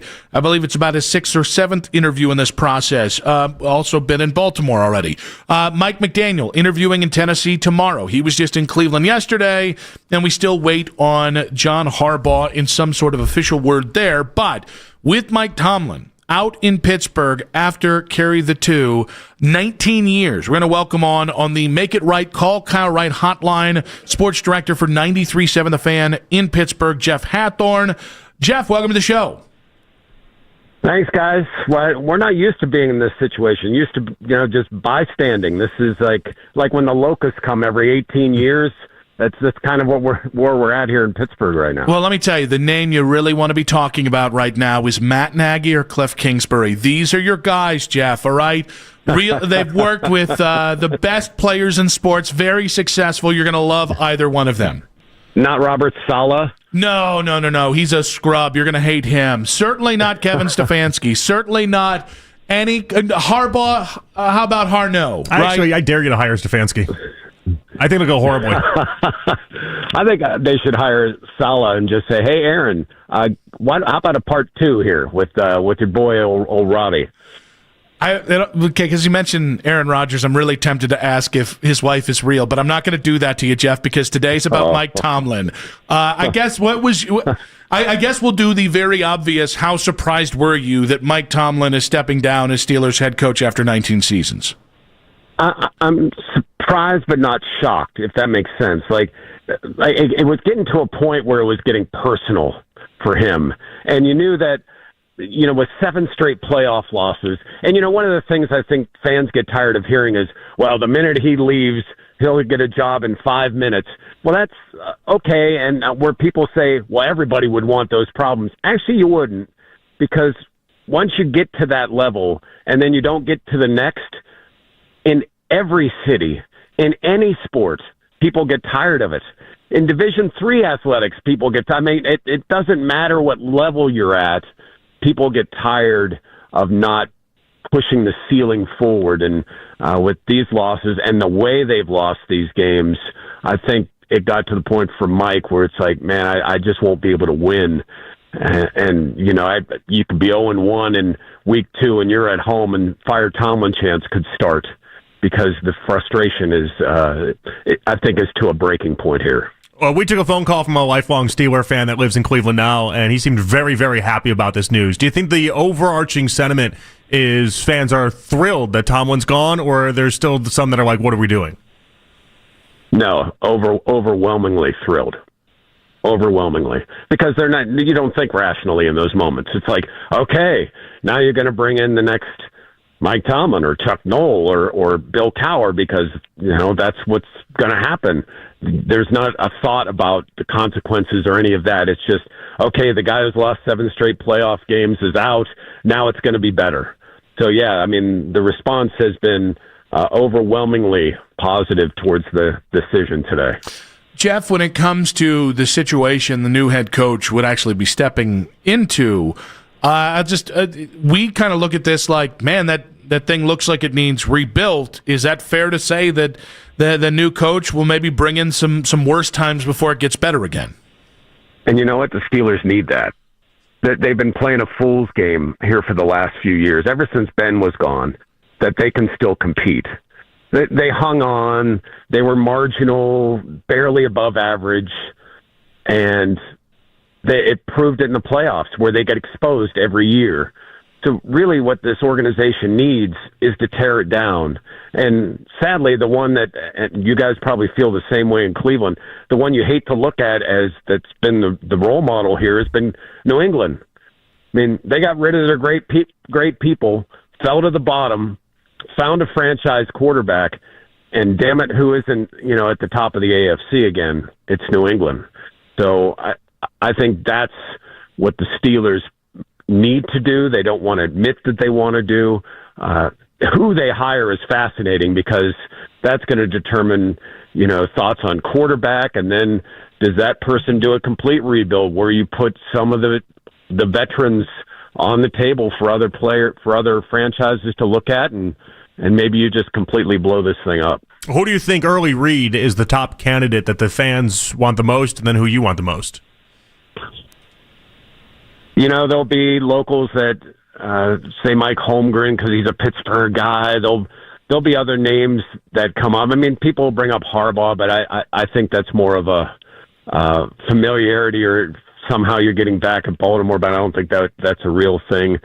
For me, I look at it this way, and I got to be honest with you guys, we've been an hour into this, so I haven't done a huge coaching search, but I would say this with Steelers history. Every one of their last three hires, all into the Rooney family, all with different Rooneys, but the same mindset, is they found a coordinator from somewhere else that no one had really heard of. Someone in their 30s that was kind of off the radar. And I think that's what you probably should expect here. Not a big-time name, not a recycled name. It's going to be somebody, two names like Mike LaFleur or Chris Shula, even though Shula obviously has a very famous last name, but guys that can kind of set their own tempo, have never been head coaches before. That's been the way the Steelers have done in the past. I would expect, because of that history, that's what they'll do again this time. Jeff Hathhorn of Odyssey Pittsburgh, sports director for the stations out there, including 93.7 The Fan in Pittsburgh on the Make It Right, Call Kyle Wright hotline, talking about Mike Tomlin stepping down in Pittsburgh. So, Jeff, there's this other thing, Tomlin going off the TV for a year, and then maybe in a year's time, he'll reemerge and maybe find his next job. I'm hearing a lot of people that think Mike Tomlin will be incredibly good at TV. How do you think he'll fare in the TV world? Because I'm a little surprised that so many people are dead set on him being great at that. Yeah, listen, there's a disdain he has for us, being media. And, that we're just kind of in the way and we're second guessers. And, he deals with us and he uses us to throw his phrases out there. But I don't look at him as someone that is destined to do it, or man, he's got a real knack for it, or would really enjoy doing it. That being said, somebody offers you 10, 15 million to work, 20 weeks a year. I wouldn't put it past him. He is a wordsmith. He is a very intelligent man. But unlike Bill Cowher, I could not imagine him not getting back into coaching. I mean, if you watch this guy at practice, he loves every minute detail of practices, and he's very much involved, and he just enjoys being a part of the sport on the grass. I just don't. Maybe he does it just for a year, just for money and to keep his name out there, but if he doesn't have to, he might just spend a year where he just chills and travels and talks to guys and hangs around football with a very low profile. Do you think the Steelers would be kind to him in a trade package with whatever team decides they want to hire him, since they retain the rights, or would it be like what happened with Sean Payton, where the Saints ended up getting a bounty of a haul from Denver? Yeah, so it's an interesting. I'm glad you brought up that distinction, because people have already said to me, like, well, he's been fired. I'm like, no, he resigned, which does mean the Steelers hold his rights for this year, which would mean if he were to want to coach this year, that team would owe him compensation. I don't know if Mike, if that's his overriding thought, is to try to find it immediately this year, or does he just sit out and see what the best opportunity is? That's gonna play out. But my thought is he probably waits and then just goes as a strict free agent somewhere.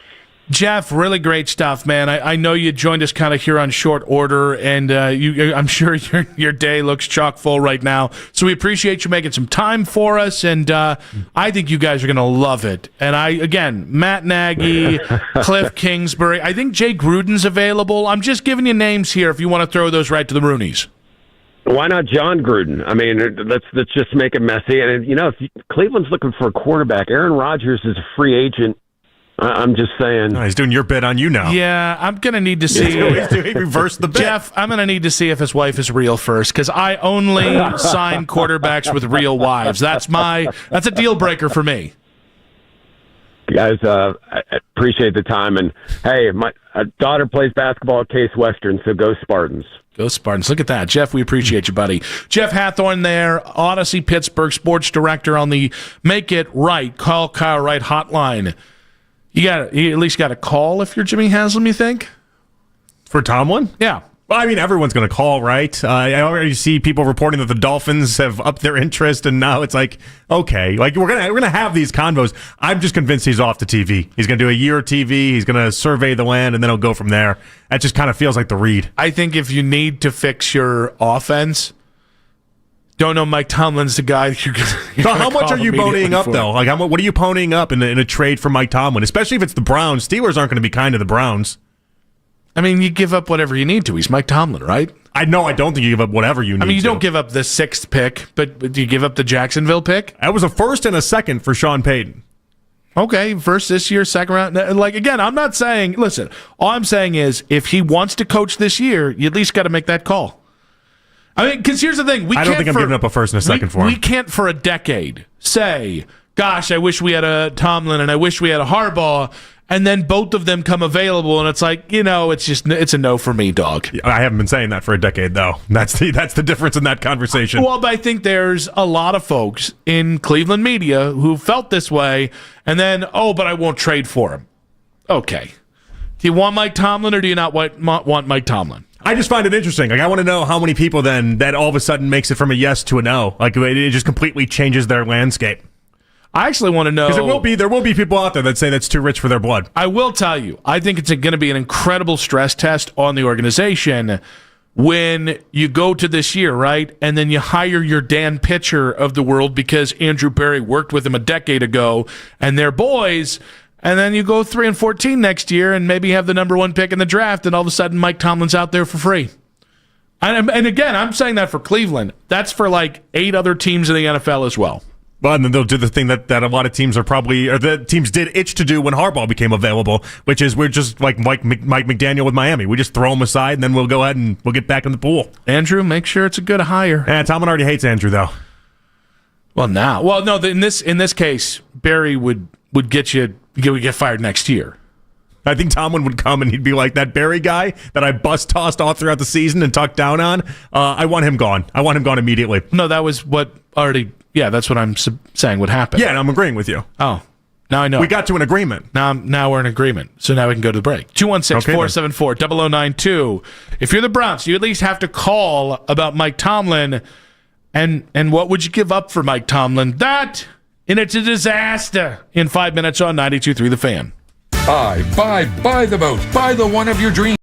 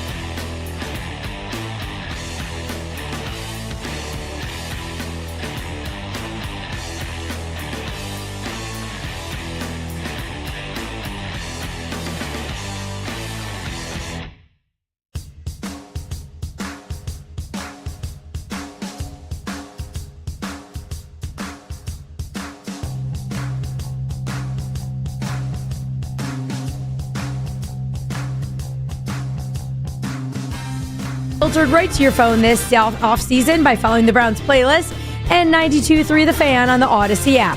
Headline Sports News every 20 minutes on 92.3 The Fan. From the University Hospital Sports Desk, I'm Katie Pollock. Whenever you need to talk about the Browns, we got you covered. We are Sports Radio 92.3 The Fan.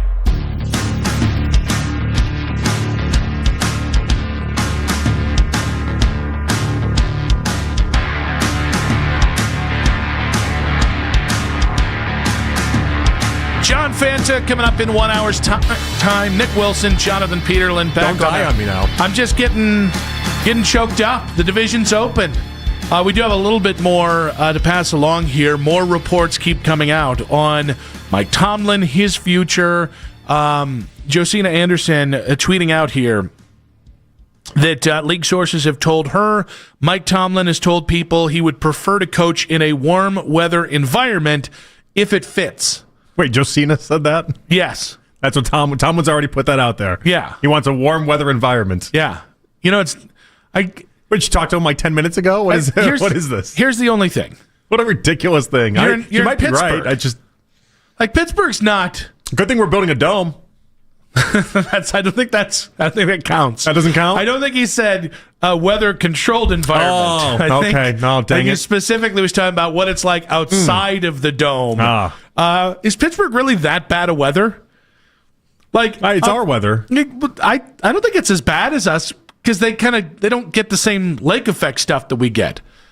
Yeah, but you still get a lot of snow and stuff. I mean, I think he's, sometimes when you get up there in your age and it starts to show, you want to be a snowbird, I'm 40. for a reason. That's exactly where I'm at. And so like you get it then. All right. Old bones over there, like you get it. Absolutely. You get it. Like absolutely. If you want to, people like nice weather. Color me shocked. I'm just saying, you lived in North Carolina. I lived in Houston, and tell me in those times when like our friends were on Facebook in January with all sorts of snow, we weren't like, yeah, okay. I talk so much crap. Don't miss that part of life. I'll tell you that much. So much crap. And like right now, because we're like January 13th, we're in the throes of it, and so there's a lot of like, this weather does stink. Everything hurts. It's who we are as people, though. Yeah. It's who we are. We grew up with this stuff. Like it's who we are as people. But yeah, those 3 years I lived in Houston, I was like, this weather's awesome in January. Yeah. Same thing you got in Charlotte, man. And so like maybe Tomlin's just going for that. If he's got his druthers, he's just gonna. Maybe your Tampa theory is becoming more to light. I'll tell you one guy who I'm puckering right now in real time. If I'm Dave Canales in Carolina, I'm trying real hard to win 12 games next year because Dave Tepper has had a full-on situation for Mike Tomlin since he was the minority owner in Pittsburgh. Who do you think gets more immediate off-the-bat attention from random teams? Is it Harbaugh or is it Tomlin? Because I feel like Tomlin might actually be that answer. So I think it's kind of a trick question because obviously Harbaugh has told everybody he's intent on coaching. So I think Tomlin in the long run is going to get it, though, because there's going to be the 12 months of people frothing at the mouth to hire him because, he hasn't coached in a year. Like, his candidacy is only going to get better. Well, can he ruin his stock, so to speak, with what he says on television? Not really.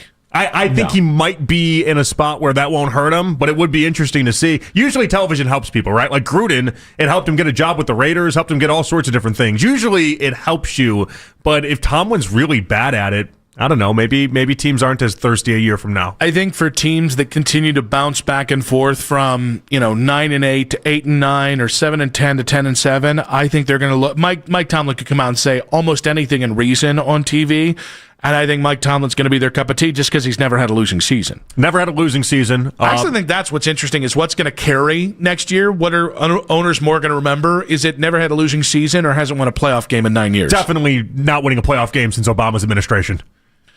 I don't know. That's going to stay with people. That's like again, though, like the resounding mark, and this is where we talked about yesterday. Like, do you want to see him win a game so it doesn't seem as bad and the record gets snapped, or what do you really want for Tomlin and how he wants to go out? But like, yeah, this is it. You are in many ways like Pittsburgh. Marvin Lewis is now going to be a thing for him. So he's got to try to escape, and that's hard to escape. I have to do something that I'm not proud to do. I think I'm gonna have to flip flop on air. Which way are we going now? The Tomlin flip-flops out of you is insane. It is. I think I can't even keep track of them. You're like Fanta. I know. It was, okay, hurtful. Truthful. I pay off my burger bets. Let's not go too personal today. I've already gone too personal. Way too personal. But Brownsbacker 15 talked me into it, saying you can absolutely say we need a Tomlin for years and then say no thanks to having to trade for him. If he was free to hire, it might be a different story. We also need an entire new offensive roster. I disagree with some of that's hyperbole. You need a new offensive line and a wide receiver one and a quarterback. But outside of that, that's not an entire roster. That's just most of an entire roster. Potentially a second tight end. I realized what I was saying as I was saying it. The point is, I don't want to pay for Tomlin, and I don't want to wait for Tomlin either. I do wonder if you had told Jimmy Haslam 3 weeks ago, hey, Tomlin's gonna take a year off. Does that change the math? Does Stefanski get a 7th year to try and prove it? I don't know. I really don't. I'm just saying it like... You went really fast there for me for a second. I apologize. So 3 weeks ago... No, I got that part. I was trying to identify the flip-flop. Would he have given... Oh, my flip-flop is I don't want to pay anything for Mike Tomlin. In the words of... Oh, this is a segment-to-segment flip-flop. Yes. Oh, very nice. Yes. Did Keith bully you in the hallway? No, nobody bullied me. Okay, because I remember you did it on your own. Okay, all right. On my own accord. Okay, all right. Hey, I don't care how you get to the side. Out of the division. I don't care how you get to the side. I like that you just come over to the side. That's all I ever care about. A first round and a second round pick, too rich for your blood for Tomlin. No, I think that's an okay thing to say. He's a good coach. Why, there's no hesitation there. It's an okay thing to say. Well, no, I just can't. I did not. I'm sorry. I think he's a little overrated as a coach, and I have to stick to what I said 2 weeks ago. After the Browns win, I have to stick to what it is. So, yes, I'm flip-flopping, but I'm flip-flopping back to my original position. Oh, well, but your original position, that was a flip-flop. No, that wasn't a flip-flop. That was with the benefit of new information. Oh, okay. I got to clarify this thing sometimes. This is a flip-flop. That was I've had a long-held stance for 18 years, and now I'm moving off that stance. That's good. All I've been asking for you out of the entire time was to move off of your long-held stance of 18 years. I was like, we gotta evolve the Mike Tomlin takes to get to reality. That's all I've been asking out of anybody is just evolve your Mike Tomlin takes to what reality has been. But he built up so much in the first, 8 years, 9 years of him being there that was really hard to get people to move off of what's been the last 10 years of Mike Tomlin. Now, can we also have an honest conversation? Browns fans are not going to like the next 10 days because all it's going to be is a Ravens love fest and a Steelers love fest from the national media. Their analysis of this job isn't going to be the Pittsburgh roster stinks and needs completely retooled. It's not going to be, Lamar seems to be a coach killer and a massive pain in the ass, and the roster's not great either. It won't be with the Ravens. You're right about the Ravens. I don't know about that with the Steelers because there's not much hiding with this roster. All I saw, I'm basing this. I saw the Jordan Schultz Now tweet. people are going to talk like this job is the greatest job to ever exist. That's reality, but they're not going to do it based off the roster. They're going to do it based off the idea that you get 15 years if you get this job. That's why this job is appealing to people. That's the difference. This is unlike any other job in the NFL. If you get this job with Pittsburgh, you can go through the highs, the lows, all in between because the Rooney family is just not going to fire you. That's the difference in this job. 216-474-0092. I think I've answered it. I do think destabilizing Pittsburgh and Baltimore gives you a better chance to succeed long term. I think this is something we haven't seen in darn near 20 years, and I think the odds that both Pittsburgh and Baltimore get it right the same offseason is a little far-fetched. I think this, and it's not just Cleveland, this opens a window, obviously, for Baltimore, who has either played second fiddle or third fiddle or maybe once or twice actually gotten over on those teams. I think it's good for the rest of the AFC North. This is an opportunity. Now you just got to land the plane. This can't be a bad thing. Now the Ravens are still going to be good because they have Lamar. I don't expect them to just completely crash. But the That'd Steelers, be great if they did. But the Steelers, I do expect to have next year you can almost assuredly lock in their first losing season in 20 years. That's going to happen. Isn't it great how fans are calling for that? Fans are calling for it? I should say. I've seen enough Steelers fans on Twitter being like, now we need to be bad because that's the path to being good. And we did have Jeff Hathorn on who was like, they need to rebuild. It's just what's obvious in front of them. But they've been delaying it since Big Ben retired. 100%. But it's also the easy thing to call for when you haven't had a losing season in 20 years, and it's much tougher to approve of when you're 2 years in. Well, and I think it's going to be interesting 2 years later to see where they're at, but I think the first year and a half, fans will be able to stomach it and be like, this is what we asked for. We wanted this, and so we'll have to sit in it and kind of just live through it. And it won't hit the same way like when the Browns do it, where we're like, oh, you're doing this again? Like, if they'll be almost excited. They'll be like, all right, let's go through a roster teardown. Let's figure this whole thing out. It'll be like playing GM for the first time in their life. 216-474-0092. Is this a good thing for Cleveland and the Browns? Let's go with Anthony in Maple Heights. Welcome to the show, buddy. What you got for us? Hello. I'm born here. Cleveland's my hometown. My father, all of them from Pittsburgh, so it's a sad day. I'm sorry to see Tomlin go, but I got one question for y'all. Mm-hmm. The grass is not always greener for each sports team. Browns got rid of Stefanski. He sucks. It's not a question. Well, we getting there. Tomlin left. What would you rather have, Tomlin or Stefanski? In which situation? It don't matter, period. Which trick question. They both give you the same result. Nah, because one has a better track history. You got to give credit where credit is due. I just look since Stefanski's been coaching, Stefanski's got more playoff wins. But he's gone, even though Tomlin's gone, but Stefanski sucks. I just think both of them aren't getting you to the Super Bowl either way. But go ahead. I agree. I just look at it. Y'all, all right, it opens it up for the AFC North. But at the end of the day, the grass isn't always green as far as, particularly if you're going to go with the Browns, my home team or whatever, because they out of a coach. Nobody to a certain degree doesn't want to come here except, Shador is here or whatever. Other than that, don't nobody want to come coach for the Browns. Yeah, what are you talking about? No, that's the thing that I don't understand. Who the hell's saying that? And John Harbaugh not wanting to come here might be different than nobody wants to come coach. Somebody will be coaching the Browns next year. Yeah, they're going to be able to fill the slot. That wasn't the greatest endorsement. Not just that. Like somebody that somebody else would want to hire eventually is going to want this job. There we go. No, that call didn't make much sense to me. That's okay. But he did get to a question. We were promised an analogy earlier, and then we never got the analogy. Yeah. So the show's going in the right direction here. Stefanski versus Tomlin is like my why did you do that to me question. I don't like answering it because I don't believe in either of them. That's too hard on Tomlin, though. See, you're going to make me flip-flop back. It's not too hard on Tomlin. He's earned it.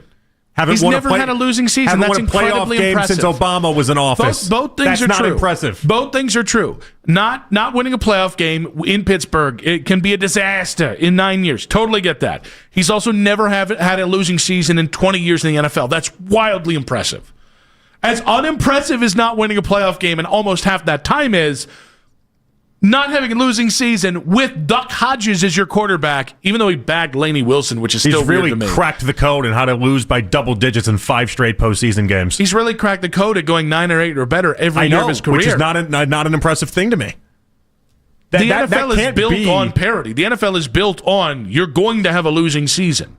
Like, as much as it's true that, hey, if you're 5-12, you can be 12-5 next year, 99% of the time, the difference between 9-8 and 8-9 and missing the playoffs is like it's paper thin. What is the point of the point of all of this is to win playoff games? He's not doing it. Well, he hasn't done it in 9 years, but he has done it. Yeah, but 9 years has been a really long time. By the way, we're both right on this. Just we're clear, what he's done on both levels is impressive. It's bad impressive and good impressive. I'm just simply saying give a little more credit for the other part of this. I don't have to. He's fired or stepped away. I don't have to. It's not like I'm not. I don't like. I'm not defending him in the court of law or anything like this. Like, it is what it is. I don't have to give him credit for being slightly above what the league considers to be average. It's haterade. That's what I hear. I mean, 50% of the league wins 9 games every year. I'm glad he's he does the right 50%. I'm glad he's able to check that off for 2 decades. He worked so incredibly hard to be able to get to 9 and 8. I wish he would have sold out a little bit more so that he could, I don't know, maybe win a playoff game instead of just focusing on keeping this precious above 500 record. I'm going to tell you is if you're Steelers fans out there and you godless souls I want you to keep track in Pittsburgh of Pony and everybody else who's celebrating today. And I just want to see where you guys are in 2 years and see if you're still celebrating. That's all I'm going to say. I'm not flip-flopping on Tomlin. I wouldn't give up picks for him. You were right. I was wrong. that Tomlin is a little overrated. Not having a losing season in 19 seasons is incredibly impressive, especially with the schmoes they've had at quarterback the last 6 years. Quick hits coming up in 5 minutes on 92.3 The Fan. Men, trouble in the bedroom? Not.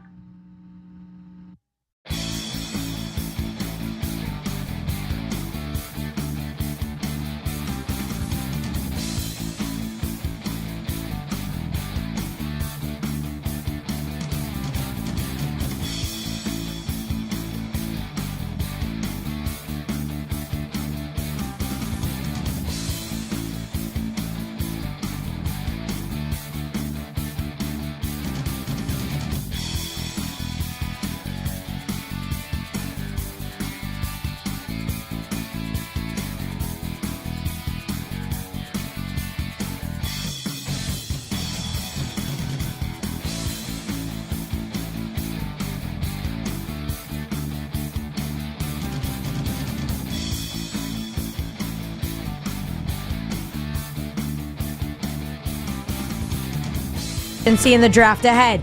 That's a Fan off-season special tonight from 7 to 9, right here on 92.3 The Fan and broadcast live on YouTube. Headline sports news every 20 minutes on 92.3 The Fan. From the University Hospital Sports Desk, I'm Katie Pollack. Catch the Fan Off-Season Special every Tuesday from 7 till 9 p.m. right here and on the 92.3 The Fan YouTube channel. We are Sports Radio 92.3 The Fan.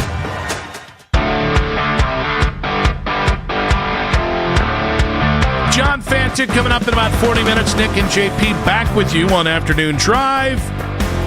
Mike Tomlin stepping away in Pittsburgh. Have you heard about this? Have you seen about this? Have you heard about this? Kevin Stefanski interviewing down yonder in Miami. Mike McCarthy in Detroit today, interviewing for their OC job. Then he's on his way to Tennessee tomorrow. Mike McCarthy, sorry, wrong Mike. Wrong MM. Mike McDaniel, rather, as the OC candidate in Detroit. We got plenty to get to before we get to Fanta in about 40 minutes. Oh, yeah, the Cavs bad at basketball. But let's get to quick hits. From the latest news and rumors around the sports world Angel! to the sound bites you need to hear. Hurry! It's Quick Hits. Well, we were going to get to this in the last segment, but Ravens owner Steve Bisciotti and GM Eric DeCosta met with the media today to discuss the firing of John Harbaugh 1 week ago. Well, part of this press conference became reaction to the news of Mike Tomlin stepping away in Pittsburgh, and Bisciotti was asked if Mike Tomlin is a candidate for the Ravens job. Mike Tomlin stepped down at Pittsburgh. He did? Is it official? That's what I keep hearing. So, is he a candidate here? Holy Mike, wouldn't that be awesome?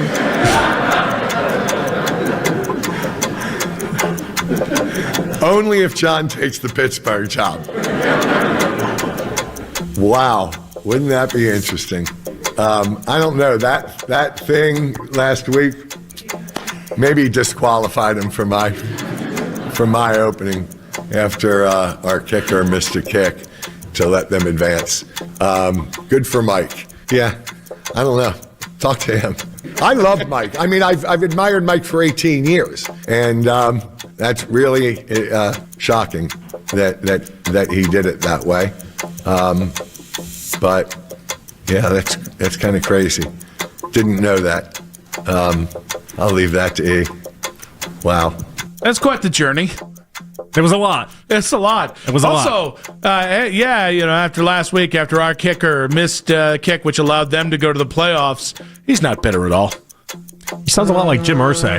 Does. A lot like Jim Irsay. Not as spacey. Jim was pharmaceutically enhanced. That's why I just kept wondering what Steve is under right now. I wasn't sure. I just kept. It distracted me the entire time. I think it's called Billions. Maybe. What a roller coaster that was. It didn't seem like he had any intentions of thinking Mike Tomlin was a realistic thought for the Ravens. Doesn't, but I do. He almost nailed the answer with the only if John goes to Pittsburgh, but then he kept talking. That is, I will tell you. He could have stopped right there. That is the thing, that billionaires are so isolated with so many people that laugh at all their jokes that they never quite know when to shut up. They don't know if it's a real one or not. Yeah, you never know when to take the win, right? Well, you don't know because everyone's always laughing at your stuff. So you never know if it's actually good or not. Like you and I in personal conversations. Yeah. Oh, this has run its course, and if I try to do one more joke, it's like Mac. Mac is a very isolated young man. Mac never knows when to just take the W and move on. He's always got to get the next W. Just like Steve Bisciotti. I'm comparing you to a billionaire, Mac. Are you not hearing the positive I'm giving you? How do you feel about that comment, Mac? I mean, I feel like you're trying to package something that is not a win, that you're trying to package as, yeah, it's just a billionaire. It's fine. I'm comparing you to a billionaire. You're welcome. Yeah, I'd like to also be in the billionaire spot too, but I'm really not. Well, you're also comparing the negative aspects of a billionaire while admitting he doesn't have $1 billion. Exactly. No, yet. Yeah, I'm saying you have the traits. We're slowly working our way up to I'm saying you have the traits of a billionaire without the billions yet. You're welcome. The traits that the billionaire only gets while being a billionaire, though. This is not the compliment that you think it is. Well, you can't put the cart before the horse, but hey, looks good on you, buddy. Omaha! Mac was done with it. Yeah, that's the power of the segment. Look at that. When you have that in your control, you can just hit that all day long. Yeah. If you want to be done with it, or you can just Not the only thing he can hit all day long. Take the veiled insults and just keep him. Maybe Mac likes that. I'm not sure. Yeah. Maybe he's into that. Some people are into it. Maybe he's into it. That's all right. Masochism is real. Celtics coach Joe Mazzulla repeatedly issued 2-word responses after the loss of the Pacers. This in the post game last night. Here we go. Give yourselves a chance to win. I guess take us through the last couple possessions. Illegal screen. What'd you say? Illegal screen. Illegal screen. Illegal screen. What fell apart to get you guys behind, and then how were you able to get back? Illegal screen. That's tough.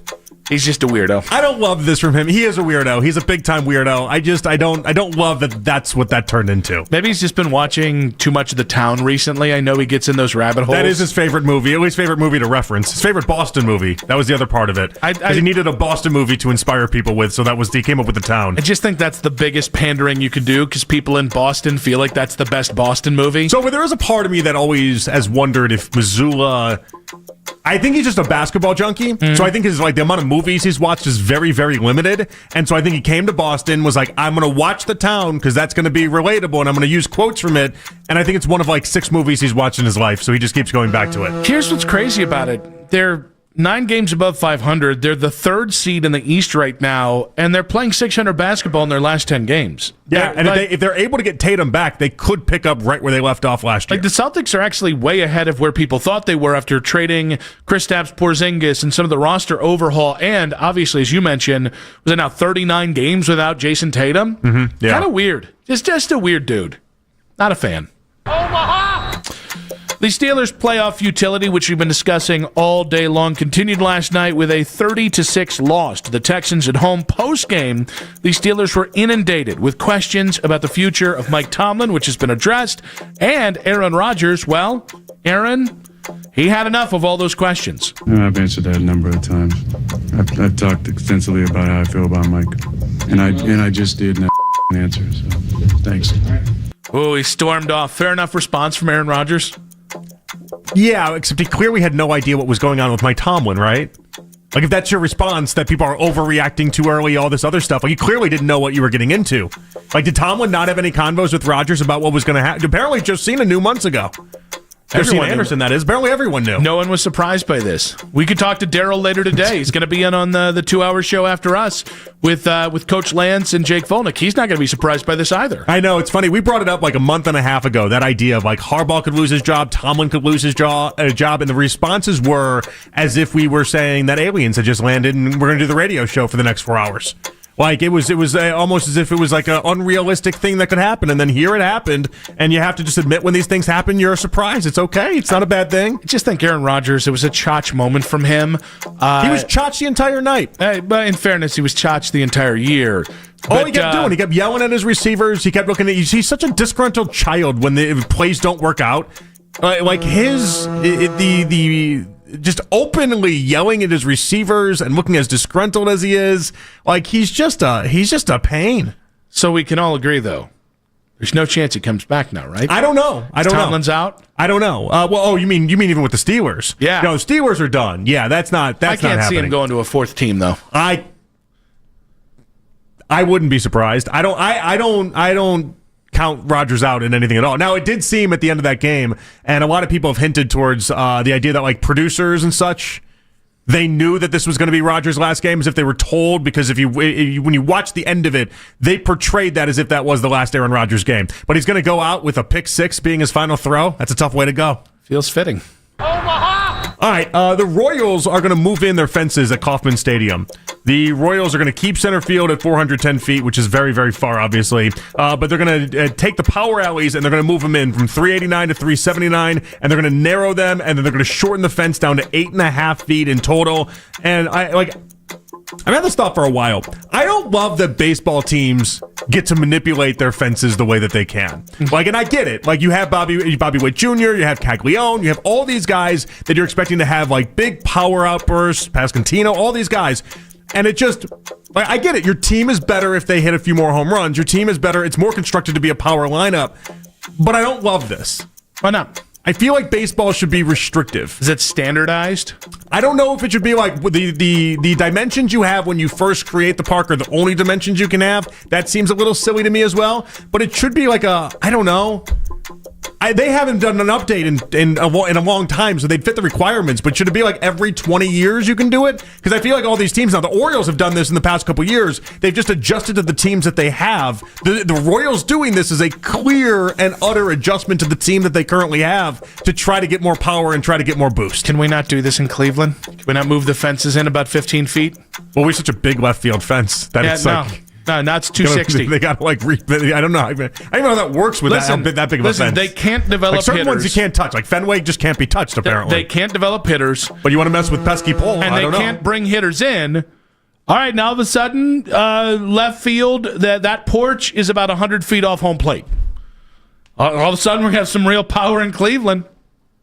You want to bring it into 100 feet off home plate? Would I rather that than watch guys hit warning track power for the next year? Yes. In high school, so in high school baseball, I played at a place that was the right field fence, Nick, was like 225 to right field. Mm-hmm. And so the entire game, because you only played there twice a year, and the entire game, everyone on my team, we all just tried to hit home runs to right field. Yeah, it was so stupid. And you're just hoping for pop-ups to right field because the pop-up would go out. Massive. They had apartment buildings behind the 225, so they didn't want to they'd never extend it because it was like home run fence that went to higher than the big green monster in Fenway, and it would just and that was it. And then apartments afterwards, and so you just try to hit a pop-up to right to be a home run. Every person who's ever played baseball just ruin the game. Yeah, but every person that's ever played baseball at any level has had a situation like this. Oh, you're middle school and you played in the little kids lot because that's the only one they had available. And every man reacts the same way. Doesn't matter if they're a major leaguer or a little leaguer. You swing for the fences. It brings out that there's some trait that is in everybody's genome that the second you get to a smaller park that is possible, you go, I'm going to hit 3 bombs today. And it was like a real advantage for the home team. I have a story like that. You've got a story. I guarantee you Mac's got a story. Everybody out there that played baseball's got it's a smaller park. I'm gonna smoke a couple today. I got to pad the stats today. Why not let that be Cleveland and Kansas City with the home run division? I didn't get that pop-up, by the way. Oh no! You always overswung. I didn't get it. You always got benched in the 6th inning because it's like you never got. No, I think the funny thing about it, I think. I don't know. I mean, we played a lot of games there, but I don't think I can't remember. It wasn't a home run fest. It was never a home run fest. It was never like all of a sudden everyone's got it. No, you had a lot that just went off the fence in general. That happened a lot, and then came down, and it was like a long single. So, I definitely played in a smaller park once. It was in 7th grade, and I was also fat and slow then. And I just smoked one to center field, and I thought I had it. And I got around first base as I watched it dink off the top of the wall and come back. And I had to book it to second base. And I got thrown out by a mile. Did the worst slide you've ever seen. And then immediately faked an injury. I'm not proud of it. But I grabbed my ankle. I was like, oh, man, really wrenched my ankle. Is that when your baseball career stopped? No. But didn't really get much better from that. But I definitely remember I limped back and I got a round of applause and I've seen people quit on worse things, by the way. But that's that's all right. We're done with the sport. So I guess I play football now. I'm in the dugout and they got a bag of ice over. I don't think I can go back in there. My dad came over and gave me a hug. He's like, I know you're not hurt, and I was just like, shut up, dude. And he played it cool. My dad played it very cool. But yeah, but I braved it. I didn't play that game, but the next game I came back. My pride's never recovered. No, we agree on that. What's wrong with the Cavs? That's in 5 minutes on 92.3 The Fan.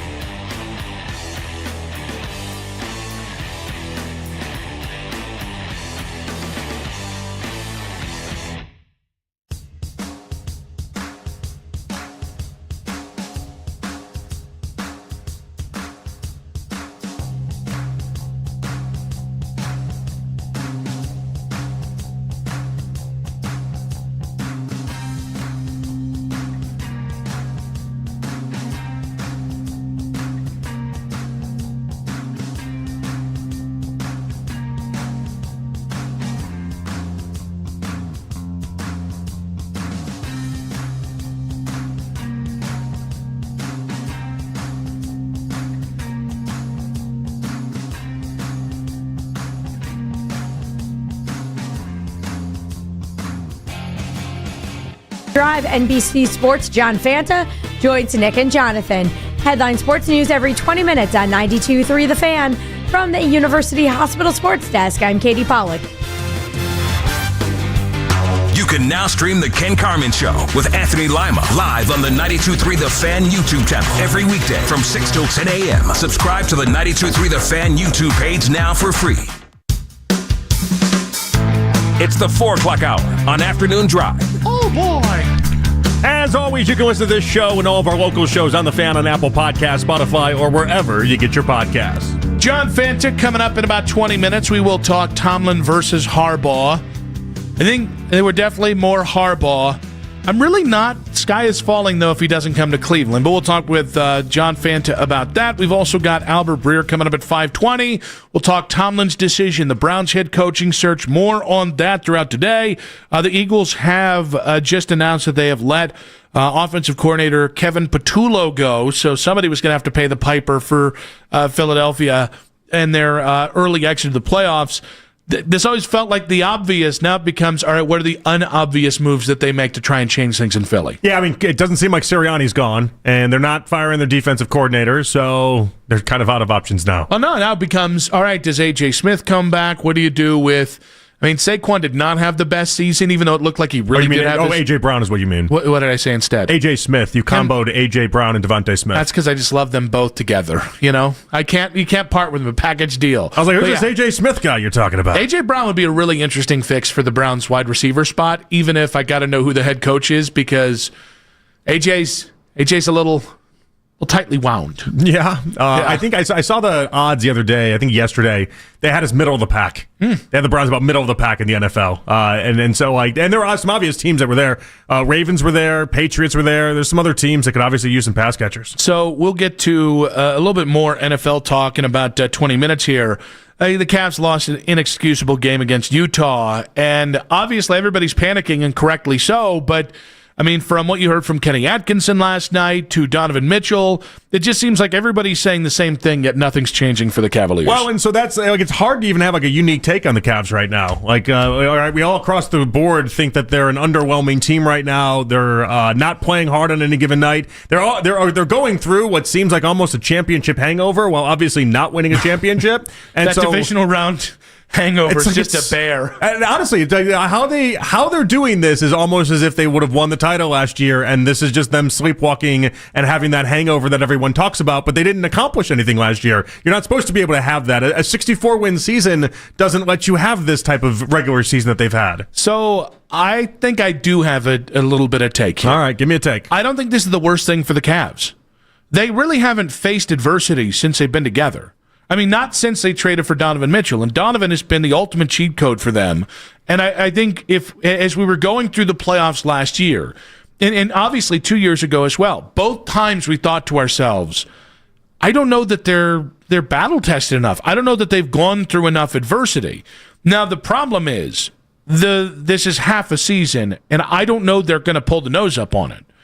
But you've got the talent. It makes no sense to fire Kenny Atkinson. It makes no sense to make some huge trade in season unless somebody knocks your doors off for a trade for Darius or Jared or anybody else. Figure it out. Like this is the adversity that they've been missing. Go figure it the hell out. I know the problem is that there's not much belief they're going to figure it out. Like that's the hard part right now. And it seems like in the past couple of months, at certain times, it feels like they've almost pushed them to try to figure it out. Like, hey, wake up, do it, and they just haven't been able to. Yeah, and that's why you hear Donovan after all these games sounds as frustrated as can be. He's clearly angry about how this season is going, but this doesn't feel like a hey, snap your fingers and just get it together type thing. It's like it's a real problem. You know, they're not nearly as good as they thought they were. You know, it reminds me of Jimmy Butler in Minnesota. If you guys, it's fine if you don't remember this, but Jimmy Butler, his last year in Minnesota. Jimmy was frustrated with Karl Anthony Towns and Andrew Wiggins when he took the mirrors off his car because he doesn't see anything in his rearview mirror. He doesn't look behind. He only looks forward in life. I think it's when he walked into the gym. He was losing his mind in Minnesota. I think it's when he walked into the gym and said, "I'm going to take the last 4 guys on the bench," and then he beat the rest of the starters. He had like $400,000 cars, legitimately taking the rearview mirrors off. Which is funny because when he came to the NBA, he had like a crappy old pickup. That's neither here nor there. But my point is, Like, that was a fracture point for Minnesota and I think that led to him going to Philadelphia, and then I think 6 months after that he was in Miami. I think people want to look at this and go, well, this is a real fracture point with Darius and Jarrett. Guys, I think the next 40-some games are about, can the Cavs figure it out through this adversity? And if the answer's no, I don't think Darius and Evan are the guys going. I think the obvious fracture point is going to be with Donovan, because I don't think he's going to want to stick around for a retool in a guessing game. And again, that's his prerogative. Like, he's reached to a point where if 4 years into this thing, if Darius and Evan aren't ready to compete for championships now, there's no reason if you're Donovan to believe it. So I almost look at it as it's an all or nothing. It's you guys figure it the hell out, and you guys figure out what it takes to win, which isn't that hard. Like, they've got the path to winning. They've done it. This isn't about Ty Jerome not being here. It's not about the health is a little bit of a factor. This is about guys wanting to play on any given night in this weird championship hangover. And if you figure it out, great. Maybe this is the thing that you needed to get ahead in the playoffs for the first time in a minute. If it's not, there's your answer, and that probably means there's a logical parting point with Donovan. Not that I want him gone, but it just makes sense. It's easier to change Donovan out and the pieces around Darius and Evan than it is to trade Darius, Evan, and or Jarrett. Well, and with Donovan too, it's just Donovan's not going to opt into that final year of his contract if this is what is being put out there. Yeah, he just wants to win so badly, and he's at a spot. I don't blame him, by the way, but he's at a spot where the narrative on him is he's never made it to a conference title game. Like, he's got to start doing things in the postseason and having long postseason runs, and he's just getting up there. He's getting too up there in age to be like, I can just wait around for the Cavs to figure it all out. He's not going to. But this really does feel like. Because I think the obvious answer is, well, do something, fix it, fire somebody, trade somebody. Or I think good organizations, and I think this is something that Kobe has done, let it play out. Yeah, Kobe does a lot of that. And listen, again, I think the disastrous thing is if it doesn't work out. If you either don't make it to the second round of the playoffs or you top out in the second round of the playoffs, I do think there's going to be a breakup coming. I don't enjoy that. But at some point, I do feel for Donovan. Like, Donovan deserves better than what a fair amount of his teammates are giving him on any given night. Those aren't bad guys. There's a difference between being bad guys and just not needing to win the same way. Well, they got out-rebounded by 20 last night. Yeah. Rebounding in the NBA is an effort game. Like, I'm sorry, you can't get out-rebounded by 20 and then tell me you're giving it your all and you're giving it your best on any given night. And that's what fans are seeing, too. We're seeing this. I mean, the second quarter was really nice last night for the Cavs. The other 3 quarters was absolute garbage. Yep. And fans are watching that, and they're seeing it. And it's just, and this is why I describe it as like a weird championship hangover, because I know the talent's there, and I know they can snap out of it. Now, the sad reality of this, well, there's a good thing and a bad thing. The bad thing is that I'm worried that they're just not going to be able to snap out of it. And then even if they're able to, maybe we just thought they had way more talent than they actually do. But the good thing is that you're in the East. And in the East, this thing is still wide open. It's not as if anybody's claimed the East. It's not as if anybody has really put their flag down and said, now all of a sudden this is our conference. Like, it's still wide open. But this isn't, let's all be honest, they might not be, whatever, a 64, 65 win team from last year. No, they're not. But they're also not a 45 win team. And this team should be in the 54 to 55 win range. That's where Vegas had them at. It is fair to say that's where we should expect them to be. And listen, I think the beat here has been incredibly kind to the Cavs. I think they've almost, I don't say defended the Cavs, but certainly, these aren't bad guys. And they're right. It's not about these guys being bad guys. Mm-hmm. But this is your answer. This is the inflection point. And it's not what I want to have happen. It's what I think is happening. And so there is a part of me that's like, don't touch a damn thing. I mean, if you can get another shooter in here or a 3-and-D player, by all means, do it. If you need to turn DeAndre Hunter, who all of a sudden his camp thinks of him as the second coming of somebody he sure as hell isn't, Larry Nance Sr., all right, if you got to get rid of him, that's fine for Rui Hachimura and Gabe Vincent. I mean, he's been borderline unplayable lately. But okay, but if do a small move or two. Don't you dare touch that core four. Well, that's the thing. Let them figure it the hell out. DeAndre, it's a reality of this, that DeAndre was never supposed to be just a small part of this. Yeah. And they put him in the starting lineup in the beginning part of the year. Like, he was supposed to be the thing that glued it all together. And that not working out, and them having to move him back to the 6-man role that he had in Atlanta that worked out so much better, and it not working out still. There's a couple things about this team that have just been really confusing. DeAndre Hunter absolutely sucking. Lonzo Ball unplayable. And then the perimeter defense that is non-existent as well. Every team that comes in here it's the best 3-point percentage they've ever had. Meanwhile, we've taken a step back from an historically great offense last year to be like the 10th best offense in the NBA. Like, there's just some weird things that have happened. So it is, and I listen, when people say Kenny's trying to play too many guys, that's what you do in the regular season. So you don't burn out Donovan and Darius and Evan and Jarrett. You're supposed to give Tyson some run, and he's actually been I think he's the only guy with a positive diff last night, by the way, is Tyson, and that's been a pretty consistent thing with him. But you're supposed to give Lonzo some tread to see what he's got. And by the way, Lonzo's going to come back again. You're supposed to play CPJ and all these guys. I continue to come back to this isn't a bench issue. This is a core 4 issue.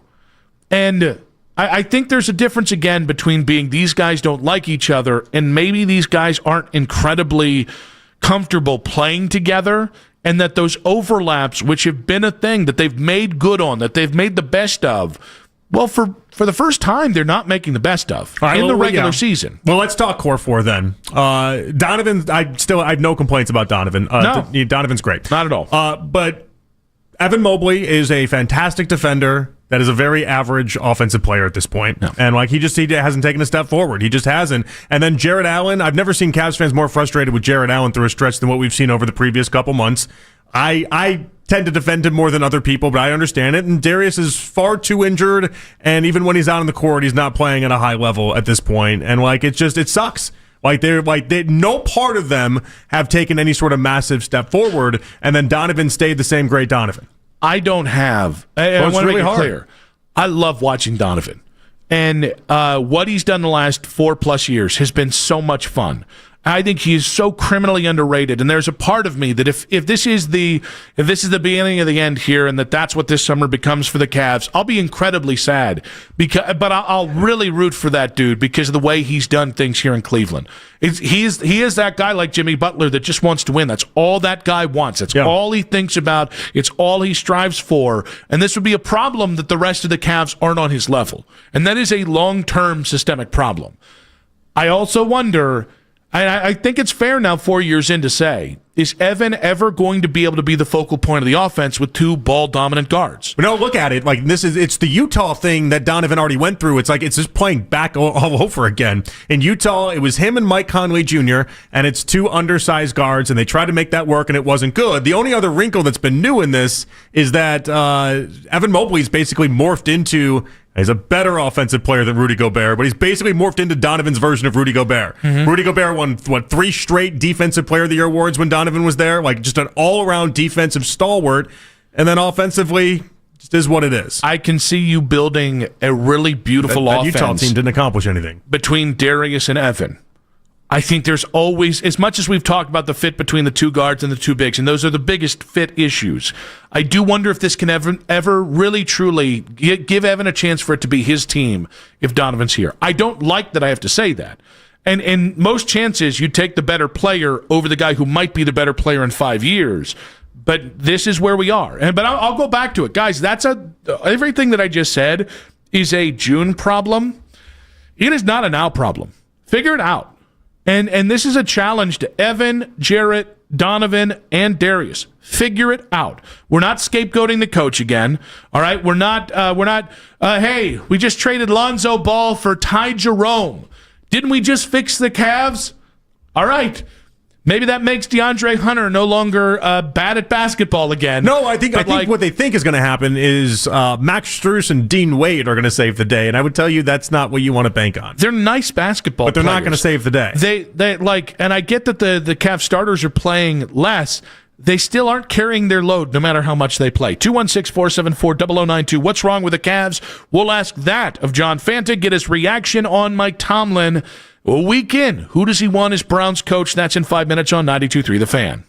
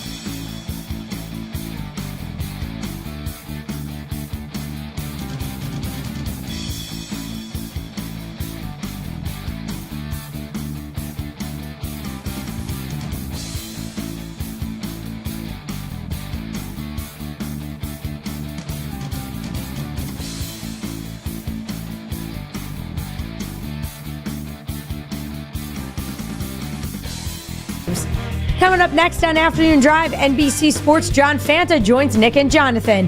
Headline Sports News every 20 minutes on 92.3 The Fan. From the University Hospital Sports Desk, I'm Katie Pollack. When you want the latest on the Cavs, we're the station you turn to first. 92.3 The Fan is Cleveland's home for breaking sports news. Your teams, your station.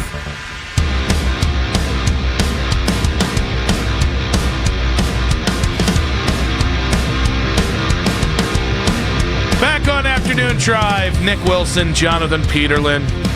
I think Fanta's up to his crap again. Jersey John is you and I just got a text from him before he went on air. I think he didn't know the news. Oh, did he just? Is that that's what my this guess. is? Yeah, that's my guess. I didn't know if he was going to try and welch in the bet again. I think Mac got to play Ian Rappaport to John Fanta. I mean, Jersey John, what are we doing? Is that how that went down, Mac, or no? Is it not?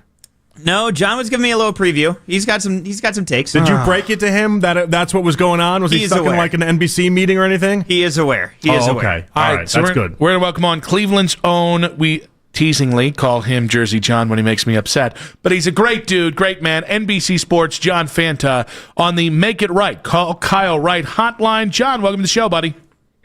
Fellas, it's always great to be with you. And I'm gonna start this week by saying that deep down, I think that the last 3 weeks have been a positive for the Cleveland Browns and a good thing, a really good thing. And here's why.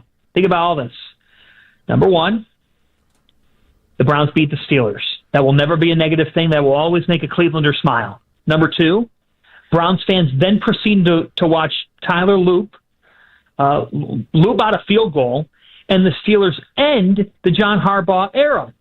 Number three, a week later, we all watched the Mike Tomlin era come to an embarrassing, humiliating end in Pittsburgh, and the Steelers have more problems than there's a list for. And number four, who had Zach Taylor as the last man standing in the AFC North? Zach Taylor is still employed, which means that's good news for the Browns because I'm not scared of Zach Taylor. I'm not scared of the Bengals. So if you're the Cleveland Browns, these last 3 or 4 weeks, as much as there's mystery in the air, the other circumstantial things in your division, it's been a best-case scenario. Yeah, but you still didn't pay off your burger bet. Yeah, but that's going to get paid. That's going to get paid off. It's in the processing. You know, it's processing there. It's like expense reports. It'll get done. How long does it take to process?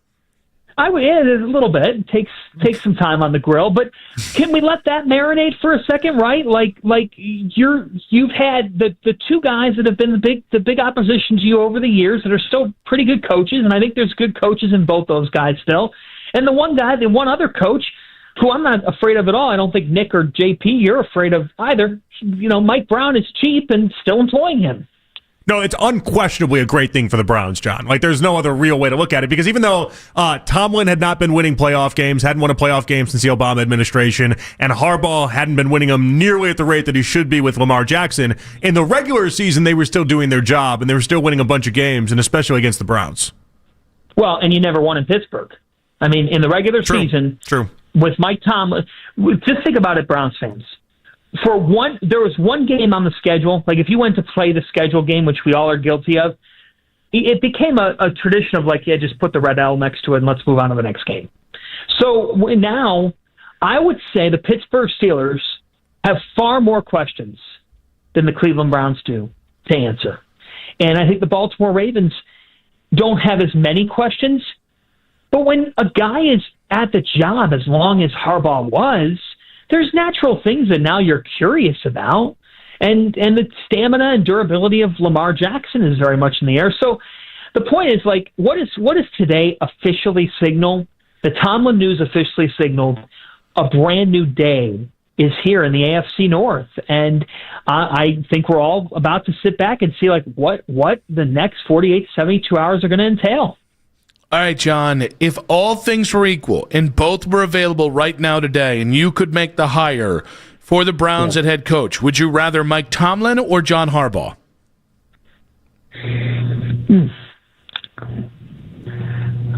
I would go with John Harbaugh. I like the Cleveland connection that he has, number one. I do think John Harbaugh, if he had a healthier Lamar Jackson this year. You know, I go all the way back to week 1 when they were in Buffalo. And, you know, I think there's a modern adaptation there with Harbaugh and his staff in Baltimore. Mike Tomlin, I have an incredible amount of respect for.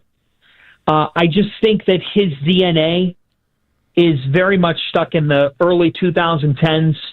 You know, if not, it felt like last night watching their offense, felt like I was watching like an NFL game in 2008. Like I think he's a tremendous motivator.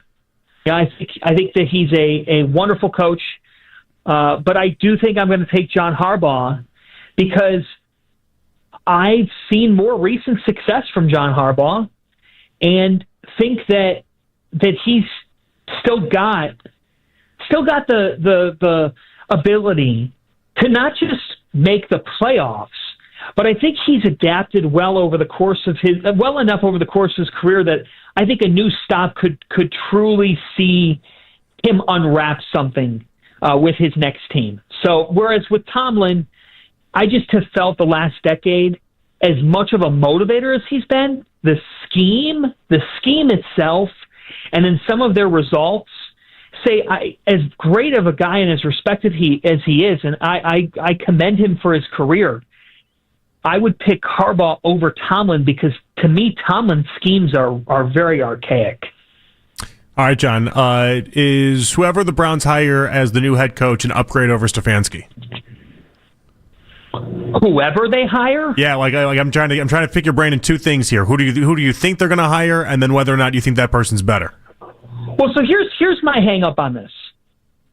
What makes you think that and I'm not saying you think this, but this is what I'm wrestling in my head. Mm-hmm. Why would an old school football guy who's been around the block a long time and, you know, doing his thing a long time, why would he want to be controlled by Jimmy Haslam and Andrew Berry? Why would he want to have to answer to those people other than he just wants to coach football? And if that's the case, okay, I mean, I guess. But, you know, it's been clear, and it was more than time for Stefanski to get fired, but it's been clear that the Browns have organizational dysfunction, whether Jimmy wants to admit it or not. So I think that's where I'm like, why would Andrew Berry, what about Andrew Berry is going to be truly appetizing to an old school head coach, like coordinator who's trying to get the head job? I think they're going to do whatever they can. There's only 32 of these available. They want to get one, and there's going to come a time in this where I still think my bet is the Browns are going to either land Mike McDaniel or they're going to land a coordinator. Is kind of where my brain goes. What are you rooting for? But what am I rooting for? Yeah, coordinator or McDaniel? I'm rooting for a coordinator. I just here's why. To me, I want to get somebody that is on the rise. You know, where like I look at a Jesse Minter, I look at the Kubiaks, both of them, and I think that I look at the McDonald mold in Seattle. Ben Johnson's got the Bears. The Bears just won a playoff game for the first time in 15 years. You know, I look at that mold. I look at Jacksonville. Like, I can't say a bad thing about Coach Cohen. I thought Coach Cohen coached a great game Sunday. I just think Josh Allen was the best player on the field and won the Bills that game. But I thought Jacksonville, like, they came for the fight. They took the lead twice in the fourth quarter. They just couldn't close the game. They could not get a stop on Josh Allen. I look at the landscape of the NFL, and I think it's being shown that if you go and get the right energizer and the right guy who you don't have all these years of tape and of things that you could already collect, and you know there are known pitfalls. Like with McDaniel, at the end of the day, it bombed out. You know, if you want to blame two on everything, that's fine. But like, it didn't end well. It ended very poorly in Miami, and the Browns would have to stomach that. But your original question was, whoever they hire, is that better than Stefanski? I don't know about that, because the Browns have missed on hires, severely missed. I mean, Freddie Kitchens was their coach. So how could we actually say definitively that the coach would be a big upgrade? Guess they did hire Stefanski. I think you got to give him. I think that's the one thing I haven't seen the national media give him credit for. Oh, that was a Daryl response. Oh boy, do you want to hire Stefanski back, Nick? No, the point that's not what he's saying. The point is they haven't gotten credit for. Like, remember, he rescinds it. Oh. 6 years ago, no one was lauding the hire of Kevin Stefanski. Good point. And the job Kevin did got him all these accolades around the NFL, and he was given back-to-back losing years. It's not like they fired him the first opportunity they could have, which would have been 2021 after the Baker debacle, right? And they didn't fire him after the next losing year either, which was a 7-10 year. They gave him 4 losing seasons in 6 years, and yet none of that's out there as like, hey, it's not the same old Browns. Okay, and by the way, 3 quick things on that. Number one, for any of the Baker people out there, you should put a paper bag over your head. I mean, it should be opened. You still be able to breathe, but you should be ashamed of yourselves because your arguments over the years about that have been ridiculous and clown show because he showed his true colors as this season went down the stretch. So I don't want to hear from that group. Wait, real quick, because now you're going to fight me. You don't think the Browns would have been in a better position the last 4 years if Baker would have been their quarterback as opposed to the schmoes we've run through here? I'm trying to win a championship, Nick. I'm trying to win 9 games a year. Championship Fanta. That's where we agree. John, that's where me and you agree, by the way, because I'm a championship guy. I like that. My goal is not to be 9-8. You want to be 9-8, Nick Wilson? John, no, I want to win. I want to be in the playoffs every single year, which I think you probably would have been. Your goal is to win 9 games. Yeah, I'm being a little bit facetious, Not John. really. He likes Tomlin and his above 500 record all the time. Tomlin like fan of flip-flops on everything else. He loves Tomlin. You drive home to Renegade on your car. No, you're going to drive home with your terrible towel waving in Renegade. Would they have at least one more playoff win in the last 4 years with Baker as opposed to the previous schmoes? Wait, if you want me to jump in Lake Erie if they win a playoff game, woohoo! Congrats! We won a playoff game. When's the parade? I'm trying to win it all, man. I'm loving it. I'm loving it because that's my mentality too. I like this. I want to just make the playoffs. I want to win it all. The Cavaliers, they're well short of it. We're in this for the trophy case, Fanta. John, you got one playoff win and lost all your loyalty. That's what I want to know about. I want to know when that happened. What's that? Said you won. I'm saying you won one playoff game with Baker and lost all your loyalty.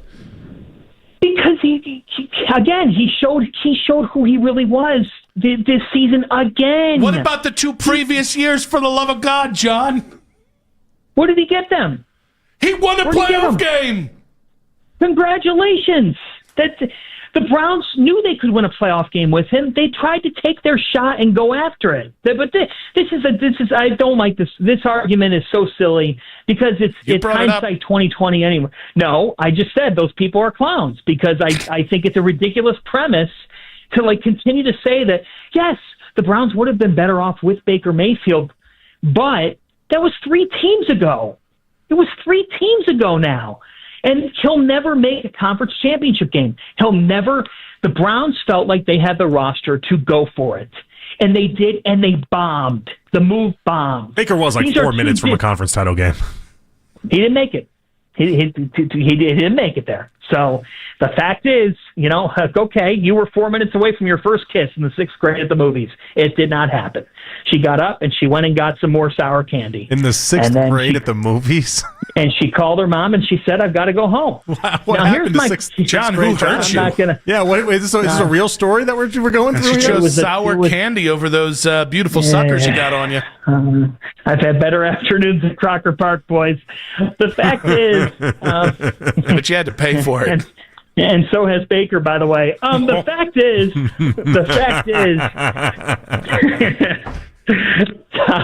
Parking lots are free, John. You know what? Yes, they are. The Cheesecake Factory isn't. Okay. I was going to stop short there. They've got a great menu. I don't know what you're talking about. You never step foot inside, I'll tell you that much. Yeah. Okay. A redefined mac and cheese bites. Okay. Harbaugh or Tomlin? You both asked me. I was curious of who you would take. You don't have to explain it because you're interviewing me, but I was just curious where you sided on that. I'd take Harbaugh. Plus, at this point, Tomlin's going to cost you something too. We don't know what that price is going to be. Yeah, you don't want that. Yeah, because they retain the rights. It's going to be. I mean, if Sean Payton was a first and a second round pick when he went from the Saints to the Broncos, I can't imagine what the Steelers are going to want for Tomlin. I agree, and I just don't know how you could watch that game last night and be convinced that he's still at his best. Well, the other side of that, and people don't blame in the playoffs Tomlin with enough. 97-year-old Aaron Rodgers. Okay, but and even before, you're like, oh, well, he said, see the list of quarterbacks that he's had. How could anybody win with this? It's like, well, Right. shouldn't Tomlin, the GM, take some responsibility in this as well? Agreed. Like he's the one that Yeah, constructed like this what? roster top to bottom. Exactly. He had a lot of control in how things went there. And I think in his mind, he's like, I'm going to turn back the clock with Rodgers. He can throw with time. Well, how's your offensive line? I mean, the offensive line last night was really bad. And I don't know what, like, their early play calling actually looked decent. I also thought there were some openings for them from time to time in that game. I mean, the Texans were C.J. Stroud daring them couldn't to- stop fumbling the ball.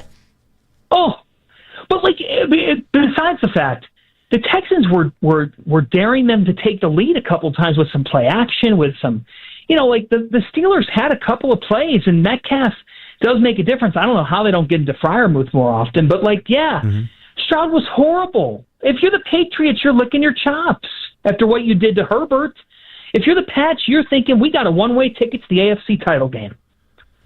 Another first-year coach that has, I know he's got a past experience. That would be the counter argument, Vrabel. But Vrabel's more proven, than like a Mike McDaniel.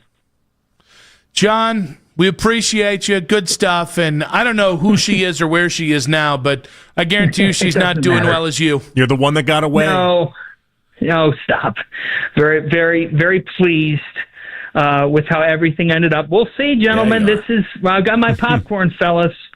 All right, John. You're suspect. Thanks, boys. John Fanta there, NBC Sports. Man, I love Fanta.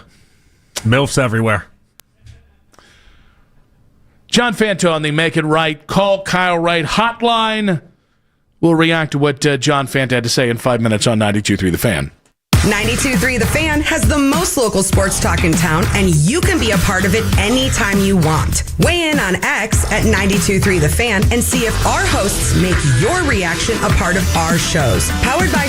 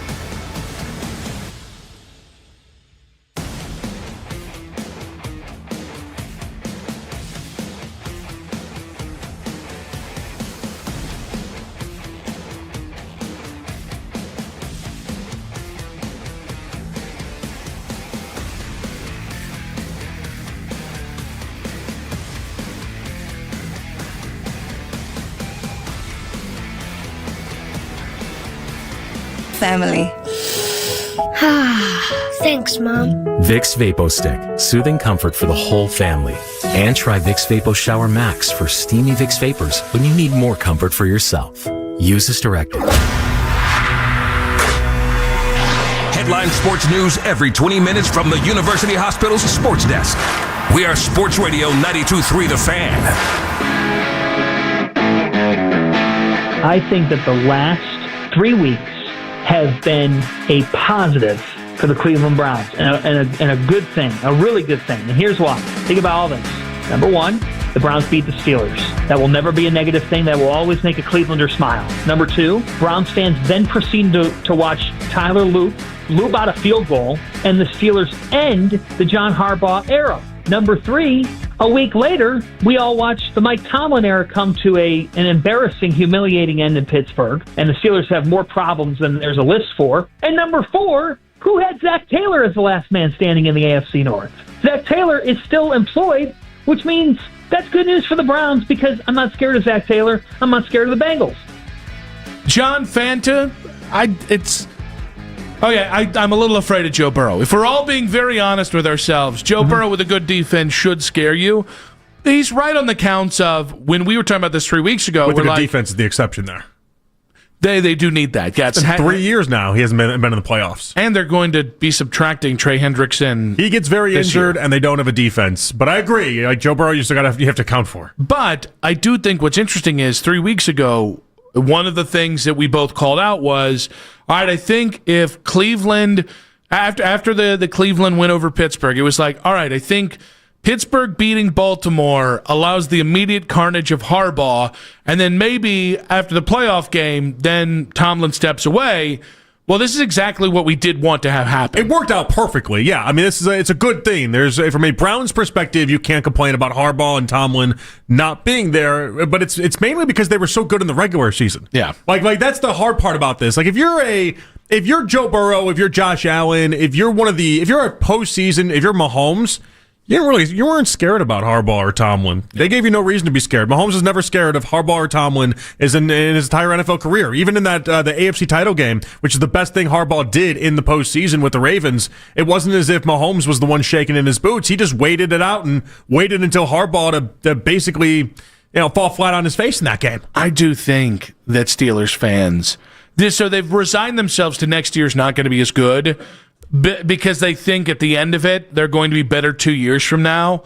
I don't think the Steelers really understand, or Steelers fans, I'm going to say, I think the Steelers know this, how rebuilds usually aren't a one-season thing. And it's not a guarantee that they're going to get their quarterback in 2027 anyways, because even if they're worse, I think this organization is still going to be pretty anti-tanking no matter who no matter who the head coach is. Right, but here's why they feel free today, Nick. They feel free because, and this is the part I emphasize with Fanta at the end of the segment that I've not spent enough time emphasizing today.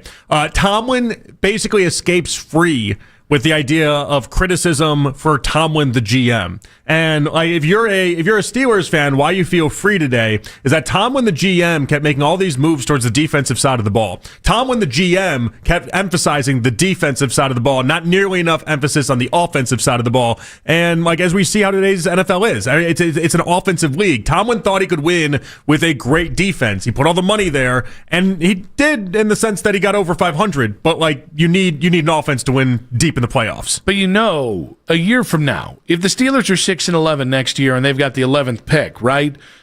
And that's the new head coach's record. Mike Tomlin is going to get a glow up from that in his candidacy, right? I mean, I think Mike Tomlin will be all right either way. But I think the perception of if Mike Tomlin stepped away and look what happened, I guarantee you that's going to be a media narrative out there. I think it's going to be looked at as there's a reason why Tomlin was stepping away. At least that's how I'll perceive it. The reason why Tomlin's not back next year is because he knows this team isn't very good next year. I think that depth of analysis is probably not going to be something we see on the national level, but I could be wrong. By the way, I think you've called this. I think people in Pittsburgh have called this. I just think they haven't been on the wrong side of the media perception in a hot minute. It's going to be really interesting to see how this plays for them because we're used to this. We're used to and punch down at Cleveland, of course. It's never Kevin Stefanski's fault. It's always Cleveland's fault or the Browns' fault. We're kind of used to that. I don't think the folks in Pittsburgh are. I think they're calling for something that it's really easy when you're calling from the confines of 9-8 or better every year.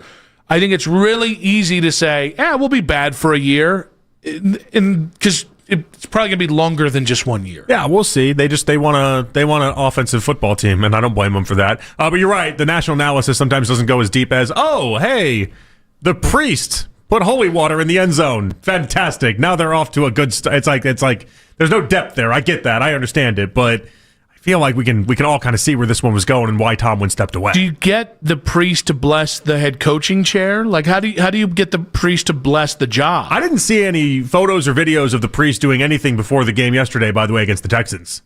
Doesn't mean it didn't happen, but if there's video out there, it's the two things. If there's video out there and I just haven't seen it, then I guess we just have to denounce all Catholicism in Pittsburgh. Yeah. But if there was no video because it didn't happen, ooh. It's weird that you would bless it. I wouldn't do that for the regular season, but you wouldn't bless it for the postseason. I thought this was going to kind of be like a tradition. As long as they kept winning, you'd think the priest would come out and do the holy water and put it all in the end zone and make it a whole thing. Maybe the priest was busy. Maybe he had priest duties. Maybe Pope Leo's like, I'm busy in Chicago. Don't you dare interrupt what's going on with the Bears. We're not. One team gets good luck, and that's it. I did it once. I'm not doing it again. That feels very line in the sand for a. I feel like a priest would be like, no, this is my moment. I'm going to shine again. Or maybe. What about this? Maybe. What if he's not good in the postseason, just like Tomlin? I would imagine the diocese. What if Pittsburgh priests just are like, they freeze when the playoffs come around? I imagine they got some good tithing off of this. You know what I mean? I would imagine, after that playoff win, I'm sure some people donated some money in the old pass the hat that the church does in a way that maybe they wouldn't have done the week prior. Mac, what if Pope Leo transferred the priest out of Pittsburgh? Be pretty funny if that's the thing that gets a priest transferred. He's a big Bears fan. I mean, but he might be. I think he's a bigger White Sox fan than he is a Bears fan, if we're being truthful about it. A lot of people are giving Pope Leo a lot of credit for what's happening with the Bears. Like, as much credit as Ben Johnson is getting. And if I'm Ben Johnson, there's got to be a part of him that finds that funny. Just thinking the pantheon of things that haven't gotten people transferred to be like, hey, you're not taking your duties seriously because of the whole holy water into the end zone thing. That's where I draw the line. I got to find out. That's where you draw the line? Was there holy water in the end zone? Did it exist? The only thing I saw pregame or from did yesterday, they do a 2-week guarantee? It doesn't last that long, I feel like. It's a blessing. I'm going to call the blessing. There's like an expiration date. It's like sand in an hourglass. It's only got so much life to it. All right, this one's a 10-day one, but you might need the booster in 4 days. That's probably what he told him. The priest was like, I did it. I did the blessing. It exists there now forever. And they're like, that's not how this works. Come on now, priest. Come on, this is a ridiculous made-up thing that you're talking about. Only thing I saw in the pregame was that guy that dressed up exactly like Aaron Rodgers with the helmet, that then Aaron Rodgers came over and had the weirdest exchange imaginable to. Did that guy also have a made-up wife? Maybe. I don't know. I haven't I'm going to say if you dress up, if you cosplay as Aaron Rodgers, you probably don't have a real wife. And like Aaron tried like dapping him up, and it was really weird and awkward, and then they didn't know how to like end it. But Aaron stayed way too long, and the guy just thought like Aaron would come over and be like, "Hey, that's awesome," and then Aaron wanted to have some conversation with him. It's like, have you ever been in that spot where you meet somebody that like clearly is like they're very busy, very important person, and then you get there and then you're like, I just wanted to do a hi, and that's it. Like, I didn't have any like convo prepared for that. We didn't really have to do you're busy, you can go now. And then Aaron just kept staying. Did Aaron Rodgers he just kept hanging around the guy? Like, hey, you think we really landed on the moon? Do you think he just went like vetted him like he does other quarterbacks? You get one shot with Aaron Rodgers. What's your go-to? Where's your wife? Where's the wife? Yeah, 100%. Ayahuasca. Was Shailene Woodley actually that good in bed? I don't know. Actually, I go Danica Patrick. What happened there? Can we do ayahuasca together? And then as we're both coming down off the wask, as it's called, then I go, Aaron, your wife's fake, right? That way I get a twofer. You instantly got him to be like, did I find my new best friend? And then being like, you're out of my circle now. Well, no. Well, yeah, because I've used That's the quickest entourage. He's paid for my high. Now it's time to get my part of this. This is after you do ayahuasca together? Yeah. Oh, it's after that. Yeah, he takes me to Costa Rica. This is sounding very tawdry. That seems like a gravy train, though. I would ride the Aaron Rodgers gravy train if he's taking me on trips. Again, his wife is imaginary. You really got to think about how far you're willing to go to get a free trip to Costa Rica. Imaginary wife taking men on drug trips with them. Where are we going with Aaron Rodgers now? I think we know. Where are we going with I think where is Aaron Rodgers going, and are we going with him? A little news to pass along here. Ohio State tight end Max Clare leaving school early and entering the NFL draft. He's been projected between a second and third round pick. So another Buckeye declaring for the NFL draft. The lead in 5 minutes on 92.3 The Fan. This is an Odyssey Sports.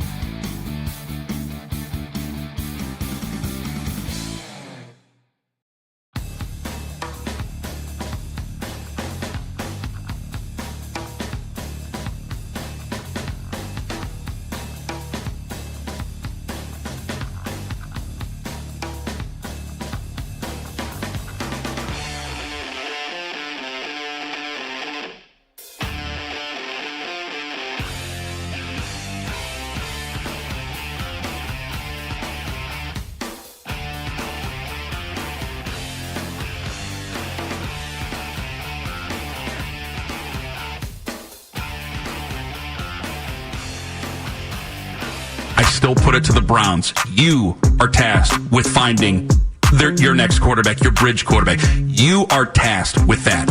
Losing, we've lost before on purpose. What did it get us? It only got us more losing.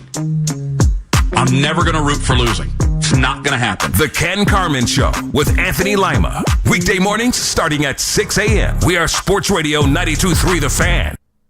It's 5 o'clock on The Fan, and it's time for The Lead with Nick Wilson and Jonathan Peterlin on Afternoon Drive. Win a 4-pack of tickets to the Fan Night at Cleveland State Basketball Thursday, January 15th at 7 o'clock at the Wolstein Center, hosted by Ken Carman and Anthony Lima. Get tickets at csuvikings.com/tickets. Enter the word MAN, M-A-N, by the end of this hour at 923thefan.com to get registered to win.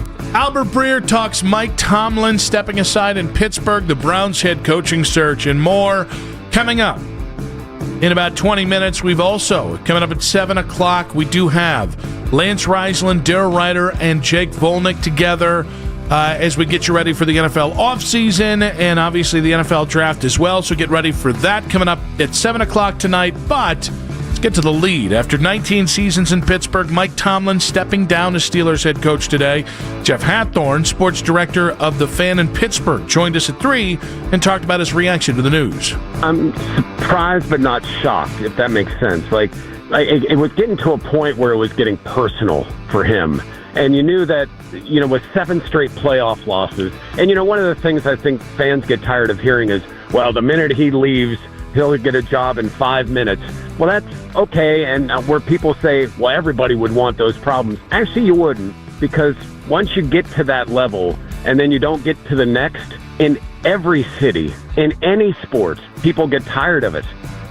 Yeah, and I think that's a really hard thing for us Browns fans to sit back and kind of be like, but wait, hold on, you want more than what Tomlin's given you? But Jeff's right. Once you get to a level that Tomlin had gotten him to with the stability of being 9-8 every single season, you then want playoff wins. And then once you get a playoff win or 2 playoff wins, then all of a sudden you want conference title appearances. And then you want Super Bowls. And it's how being a sports fan works. And with Steelers fans, there wasn't enough results in the previous 9 years. So much of the success in Pittsburgh and Baltimore has been because both coaches have been afforded multiple oopsies time and time again. What do we see? What has caused the Browns to be what the Browns have been since 1999? It's been instability. Instability at the wrong point has really jammed things up for the Browns. It doesn't automatically mean this is going to happen that for Baltimore, Pittsburgh, or quite frankly, that they're not going to be able to find the right guy for their job. But instability can lodge some different things loose. This could be an opportunity for the Browns and certainly the Bengals to finally have a stronger footing in this division. Yeah, no doubt. The Browns become a better team with these moves because in the regular season, that wasn't a problem that Harbaugh and Tomlin had. They were still very successful in the regular season. It was all about the postseason. So the Browns are benefactors of this. There's no denying that. I am not as scared of who Baltimore will hire in order to replace Harbaugh. I am a little intimidated by what Pittsburgh's going to do because I think there's some wild cards out there. Again, Marcus Freeman keeps popping up. Schefter's saying Freeman's going nowhere. He's got a press conference tomorrow. I would assume that's to announce that he's staying, but people like that pop up out of nowhere when it comes to the Steelers because there's job security that doesn't exist in other places. John? To me, the most important thing is it doesn't matter what happens in Baltimore and Pittsburgh, find the right guy. You do that, and it's not going to matter who they find because you're at least going to have a say in this. And I like a bad organization will look at Pittsburgh and Baltimore being open, and they'll trip themselves up. Don't do that. Just run your own search, see where it goes. No, yeah, they don't have to worry at all about what Pittsburgh and really Baltimore's doing from that perspective. But it will eventually have to. I mean, they're going to have to play that coach or be against that coach week 1. That's a reality. Yeah. Or whenever they play him on the first game of the season. John Fanta, NBC Sports, joined us last hour. We asked him if he'd rather have the Browns hire Mike Tomlin or John Harbaugh. I would go with John Harbaugh. I like the Cleveland connection that he has, number one. I do think John Harbaugh, I think there's a modern adaptation there with Harbaugh and his staff in Baltimore. Mike Tomlin, I have an incredible amount of respect for. I just think that his DNA is very much stuck in the early 2010s. If not, it felt like last night watching their offense, felt like I was watching like an NFL game in 2008. I think he's a tremendous motivator. I think that he's a wonderful coach, but I do think I'm going to take John Harbaugh because I've seen more recent success from John Harbaugh and think that he's still got the ability to not just make the playoffs, but I think he's adapted well enough over the course of his career that I think a new stop could truly see him unwrap something with his next team.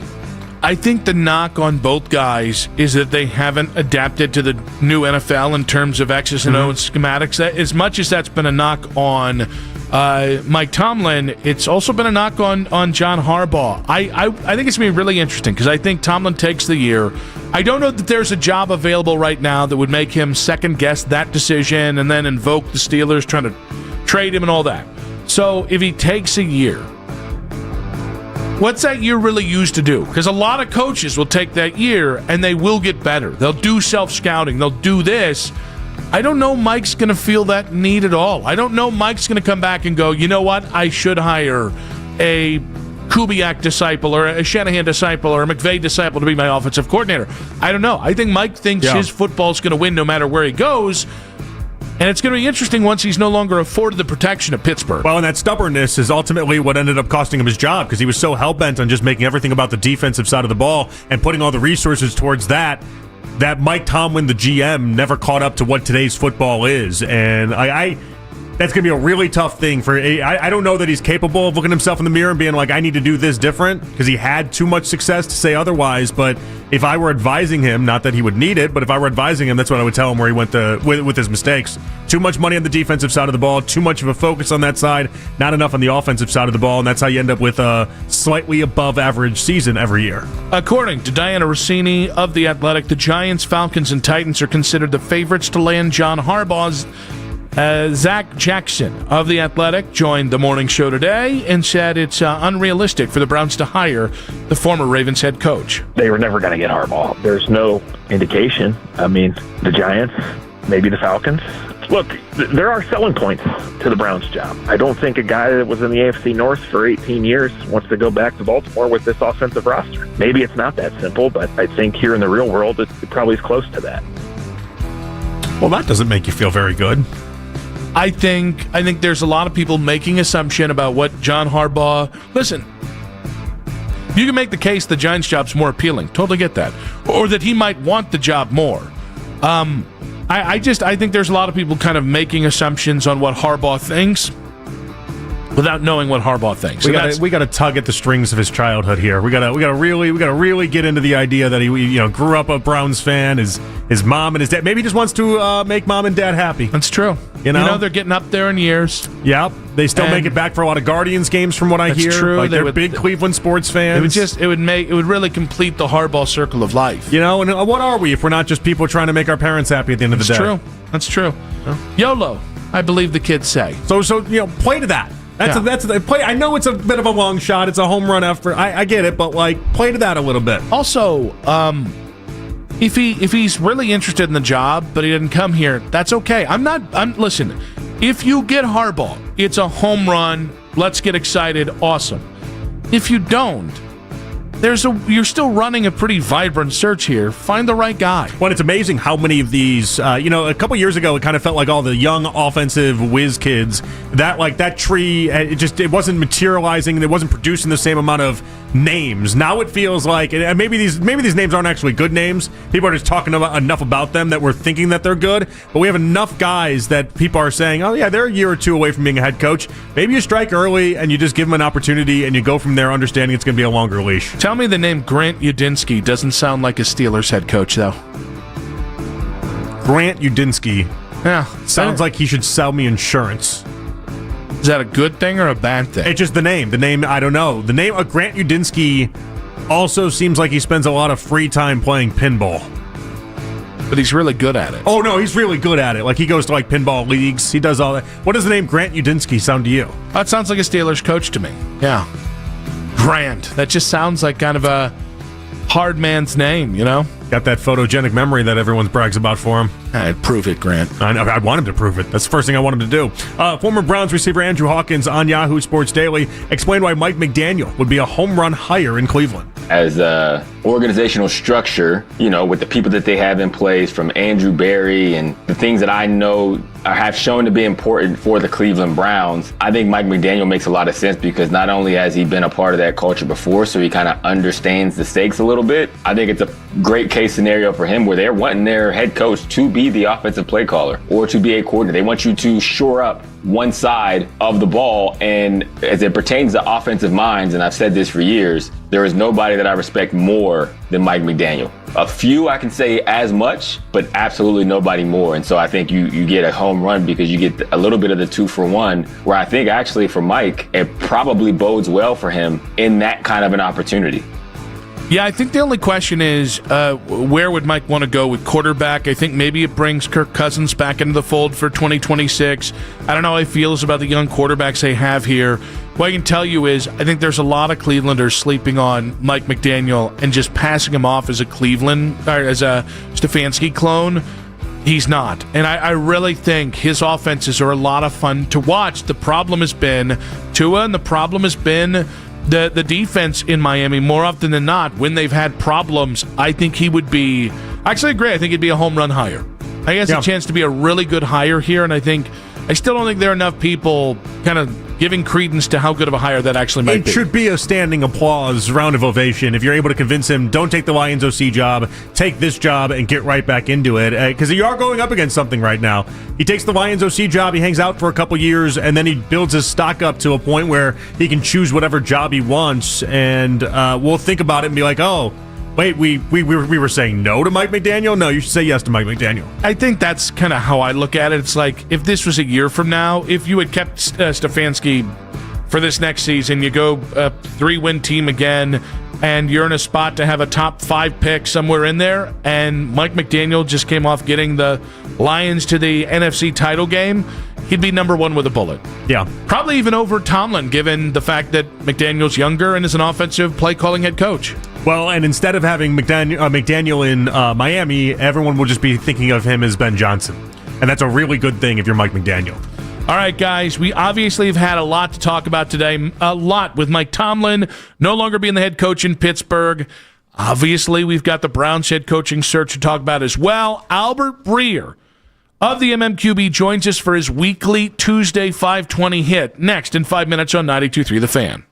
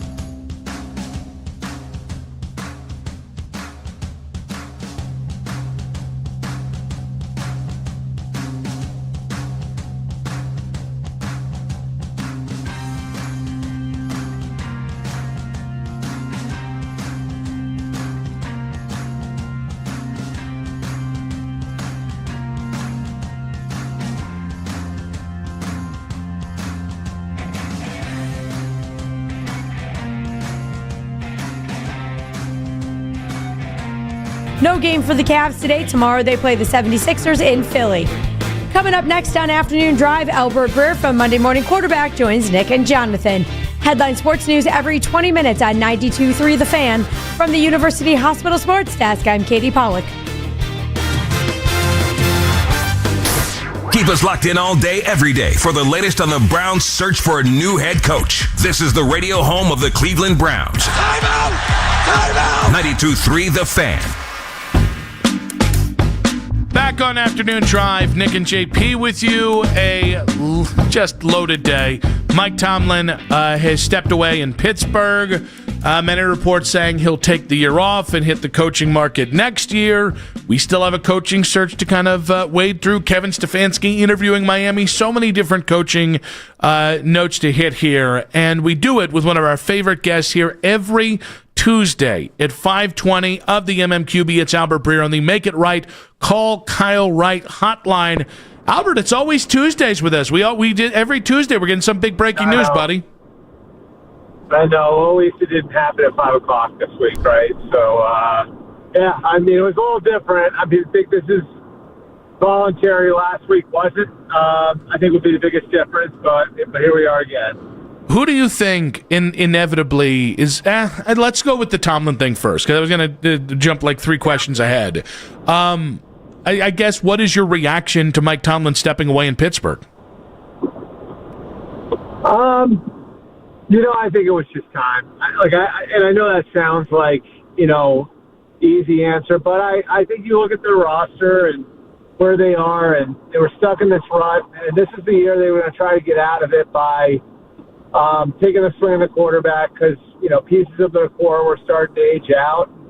They took their swing, and I think now you're probably looking at a retooling there. And does Mike Tomlin want to go through that? Like, does he want to dig in on what could be a 3 or a 4 year rebuild without light at the end of the tunnel at quarterback? They're not going to be drafting high enough to get anybody's sure thing at that position. And you don't know what the answers are going to be out there in the off season, And this is something they've really chased. Going back 4 years to when Ben Roethlisberger retired. Of course, first they draft Kenny Pickett. That was in 22, right after Ben hung him up. That didn't work out. They tried the Fields Wilson thing last year. That didn't work out. So I think he made progress with Aaron, but I think his age showed too. So now you're going to go through a hard reset. And I think a big piece of it for Mike has to be, I've been doing this for 19 years in one place. Am I going to want to take a break at some point? When's the natural time to take that break? And this feels like a pretty organic, natural time to do it. So he's obviously going to get the break from the Steelers, but do you feel like he's going to get the break from the NFL, or does it actually feel like maybe that's a little bit of a misdirection for the time being and he's going to end up with another team? I mean, I think he probably takes a year off. Like now, could someone talk him into it? I don't know. I haven't talked to him, so I don't know. But it feels, at least to me, like this is a good spot for him to take a year off. Maybe he does TV. I actually talked to somebody who knows him really well. That doesn't sound like him. That he's, he really is, a football coach in the purest sense. And, if he did take the year off, he might, spend a year traveling around to different teams and trying to learn and prepare himself for the next one, That said, I think you can also look at his predecessor, and that can be a lesson too, right? Like Bill Cowher coached in that pressure cooker for 15 years, and I was covering the league when he walked away after the 2006 season, and I think everybody thought at that time, like, okay, like, Bill's going to be back in a year or two. There were tons of rumors about the Giants, the Dolphins back then, and he never came back, So I think for every one of these guys, too, like, this is an important piece of it. Like, these guys don't know how they're going to react to not coaching, I mean, for Mike Tomlin, the last time he didn't have a team to go to work for, was when he was in college, right? Like when he was actually playing, so that's the 90s. So I don't know that even even he could tell you exactly how much he's going to like or dislike the year away, I think that sort of remains to be seen. And that's a natural, I think, very human thing, that you really wouldn't know what to expect. This is, obviously the unknown for him. Albert, I know we can ask you a lot about Tomlin and in Harbaugh, and we got the Brown search to get to as well, but I guess I actually want to touch in on the Harbaugh stuff and just where are we with the Harbaugh process, a week since he's been fired in Baltimore? Yeah, so he's taking a look at all the jobs. He's talked in some capacity to every one of the teams that has an opening. I think the big thing for him is going to be finding a fit. He's studied tape on the quarterback situations in every one of these places. I was told at the beginning, the 4 teams that have the best shot at him, and this could have changed over the last couple of days, but the 4 teams that had the best shot at him were the Giants, the Titans, the Dolphins, and the Falcons. And we'll see where it goes. I don't know that he would want to go to the Raiders, and that's nothing against anybody there. He has personal relationships with some people in that building, but I don't know that he would want to coach in the same division as his brother. That might be a non-starter for him. But I think he's going to give everybody their fair shot at it, and we'll see where it goes.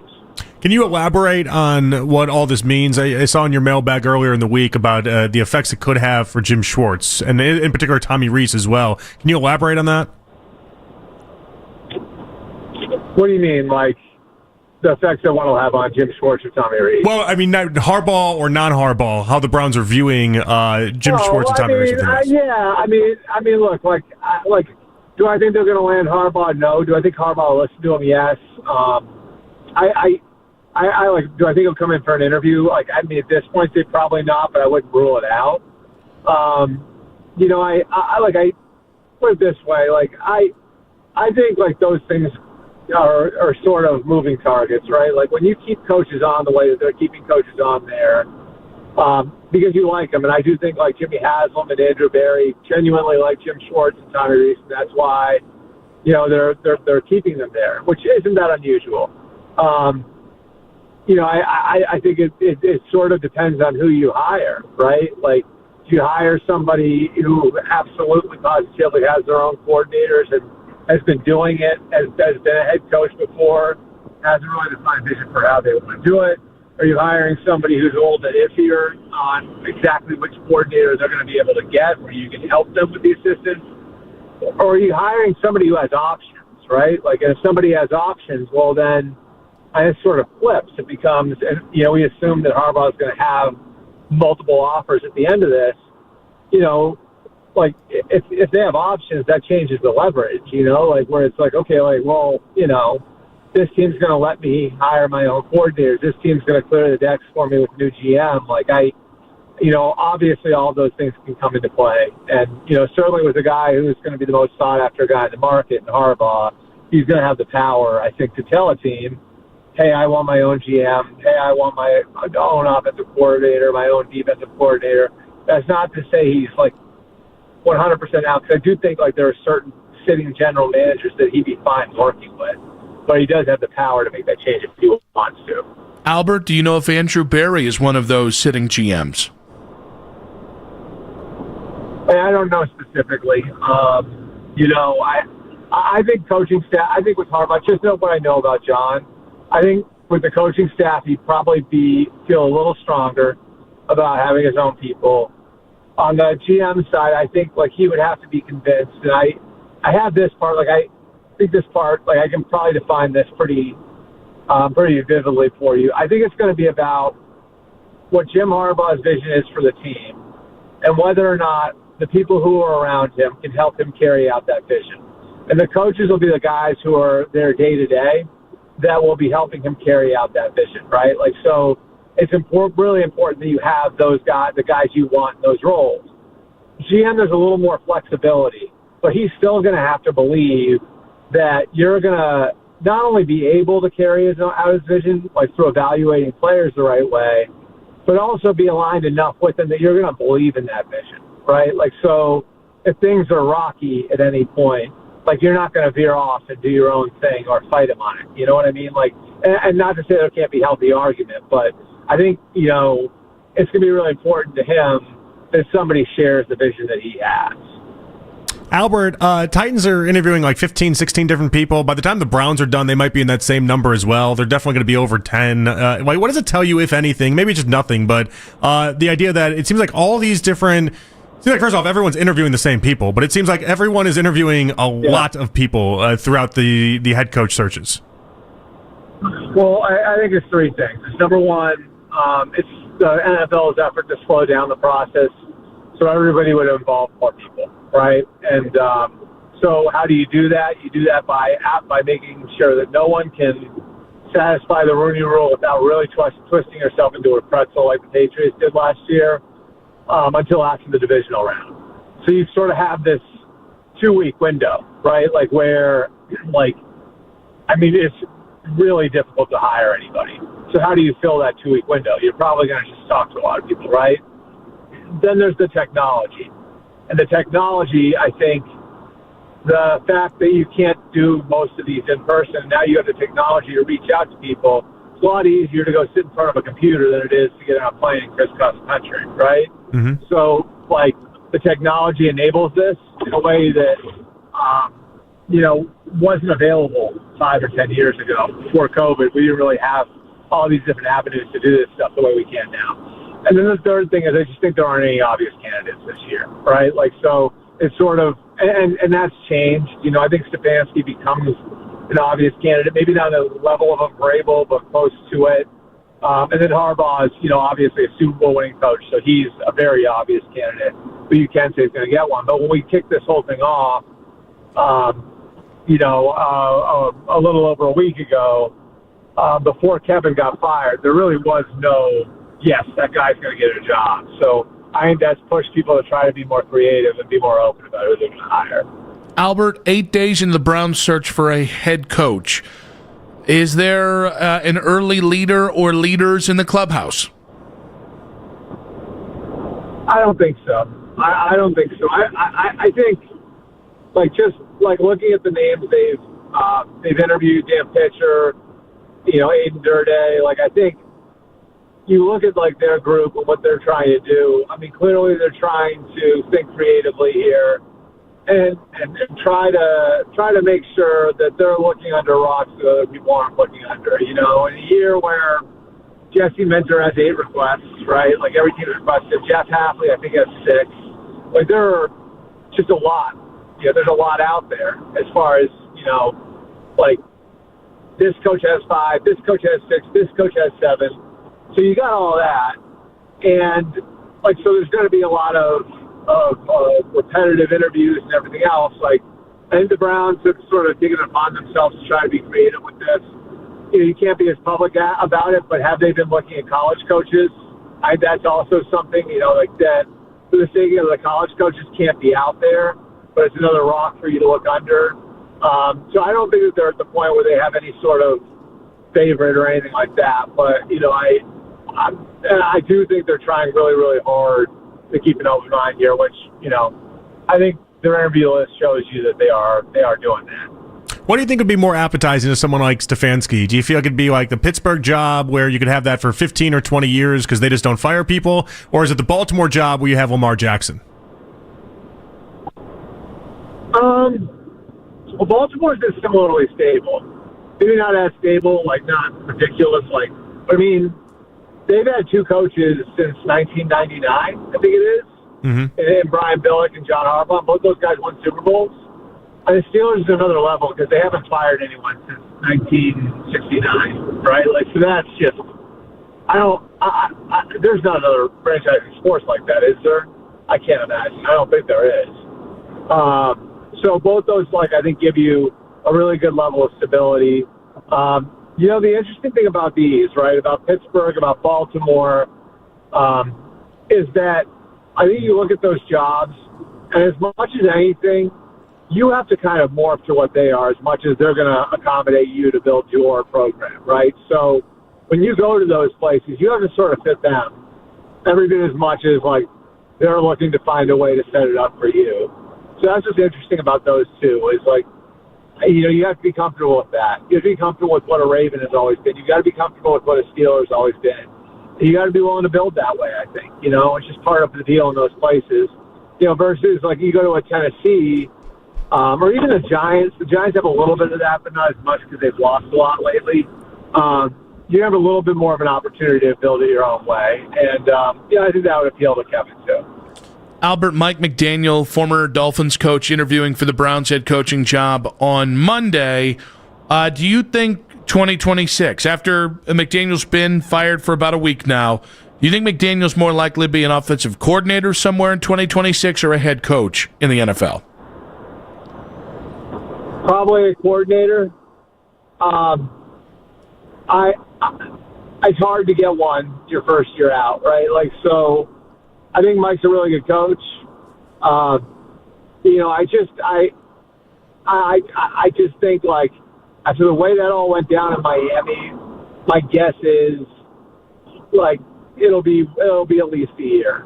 But I could be wrong. All it takes is one, and Mike's capable of getting in the room and charming people, and I'd be confident that he have a really good plan. I think he'll show some humility about what happened in Miami and fall on the sword and take some blame, which is always important, I think, for these second chance guys. So we'll see what happens. But I think it'll probably be another year or two before he gets one. I think on Friday I asked you to tell me everything you know about Dan Pitcher, and you did a great job with that. It seems like this week and the past couple of days, everyone wants to talk about Grant Udinski. Can you tell me everything you know about Grant Udinski? Yeah. So, Kevin O'Connell thought the world of him, and they promoted him twice there when they didn't have to try to keep him from going and taking an offensive coordinator job somewhere else. He rose up the ranks really fast. That said, I don't know how much responsibility he has over the offense right now in Jacksonville. So, because Liam Cohen's very hands-on, and he has. He rolls his sleeves up and he gets into every bit of it, right? So it'd be a projection for sure. He's only 30, and you'd be projecting him not only into the head coach role, but if you're hiring him, you might want him as the play caller too. And, I think that's a big jump. And I don't know that he's quite there yet. After 1 year just holding a coordinator title and not calling plays. Now, could it happen? Sure. But I look at some of the other guys that have had a lot of success doing this, right? Like McDaniel didn't have coordinator experience, but he was involved in every single facet of Kyle Shanahan's office. Kyle brought him everywhere with him and so by the time he got to Miami, he hadn't held the play sheet and called it. But, man, he had done everything else for a long time. Kyle Shanahan was a play caller for the Redskins, the Browns, and the Falcons before he became the Niners head coach. Sean McVay was a play caller for the Redskins before he became the Rams head coach. So, I think you look at a lot of these cases with the younger guys who've really made it, and, man, a lot of them have been play callers. Liam Cohen, was a play caller at Kentucky twice and then a play caller with Tampa. So I think Grant's a bright young coach who's got a very, very bright future. I wonder if this would be pushing him up the ladder a little too fast. All right, Albert, because it is a game of musical chairs, I'm going to give you a for instance. If John Harbaugh gets the Giants job, where do you ultimately think Kevin Stefanski lands?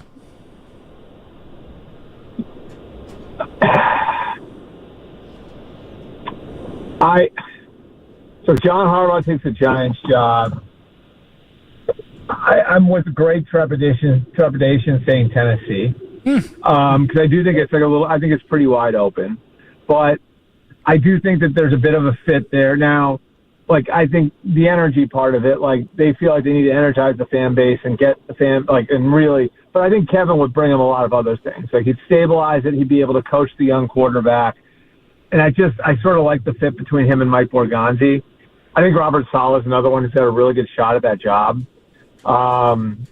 So I wouldn't say I'm 100% Kevin's gonna get one of these. But I think just looking at the landscape, Tennessee makes a lot of sense to me, but Atlanta does too, so there's just so much uncertainty it feels like there's more being thrown on top of this every day now, so I think it could be a different story in 2 days, but I would say Tennessee right now. Albert, great stuff as always, buddy. Hectic times, but this is where we get paid, buddy. Appreciate you. Thank you. All right, thanks, guys. Appreciate it. Albert Breer, MMQB, on the Make It Right, Call Kyle Wright hotline. He gave us stuff on Harbaugh, Stefanski's future, and where the Browns are in their coaching situation. That's in 5 minutes on 92.3 The Fan. 92.3 The Fan, 2020 Sports. After 19 seasons, Mike Tomlin is stepping down as the Steelers head coach. The Steelers lost to the Texans last night in their wild card game, and today Tomlin decided to step aside from coaching for now. Tomlin's contract with the Steelers ran through the season with an option for the 2027 season. No new candidates are in town today to interview for the Browns' vacant head coach job. Former Browns head coach Kevin Stefanski is in Miami today interviewing for their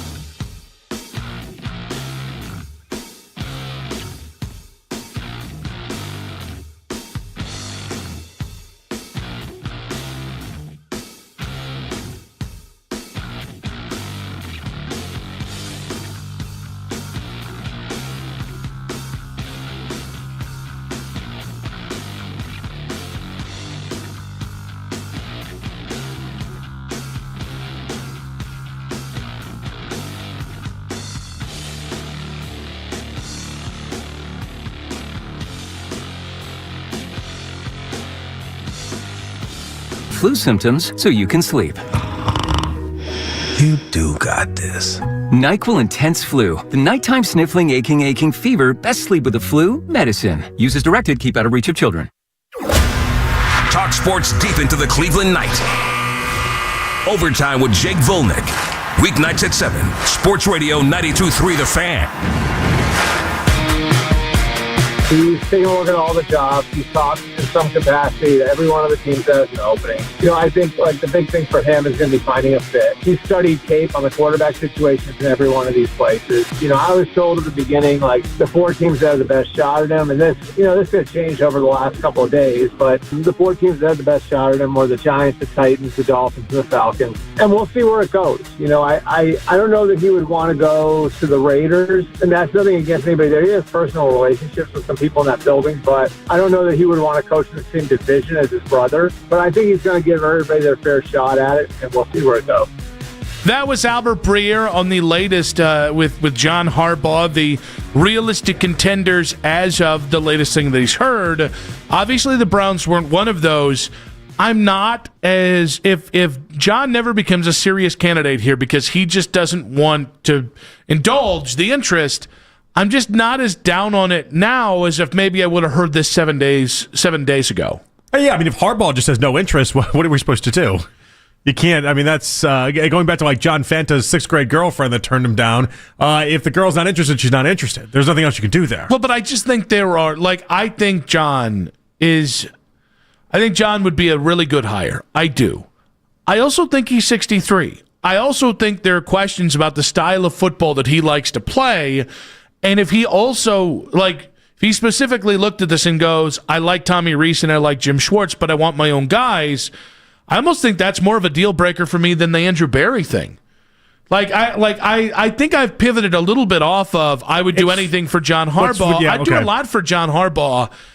I just don't know. This would be a good hire. But what's funny about it is more and more people we talk to, the more and more it seems like we're coming to a similar conclusion. It's there is a reason why he got fired. Yeah. Ultimately, at the end of the day, and I don't think this is us just protecting our feelings, but maybe we really are. Maybe that's all this ends up being, but I really don't think it is. There is a reason why he got fired. And part of that reason is, first off, lack of success in the postseason, while also having Lamar Jackson, who is one of the best quarterbacks of the previous 7 years. If not the best, he is, it's Mahomes, Josh Allen into Lamar. He's top 3. He's in the Mount Rushmore. He's in the family photo, however you want to put it. And that's not really even debatable. Mm-hmm. And within that, you got 2 playoff wins in the previous half decade. There's arguments to be made that John Harbaugh should have been much better and maybe isn't as up to date with some of his offenses, et cetera, as he needs to be. I also think I am getting more and more comfortable. I don't want to hire an offensive coach just because they're an offensive head coach. But am I getting more comfortable with, Schwartz remains in his role, and then whether it's McDaniel, I'm still not that high on Dan Pitcher, or Grant Udinski has grown on me a little bit. I wasn't sure if you were coming around to the young offensive mind with the potential extremely high upside. I think I'm more in on Mike McDaniel. I think people, because I'm right there with you with McDaniel. I love McDaniel. And by the way, but I think most Browns fans are coming around to the idea of young offensive mind is where we're going. I think if you want to throw in your Mike McCarthy. Where is he? He's on a milk carton. I can't find the guy. He interviewed for the Giants job, but I think the Titans job. Did he? Maybe I haven't seen him pop up maybe anywhere. He's analyticing again. Is he eating cheese curds? Maybe he's doing No. Oh, he's grinding tape. He's grinding tape. He's too busy grinding tape. Grinding PFF. Yeah, he's back to. He's going to come up with some new formula that he's created and spend thousands of hours in a place. Back to faking his interest in analytics to then get the job and be but that didn't happen. But okay, in fairness, there are 2 names. I saw Max shrug really in a great big way. You can tell he went to try to find where Mike McCarthy's been hiding, and a bad game of Where's Waldo, he wasn't able to find him. Yeah. No, I tried to go ahead and look at a searching tracker or a coaching tracker, and it popped up with a paywall that I can't scroll down.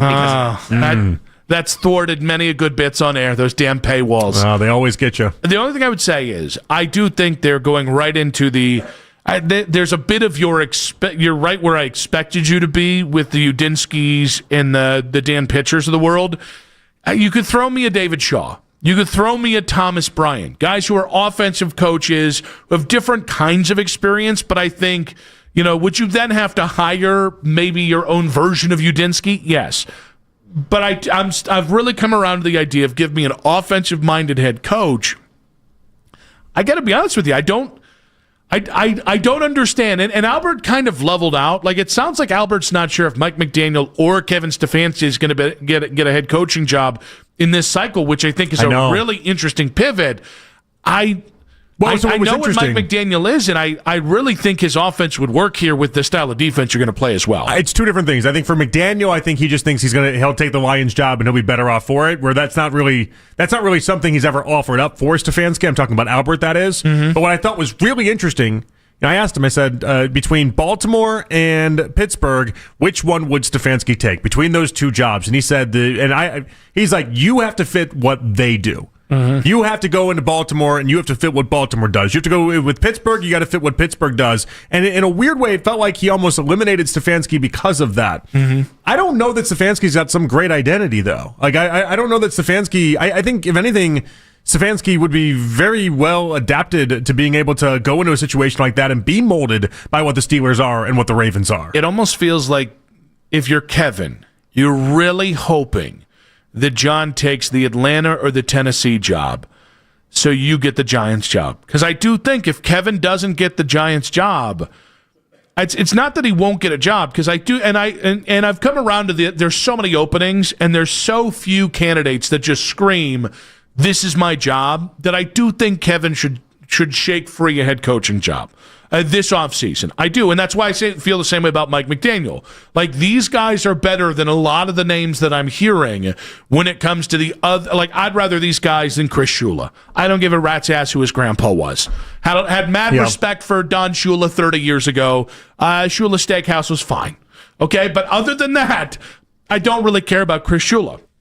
Oddly enough, I've been. Rate it. What was your Yelp review? Well, actually, I've been to both. I've been to the one that was here, and I've actually been to the one in the Miami airport. Wow. Weird thing about the one in the Miami airport is it was all self-serve, no servers. So, like, you had to scan something at your table with your phone, and then you place the order and everything like that, and then a person will come and bring it out and everything. No servers outside of that. One person was doing every table in the whole entire place. Do not care for that. Hard pass. Well, I was thinking, like, that one person's got to be making bank, because they're getting full tips as if you did the whole everything, while not actually doing the whole everything. Yeah, that was the manager that did that. I don't know what that was. Very different setup. 216-474-0092. Have you softened your stance on John Harbaugh? Again, I think he'd be a good hire. I think he's gone from it would be a nice to have, but I don't think I'm moving heavy. Listen, if $30 million a year, control over the organization to most degrees, if that's not enough for you, that's it. Myles Garrett, if that's not enough for you, that's fine. There's only so much. Like, this isn't like if McVay came available, you should do everything you could on the planet. I want to sidetrack it one more time. Sure. Best steakhouse you've ever ate at that had a player's name or coach attached to it in the football space? Can't think of one. I loved Kozar's when I was at the MGM. That's a good answer. I loved Kozar's. You know Bernie loves that. I loved it. Bernie loves to hear that. Thought it was great. People are like, it's never best. It's prime now. And I'm like, nope. Still, it was awesome. Yeah, never been. Would love to be. Oh, I feel like you would have loved Kozar's. I feel like that would have been something you for sure would have been at. The whole novelty of it all, like Ditka's was also really good too. Though there was a real avenue of, like, if you're a coach or a great former quarterback, you just got like a steakhouse, and then I heard Lovie Smith's place, by the way, was atrocious. I heard that wasn't very good, but there was a time they were all great, Okay, give me a lot to think about here. Yeah. Have you softened on Harbaugh? Albert's latest on Stefanski's future, on the Browns coaching search, and more in 5 minutes on 92.3 The Fan.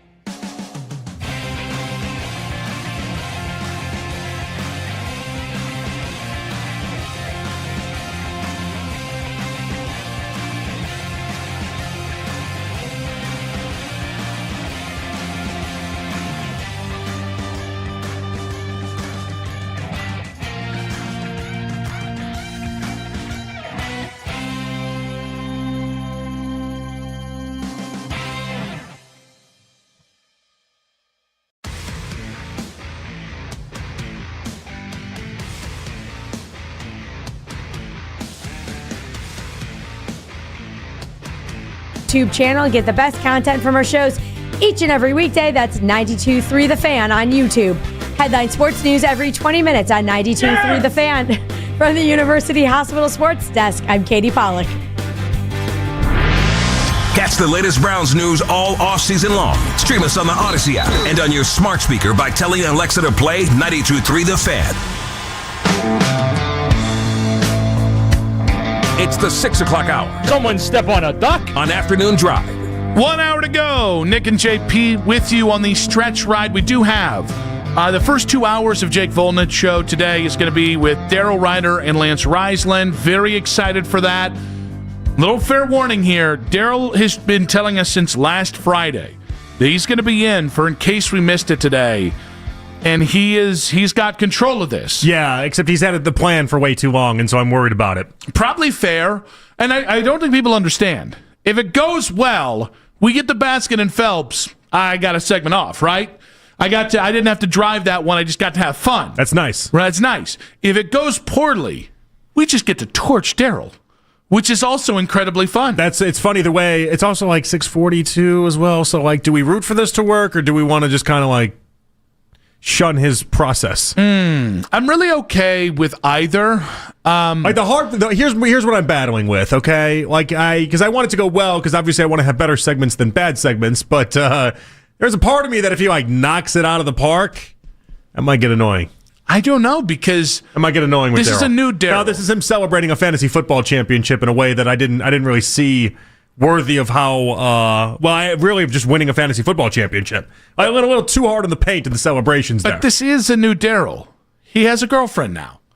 And I like this new Daryl. I like Daryl with a little chutzpah, right? Like, I do like that. Hungry dogs run faster. I like starving. am saying yes, yes, and oh yes. I like starving Daryl a little bit better. I thought when he was out there, more people could show this initiative. That's all I'm going to say.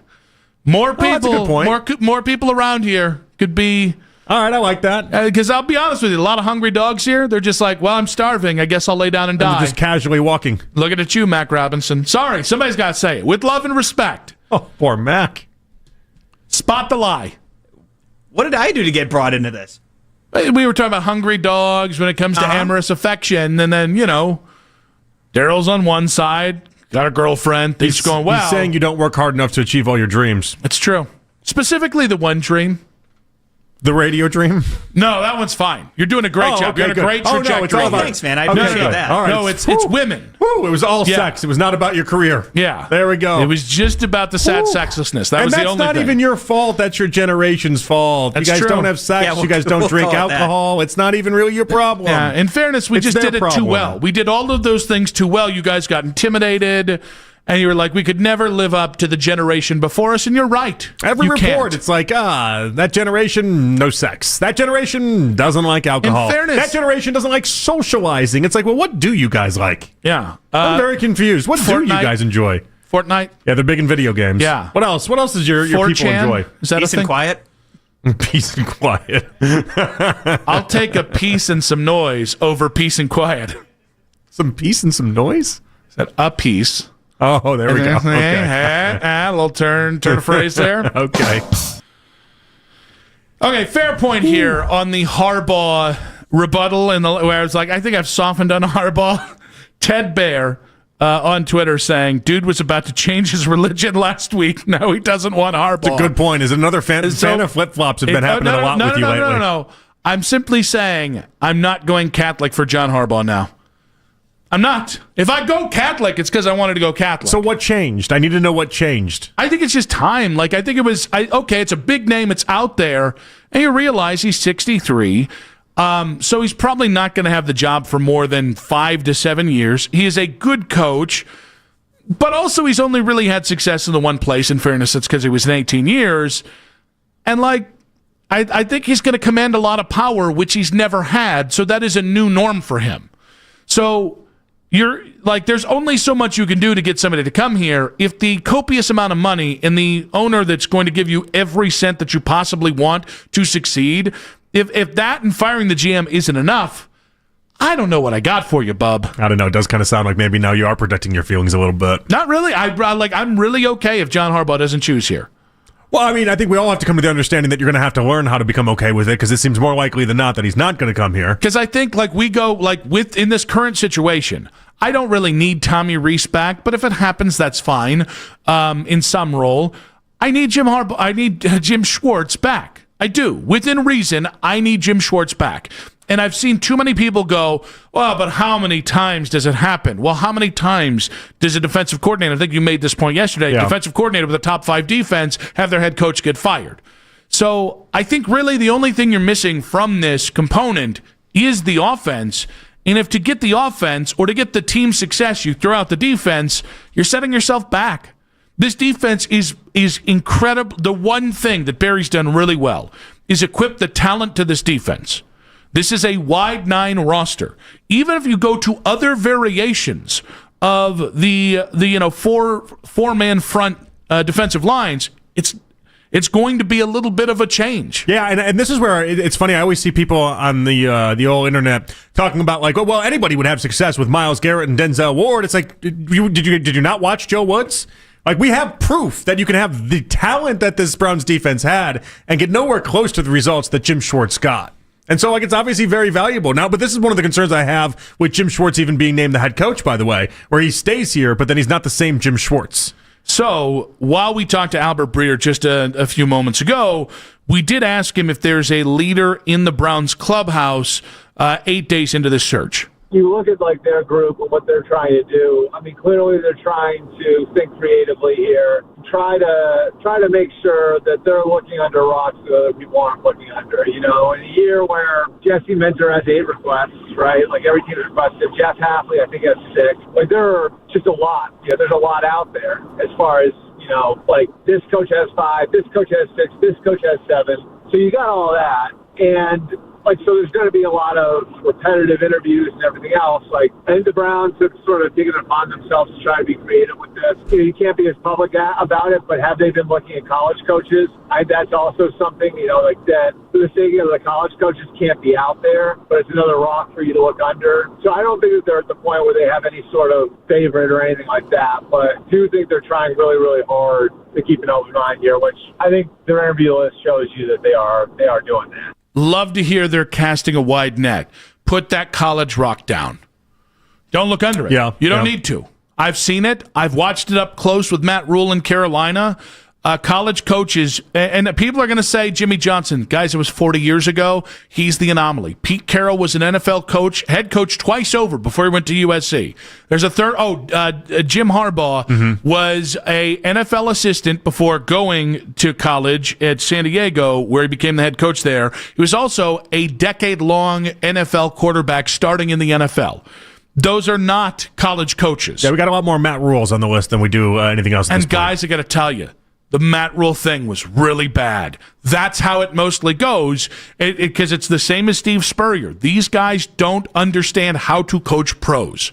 I'm not saying there aren't guys that could do it. I'm saying it is the biggest risk you could take, more so than even going after a 30-year-old, hadn't even called play, was apparently barely involved in the Jaguars offense this year. Albert really threw down Grant Udinski. Like, he was complimentary the way that you can be when talking about somebody, but I was even surprised at how he spoke about Grant.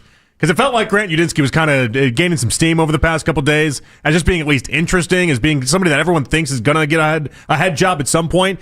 He's like, no, he didn't do anything with the offense. Like, that's a very hands-on offense with Liam Cohen. Like, that's not that you're giving him way too much credit way too early. It's weird because I'm more comfortable with Grant Udinski than I am Dan Pitcher. That is a little odd. I think they fall in the same bucket. It's not like I can say much about Dan Pitcher. I get the same things. Everyone in Cincinnati says he should be a head coach. He's going to be a head coach. He's just 8 years older is the only difference. So I think Pitcher is going to be the leader in the clubhouse. I have a really bad feeling that this job was rigged for a buddy of Andrew Berry, and if it comes to fruition, it's going to be hard for me to shake that feeling. That's not what this job should be to me.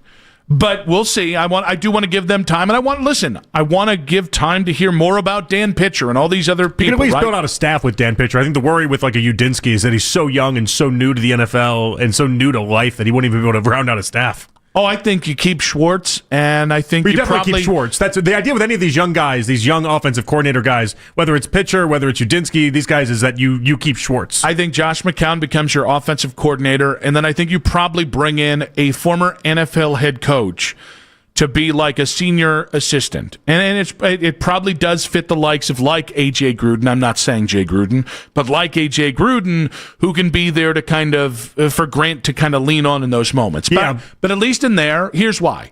Grant's success has come with Sam Darnold in Minnesota and Trevor Lawrence in Jacksonville. He's watched two different staffs build an offense and win copious amounts of game. Whether he was the guy calling the plays or how involved he was or not, around quarterbacks who it's really hard to win with in any environment, let alone do it once, right? In the perfect environment.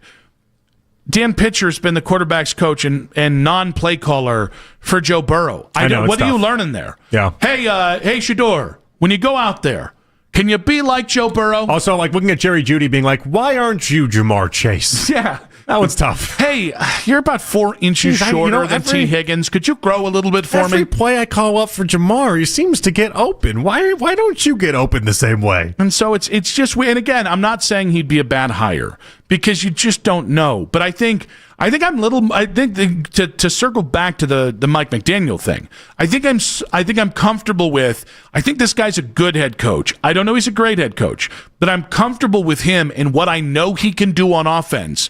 Pieces or no pieces. And the only unknown here is I've never seen him with a truly elite defense like Jim Schwartz has, and Mike McDaniel, as opposed to what feels like you could get a year into Grant Udinski and just realize, well, hired him a year too early. Guess we got to go. Well, and at that point, Barry might be fired by, I don't know, week 8, week 9. Which I think is when the disaster really strikes. You can't. This next coach has to be. You have to have another 5-year coach here at the very least. Well, I mean, it's on the table. That's what I'm trying to figure out too with Barry. Is he, because if you hire somebody like a McDaniel, for instance, I don't know, he might end up getting fired week 7, week 8, regardless if it starts off poorly. But you feel like the runway would be longer with someone like that. Where if it's just an abject failure from Jump Street and you went with Dan Pitcher, I mean, you and Pitcher are both packing your bags. 216-474-0092. Are the Browns going about this search the right way? More on that, more from Albert Breer, the future of the Browns, the future of Kevin Stefanski as well, coming up in 5 minutes on 92.3 The Fan. 92.3 The Fan wants to...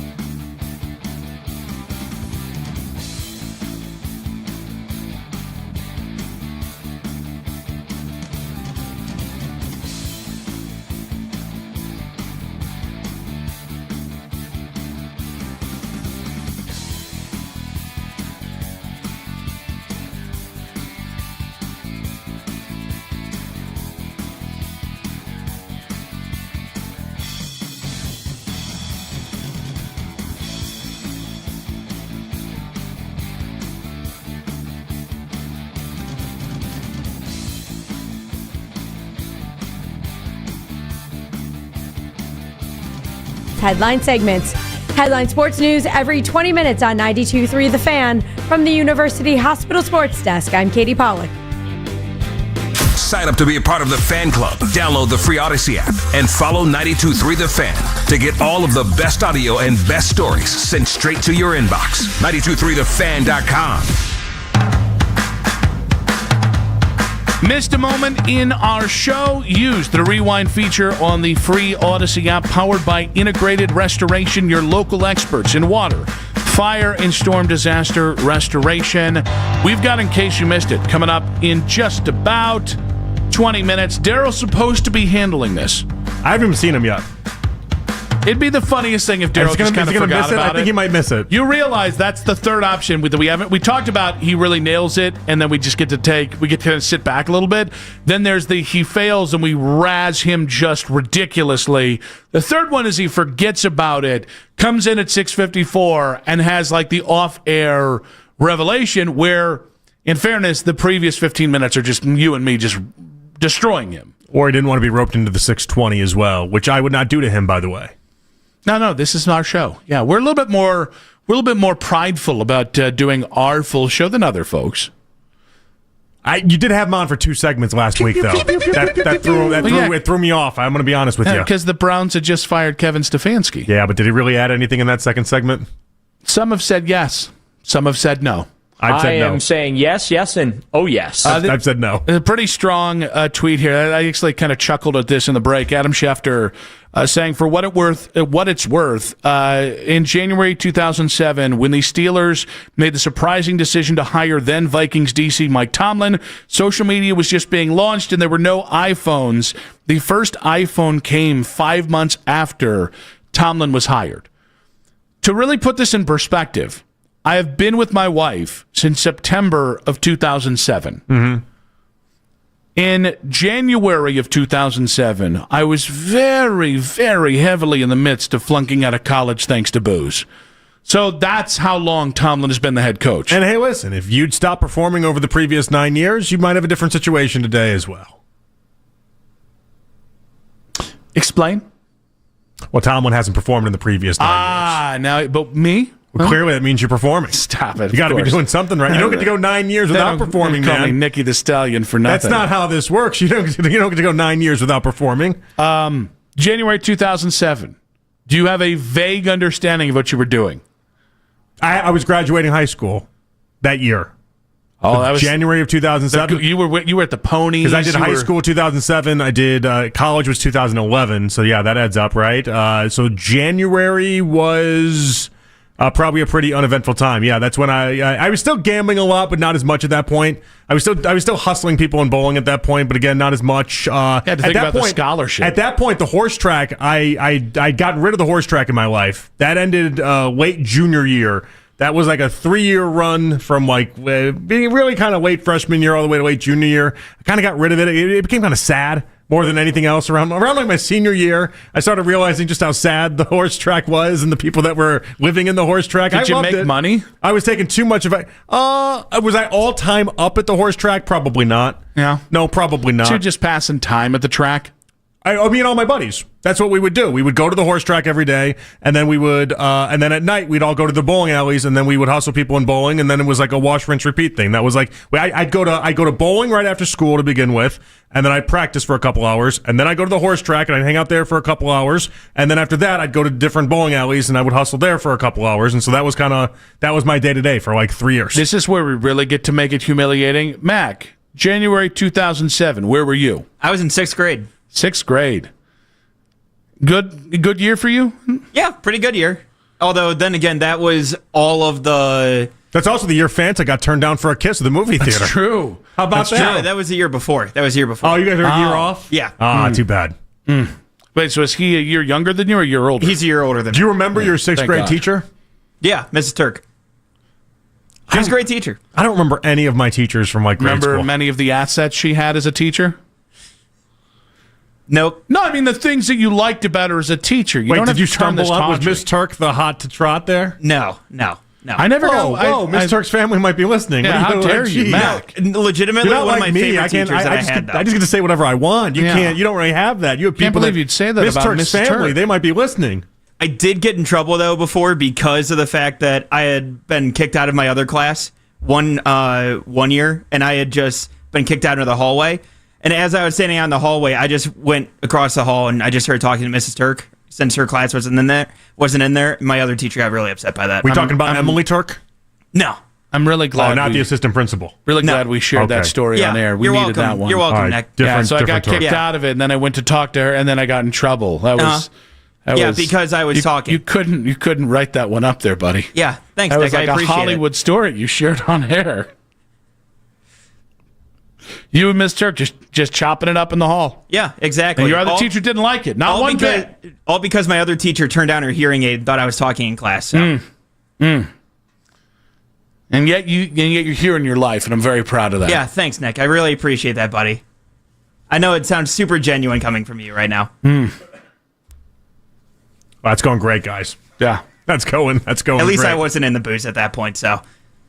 Well, I was having a great time. Grade. I mean, jeez. Yeah. Mac, I boozed can't. up in 6th grade? Yeah, I was having more success then than you were having now, friendo.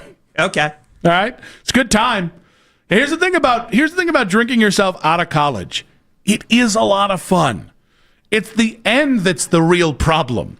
It's that once you get to the destination, no bueno. Yeah. But the path there, peaks and valleys to be sure, but those peaks, they were lovely. You could do drinking and still graduate college. You could have done both. Not the way I was drinking. No, you could have done both. I drank a lot in college. You could have done both. My big rule was I made sure that I showed up to every class. Yeah, so I'd be as hungover as could be, all of it, but like I had to be there at class. Yeah, I had to do it. My golden rule was there was really nothing I wouldn't blow off class for. Okay, yeah, so that's where we differ. Yeah. I was staunchly like, I'd love to do this, but somebody's got a flat tire and I'm a chivalrous man, right? Or it's Tuesday and I don't feel like it. You Yeah, know what I mean? I had nights where I hadn't even gone to sleep and we just went straight to class because it was 7:30, 8 o'clock, and that's when class was. Hey, the new House DVD and so we were just like, came I out. guess we're going to class. And I don't know what Gregory House is up to, but I got to find out before class. House was the jam slapped in at that college. point. It really House really was. House was on a great run. Like, if you look back, it's House a was on a fine great show. run. It is a fine show. Not the way it was. In real time, you were like, I am Greg. Everybody thought they were some level of Gregory House. Knowing you now, I think you probably hate House. Not because he wasn't brilliant or anything like it's that. Formulaic? No, because House is just he's a miserable bee. Oh no, that didn't bug me. I mean, Don Draper's a miserable bee, and I watched the House. Yeah, but I feel like if 40-year-old Nick was watching House, you'd be like, why are you that upset? You're a brilliant doctor who's got this and this and this going for you in life, and you'd probably be upset by it. And I can't remember the chief medical doctor. She wanted it too. Yeah. Whew. She was throwing about 110 miles an hour in that show as an actress. Guys. He's such a genius, but he always had to make like 2 big mistakes first. Yeah. Before he figured it out. Yeah. It's like if you're such a genius, although maybe get one right off the rip. He had some strong theories that have proven to be true, which is everybody lies. Which, as you get older, you're just like, why'd you lie about that? Like the amount of people that you see lie on a micro level every day, and you're like, I know you're lying about that. Why are we lying about this? About really dumb things? Yeah. But things that, like, in a medical context, you just shouldn't lie about. Like, I'll lie to my preacher. I am not lying to my doctor. What are you lying to your preacher about? Whatever. It doesn't matter. Yeah. That's for him to figure out. Whatever. That's his and my cat and mouse game. Is that it? Yeah. Hey Nick, have you got anything you want for to apologize for, sins or anything like that? You're like, no, I've been living pretty clean, doctor. No, about as clean as it gets. But when it comes to the doctor, that's when you got. I agree with that. You got to be truthful with the doctor. Yeah, you can lie to your priest. Eventually, you got to get truthful. You can lie to a lot of people in life. Yeah. Lying to the doctor makes no sense. The doctor's there to help you. Yeah, and we had one of these recently. Mac, you're on the mic there. What would you like there? The other bit of perspective as well is that our night show host Jake Volnick was 5 years old when Mike Tomlin was hired. So he was watching some Paw Patrol. Was Paw Patrol a thing? No. That's a newer one. It's weird. Backyardigans back then. It is weird. I did not have a lot of great childhood molding. Like Mickey Mouse Clubhouse came out after me. Like SpongeBob came out after me. But it was like kids 2 years younger were watching some real cool stuff for young kids. I got bad Nickelodeon I got like Hey Dude. I got what was the Hey Arnold. Hey Arnold. But even like Doug. Doug was one, and honestly, Cat Dog has not aged very well. I feel like the generation after with Cat us. Dog, it was a cat and a dog. Yeah, no, I love They Cat were Dog. tied together. Doug was great. But I feel I like Doug. You gotta understand. I liked Hey Arnold. That was the best we had. We had Rugrats. You I had guys then Rugrats. got the best of what we got, plus more. Like I'm talking about, like at like 5, you got good content. Yeah, it's always interesting to see like what just a couple years makes a difference. I noticed when just in the dating world, like if you're like 32 or 33, just a couple years younger, you're very into SpongeBob in a way that like me at 36 just missed. Like, Exactly. I just missed SpongeBob. SpongeBob. I never watched any of it. Sweet Life. Never took in any of it, and now it's been around forever. And it is funny. I didn't do any of the Sweet Life stuff. Because Drake like and the Josh too. Yeah, I didn't do any of them. Which probably for the better, given how the stories have come out about that show. Yeah, that's going to weigh on your conscience there, Mac. Hope you enjoyed those episodes.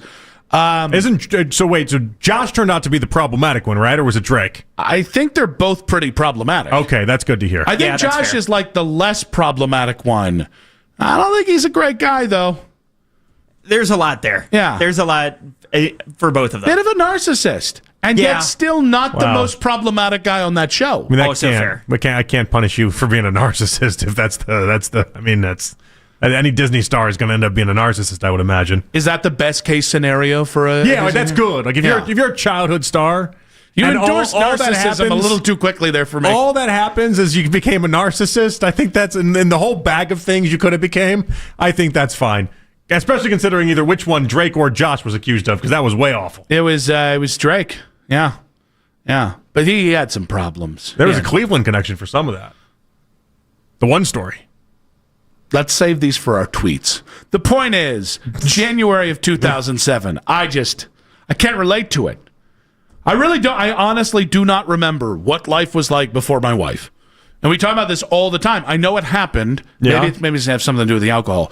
But I know it happened. So wait, you were dropping out of college at this point? No, I was still in college. Oh, you're still in college. I was failing out, which would happen, I believe, about May. I was going to ask if you had like a 2-year memory gap of college. It doesn't exist, but I guess you just have like your whole life before. That's the humiliating thing, is I remember every bit of it. Like January was right around where the friend group that I had in college, it was awesome, suddenly was like everybody was wifed up at that point, and I was solo. And so like I had a situationship that got massive judgment. I got excluded from a lot of things, which I'm going to tell you did not help my drinking. And it's because she was the group whore, Mac. No, that's not true. I don't know. I'm just guessing. It's not true. What do you think? Act like I know it? She I don't was know. a good girl. What was the problem? How dare you? No, the problem was they were married people, and married people get judgy on single people. That's what it was. It is true. Yeah, don't look at Mac like he's going to... No offense. Wait, was this your situationship they judged? Yeah. But no, I mean, they also judged the copious amounts of drinking and the unreliability. This sounds like it was independent of her, though. Yeah, I thought you made it seem like it was a problem that she had. No, but I got judged because... you were in college hooking up with women? I'd get new friends if that was the case. I believe that was it. Yeah, I'd get new friends then if that was the case. The girlfriends, and I think everybody got married. Nope, I'm wrong about that. But they, I think there was a... you should settle down thing, and I'm like, it's not your personal life. I don't know why you're telling me how to be. Who are myself. these married people? I actually don't think any of them are married anymore. So that's a nice win. Yeah, because they were very judgy. It sounds like it was not great. While you're in the midst of like an alcoholic crisis, the worst thing you can have. They were in college married or no? No. They were like on their way to being engaged or married. Everybody had been cuffed. And I was the outlier, and then so there was some judgment there. I was also not a good roommate. They should have been rooting you on. Oh, it's a roommate situation. I was not a good roommate. I was not a good roommate. I should be very clear about that. You don't have to repeat it. I believe you. I want you to, in case they're listening, because some of them do live in Cleveland. Okay, and I want to be fair to them. It wasn't just... What made you a bad roommate? I just wasn't good. I am a bit of a slob, and I was a bit loud and drunk, and I... can be mouthy. I don't know if you know that. Yeah. Don't know if you experienced that at all. Yeah, no, okay. So I can be a little mouthy, and, when somebody crosses me, I didn't handle it well at the time. Not my friends, but their significant others. I would respond jokingly, but maybe they didn't understand that I was responding You know jokingly. what stinks about this is I feel like you threw away your college experience and you gave it to a lot of people that didn't deserve it. I could have used a better support system. You know what I that is mean? for Like sure. I feel like you could have had like a lot of my college friends. They're like lifelong friends that I have to this day. And so like even like if I had failed out of college, I'd say like, well, you know what? We had a lot of fun. Well, I loved it. It was great. These people, a bunch of them in my wedding, all these different type of things. Like that was worth it. We all stayed tight. We all stayed close. That's cool. But like these people just sound like they maybe weren't the greatest. Nah, they're pretty great. It just wasn't a good situation. Okay, then. And it was a little bit of me, a little bit of them, and it's okay. All right, then. It happened. And then I had a lost summer of 2007. Thank God I met Vanessa. I would not be alive today. That was not good. A lot of drinking with my older brother. We reconnected. 2007 was fun, guys. 216-474-0092. Do you remember what you were doing in January of 2007 when Mike Tomlin became the head coach? I was freezing my ass off because I was in BG. That was not great. As bad as winters are here, BG winters are a little bit much more worse. Yeah, because you don't have the hills to protect you. Like I lived in Cuyahoga Falls growing up, and we lived at the bottom of a hill. Yeah, you got some protection there. Okay, from the wind. The cold's going to be the cold, but the wind is the worst part. In BG, there's the joke is there's one bleeping hill. It really protects you very little. It's a big knee knocker over there at BGSU, isn't it? I could set it up better, but I don't care. It brings the house down there. It does. Yeah. That's what they always do. It's like that's the one joke and the one hill. Well, there we go. One hill, one joke together. Daryl Ryder can't wait to see what has he's got. said that he is going to take over in case we missed it. This is either going to be spectacular or spectacularly bad. I'm not sure what to expect, but I am going to mock it one way or another. That's in 5 minutes on 92.3 The Fan. It's Matt here to help you beat the books with West.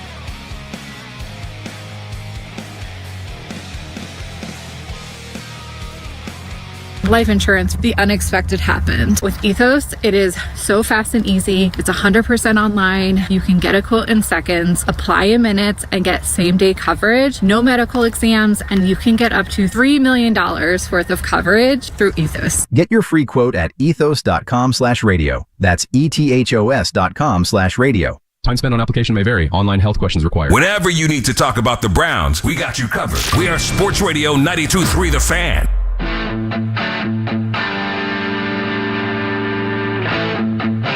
Final segment of today's show. Nick and JP with you. Want to say a big thank you. Albert Breer at 520. Great stuff on the latest on John Harbaugh. Mike Tomlin walking away in Pittsburgh. Still a little surreal. I know it's been talked about for a couple months now, but still a little surreal there. And then, of course, the Browns coaching search. Also great stuff with John Fanta. Little spry today. We did dust it. We dusted up a little bit over Baker Mayfield, but in the end, I think we... Well, he also said that, like, the burger bet's coming. He's paying that off. Yeah, but... I don't believe him, but he says it's happening. To me, I don't feel like it's happening. I feel like Jersey John has taken over for just... the sweet young John Fanta that I met at a Guardians game a decade ago. We chopped it up about the business. I feel like NBC John, Jersey John is a little different. That's okay. Well, NBC John's my favorite John. Power moves only. We all became MILFs. Fanta's good Fanta to me. Man, I love Fanta. We're all just MILFs. Now, we have been told...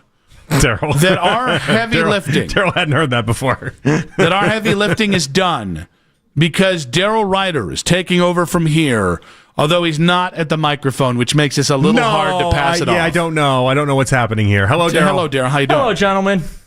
So preview the show real quick, coming up in about 15 minutes. Yeah, it's the start of the fan off-season special. We'll do it every Tuesday night from 7 to 9 p.m. Myself, Coach Lance Reisland, and Jake Volnick going over all the headlines and the happenings with the Browns this off-season. And, of course, tonight we're going to talk a lot about the Browns head coaching search because still no white smoke from the chimneys in Berea. They're still in search of Kevin Stefanski's replacement. And I think that might be going on for at least another week or so. So we're going to dive into not only the search, but the candidates, why those candidates are being considered and whatnot. So looking forward to it. Should be a lot of fun here during this Browns offseason. All right, that's enough of that. Real quick, then, as you got your cheap plug in, what do you have in store for us? I came to pay homage to the three of you for your efforts during this past fantasy football season. I figured as the champion, I had a responsibility. And you're happy this guy's getting laid now. So if this is a byproduct of it, I'm really okay with it. Let's start with Jonathan. Yeah, who beat Nick in the consolation game, but I don't know if you really beat because I don't even know if you were trying the final 2 weeks. Were you I didn't trying? even know the score. No, you weren't even trying. I had to ask Nick to find out who won at the end of it. But yet you managed to squeeze out third place against Nick. So congratulations on a 9-4 season. Okay. For you, I have a bronze medal. You finished third, you get a bronze medal. Whoa, I placed. I get a medal. Oh, thank you. Oh, how about this? USA placard. That's nice. Wow, where'd you get there? this? There you go, okay? The ribbon. All right. Hey, look at me. We need Mac Robinson on camera here. This gentleman talked the most smack of anybody in the league. Wait. Real quick. He gets bronze, and we just skip over fourth place Nick Wilson? We're getting to you. Okay. We're getting to you. But we need Mac. I don't know that we do. Yeah, we do. But he's got to get in your frame then, because I think there's only fine. Come on 3 over here, frames Mac. here. So, Mac talked the most smack of anybody in the league. It was Mac talk. It really was. But out the Shador, didn't even qualify for the playoffs. A very weak 5-8 effort from him. How's my medal look? It looks great. Looks pretty good. So hanging low. How's this going to look on him? I got this for him. Here we go. If you're watching on YouTube, here we go. Is that a onesie? It looks like a onesie. That absolutely is. It looks like it go for like a really big toddler. Well, kind of makes sense. Yeah. All right. So this is for you, Mac, on a job well done. I got it in your team colors. Hot yellow. So there you go. Highlighter All right. yellow. I suck at fantasy football on the front, and on the back just says loser. And it's a onesie. So there you go. Yeah. Wow. You're very, very welcome for your participation. By the way, Matt, in the league this year, I think the next time you have a lady over, the 5th of never, I think you should. That's your move. The 5th of never. You look like come on Borat. out. You look like Borat. And just that, that's going to be very revealing. It's going to give them an idea, but it's not going to give away state secrets. You know what I mean? I won't go full Xavier Woods with it.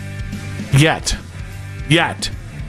And for you, Nicholas, some weight on this medal. Is a thank you for inviting us all into your friends league. Yeah, it's feeling like a you of some kind, but not necessarily a thank you. No, it is a thank you because this gift is not for you, but this is for next year's champion.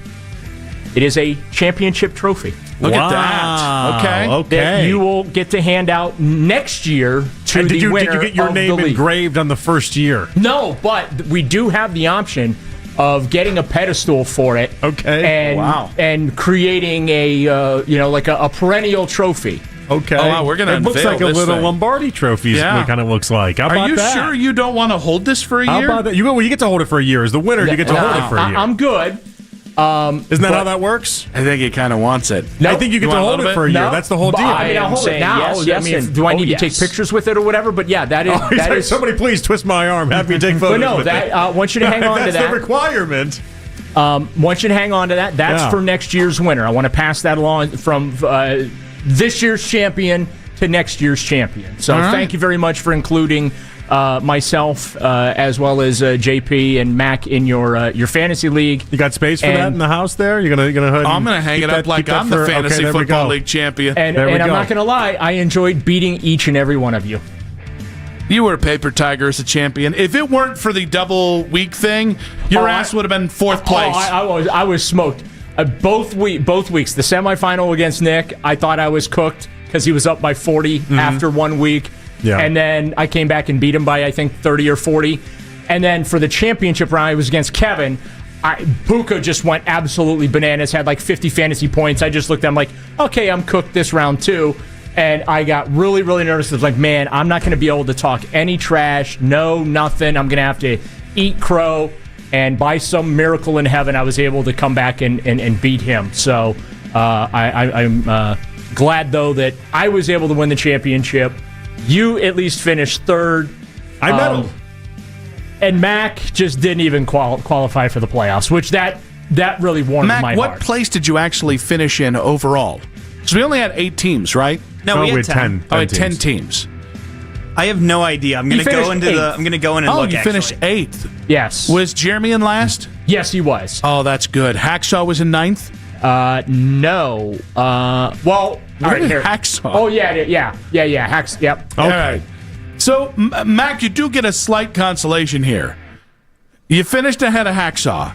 And Hacksaw... Actually, technically, Hacksaw was also 5 and 8. So they tied, but he gets the tiebreaker. Because the of Battle points? of Hacksaw Ridge.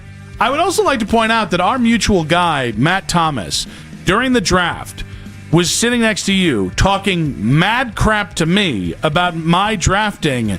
Then your team, which I'm assuming he helped with, went where it did, and then my team was in the playoffs. And honestly, if it weren't for the janky playoff format, I would have at least been in the next round of the playoffs. By the way, my average margin of victory was over 30 points per game. You really yourself a medal are. for that too. Can you give him the trophy? You have the trophy for a year, and then you get to hand it off to the next winner. I got that's to be handed down. You're right on this. Come on. You know what? You get it for the year. This is to be handed down to the next champion. Yeah, but you have to do that as the reigning champion. You go from year to year. What makes you think, though, that I'm going to want to give it up? That's why I'm giving it to that. That's why I'm giving it to Nick to protect myself from that. You're too worried you're going to keep guys for too long? I'm going to do this because this is what you really want in your heart. No, this is not what I want. No. He wants the photo. This is not it. He wants the whole as a presentation. It's on video. Can we You get a can take video the of the screenshot. presentation, please? The commissioner of the league handing over the sweet Lombardi Junior Trophy to one Daryl Ryder for his big-time championship win. I don't have my phone on me to take the photo, guys. I can't find it. But If only this it's a looks YouTube great. stream that he could pull from and There we go. screenshot. There we go. Now we have this all set. And congratulations, Daryl. You are now the not only the champion. You are going for back-to-back titles next year. You've earned the trophy that you bought for yourself. I bought it for next year's win. And I'm happy we were able to accomplish Now, this. you bought it for the league, I'm and you happy- happen to be the champion this year. I'm happy it To be says passed FFL down right there. I'm to the happy we winner were able to next get this year. done. Very good. Congratulations to you all. I have a word for you, but I'm not going to say it on air. We'll put No, this thank you, YouTube stream up in the Louvre, okay? It'll be great. Big thanks to Mac Robinson on the board. Yes. Oh, hey, big thanks to Daryl for popping by here and giving himself a trophy. I am It better saying be yes, in and every yes. video from now on at home. It's gonna it have better a- be on the mantle. It's If gonna- not, I'm calling your ass out on it. It's going to have a prominent place. I promise you. We also Use it as foreplay with your girlfriend. say, enjoy the bulge. All right, you take photos together. It's a win. It's a big win for the household. Big thanks to Jake Murrin. Big thanks to Katie you guys Pollack. think? They'll take care of your schmeckle. Good Lord. All right, I'm out. I'm horny. Bye. Keep it spicy, baby. Let's go. I love you. Have a great day. Take care, Nick. Take care of him. He needs help.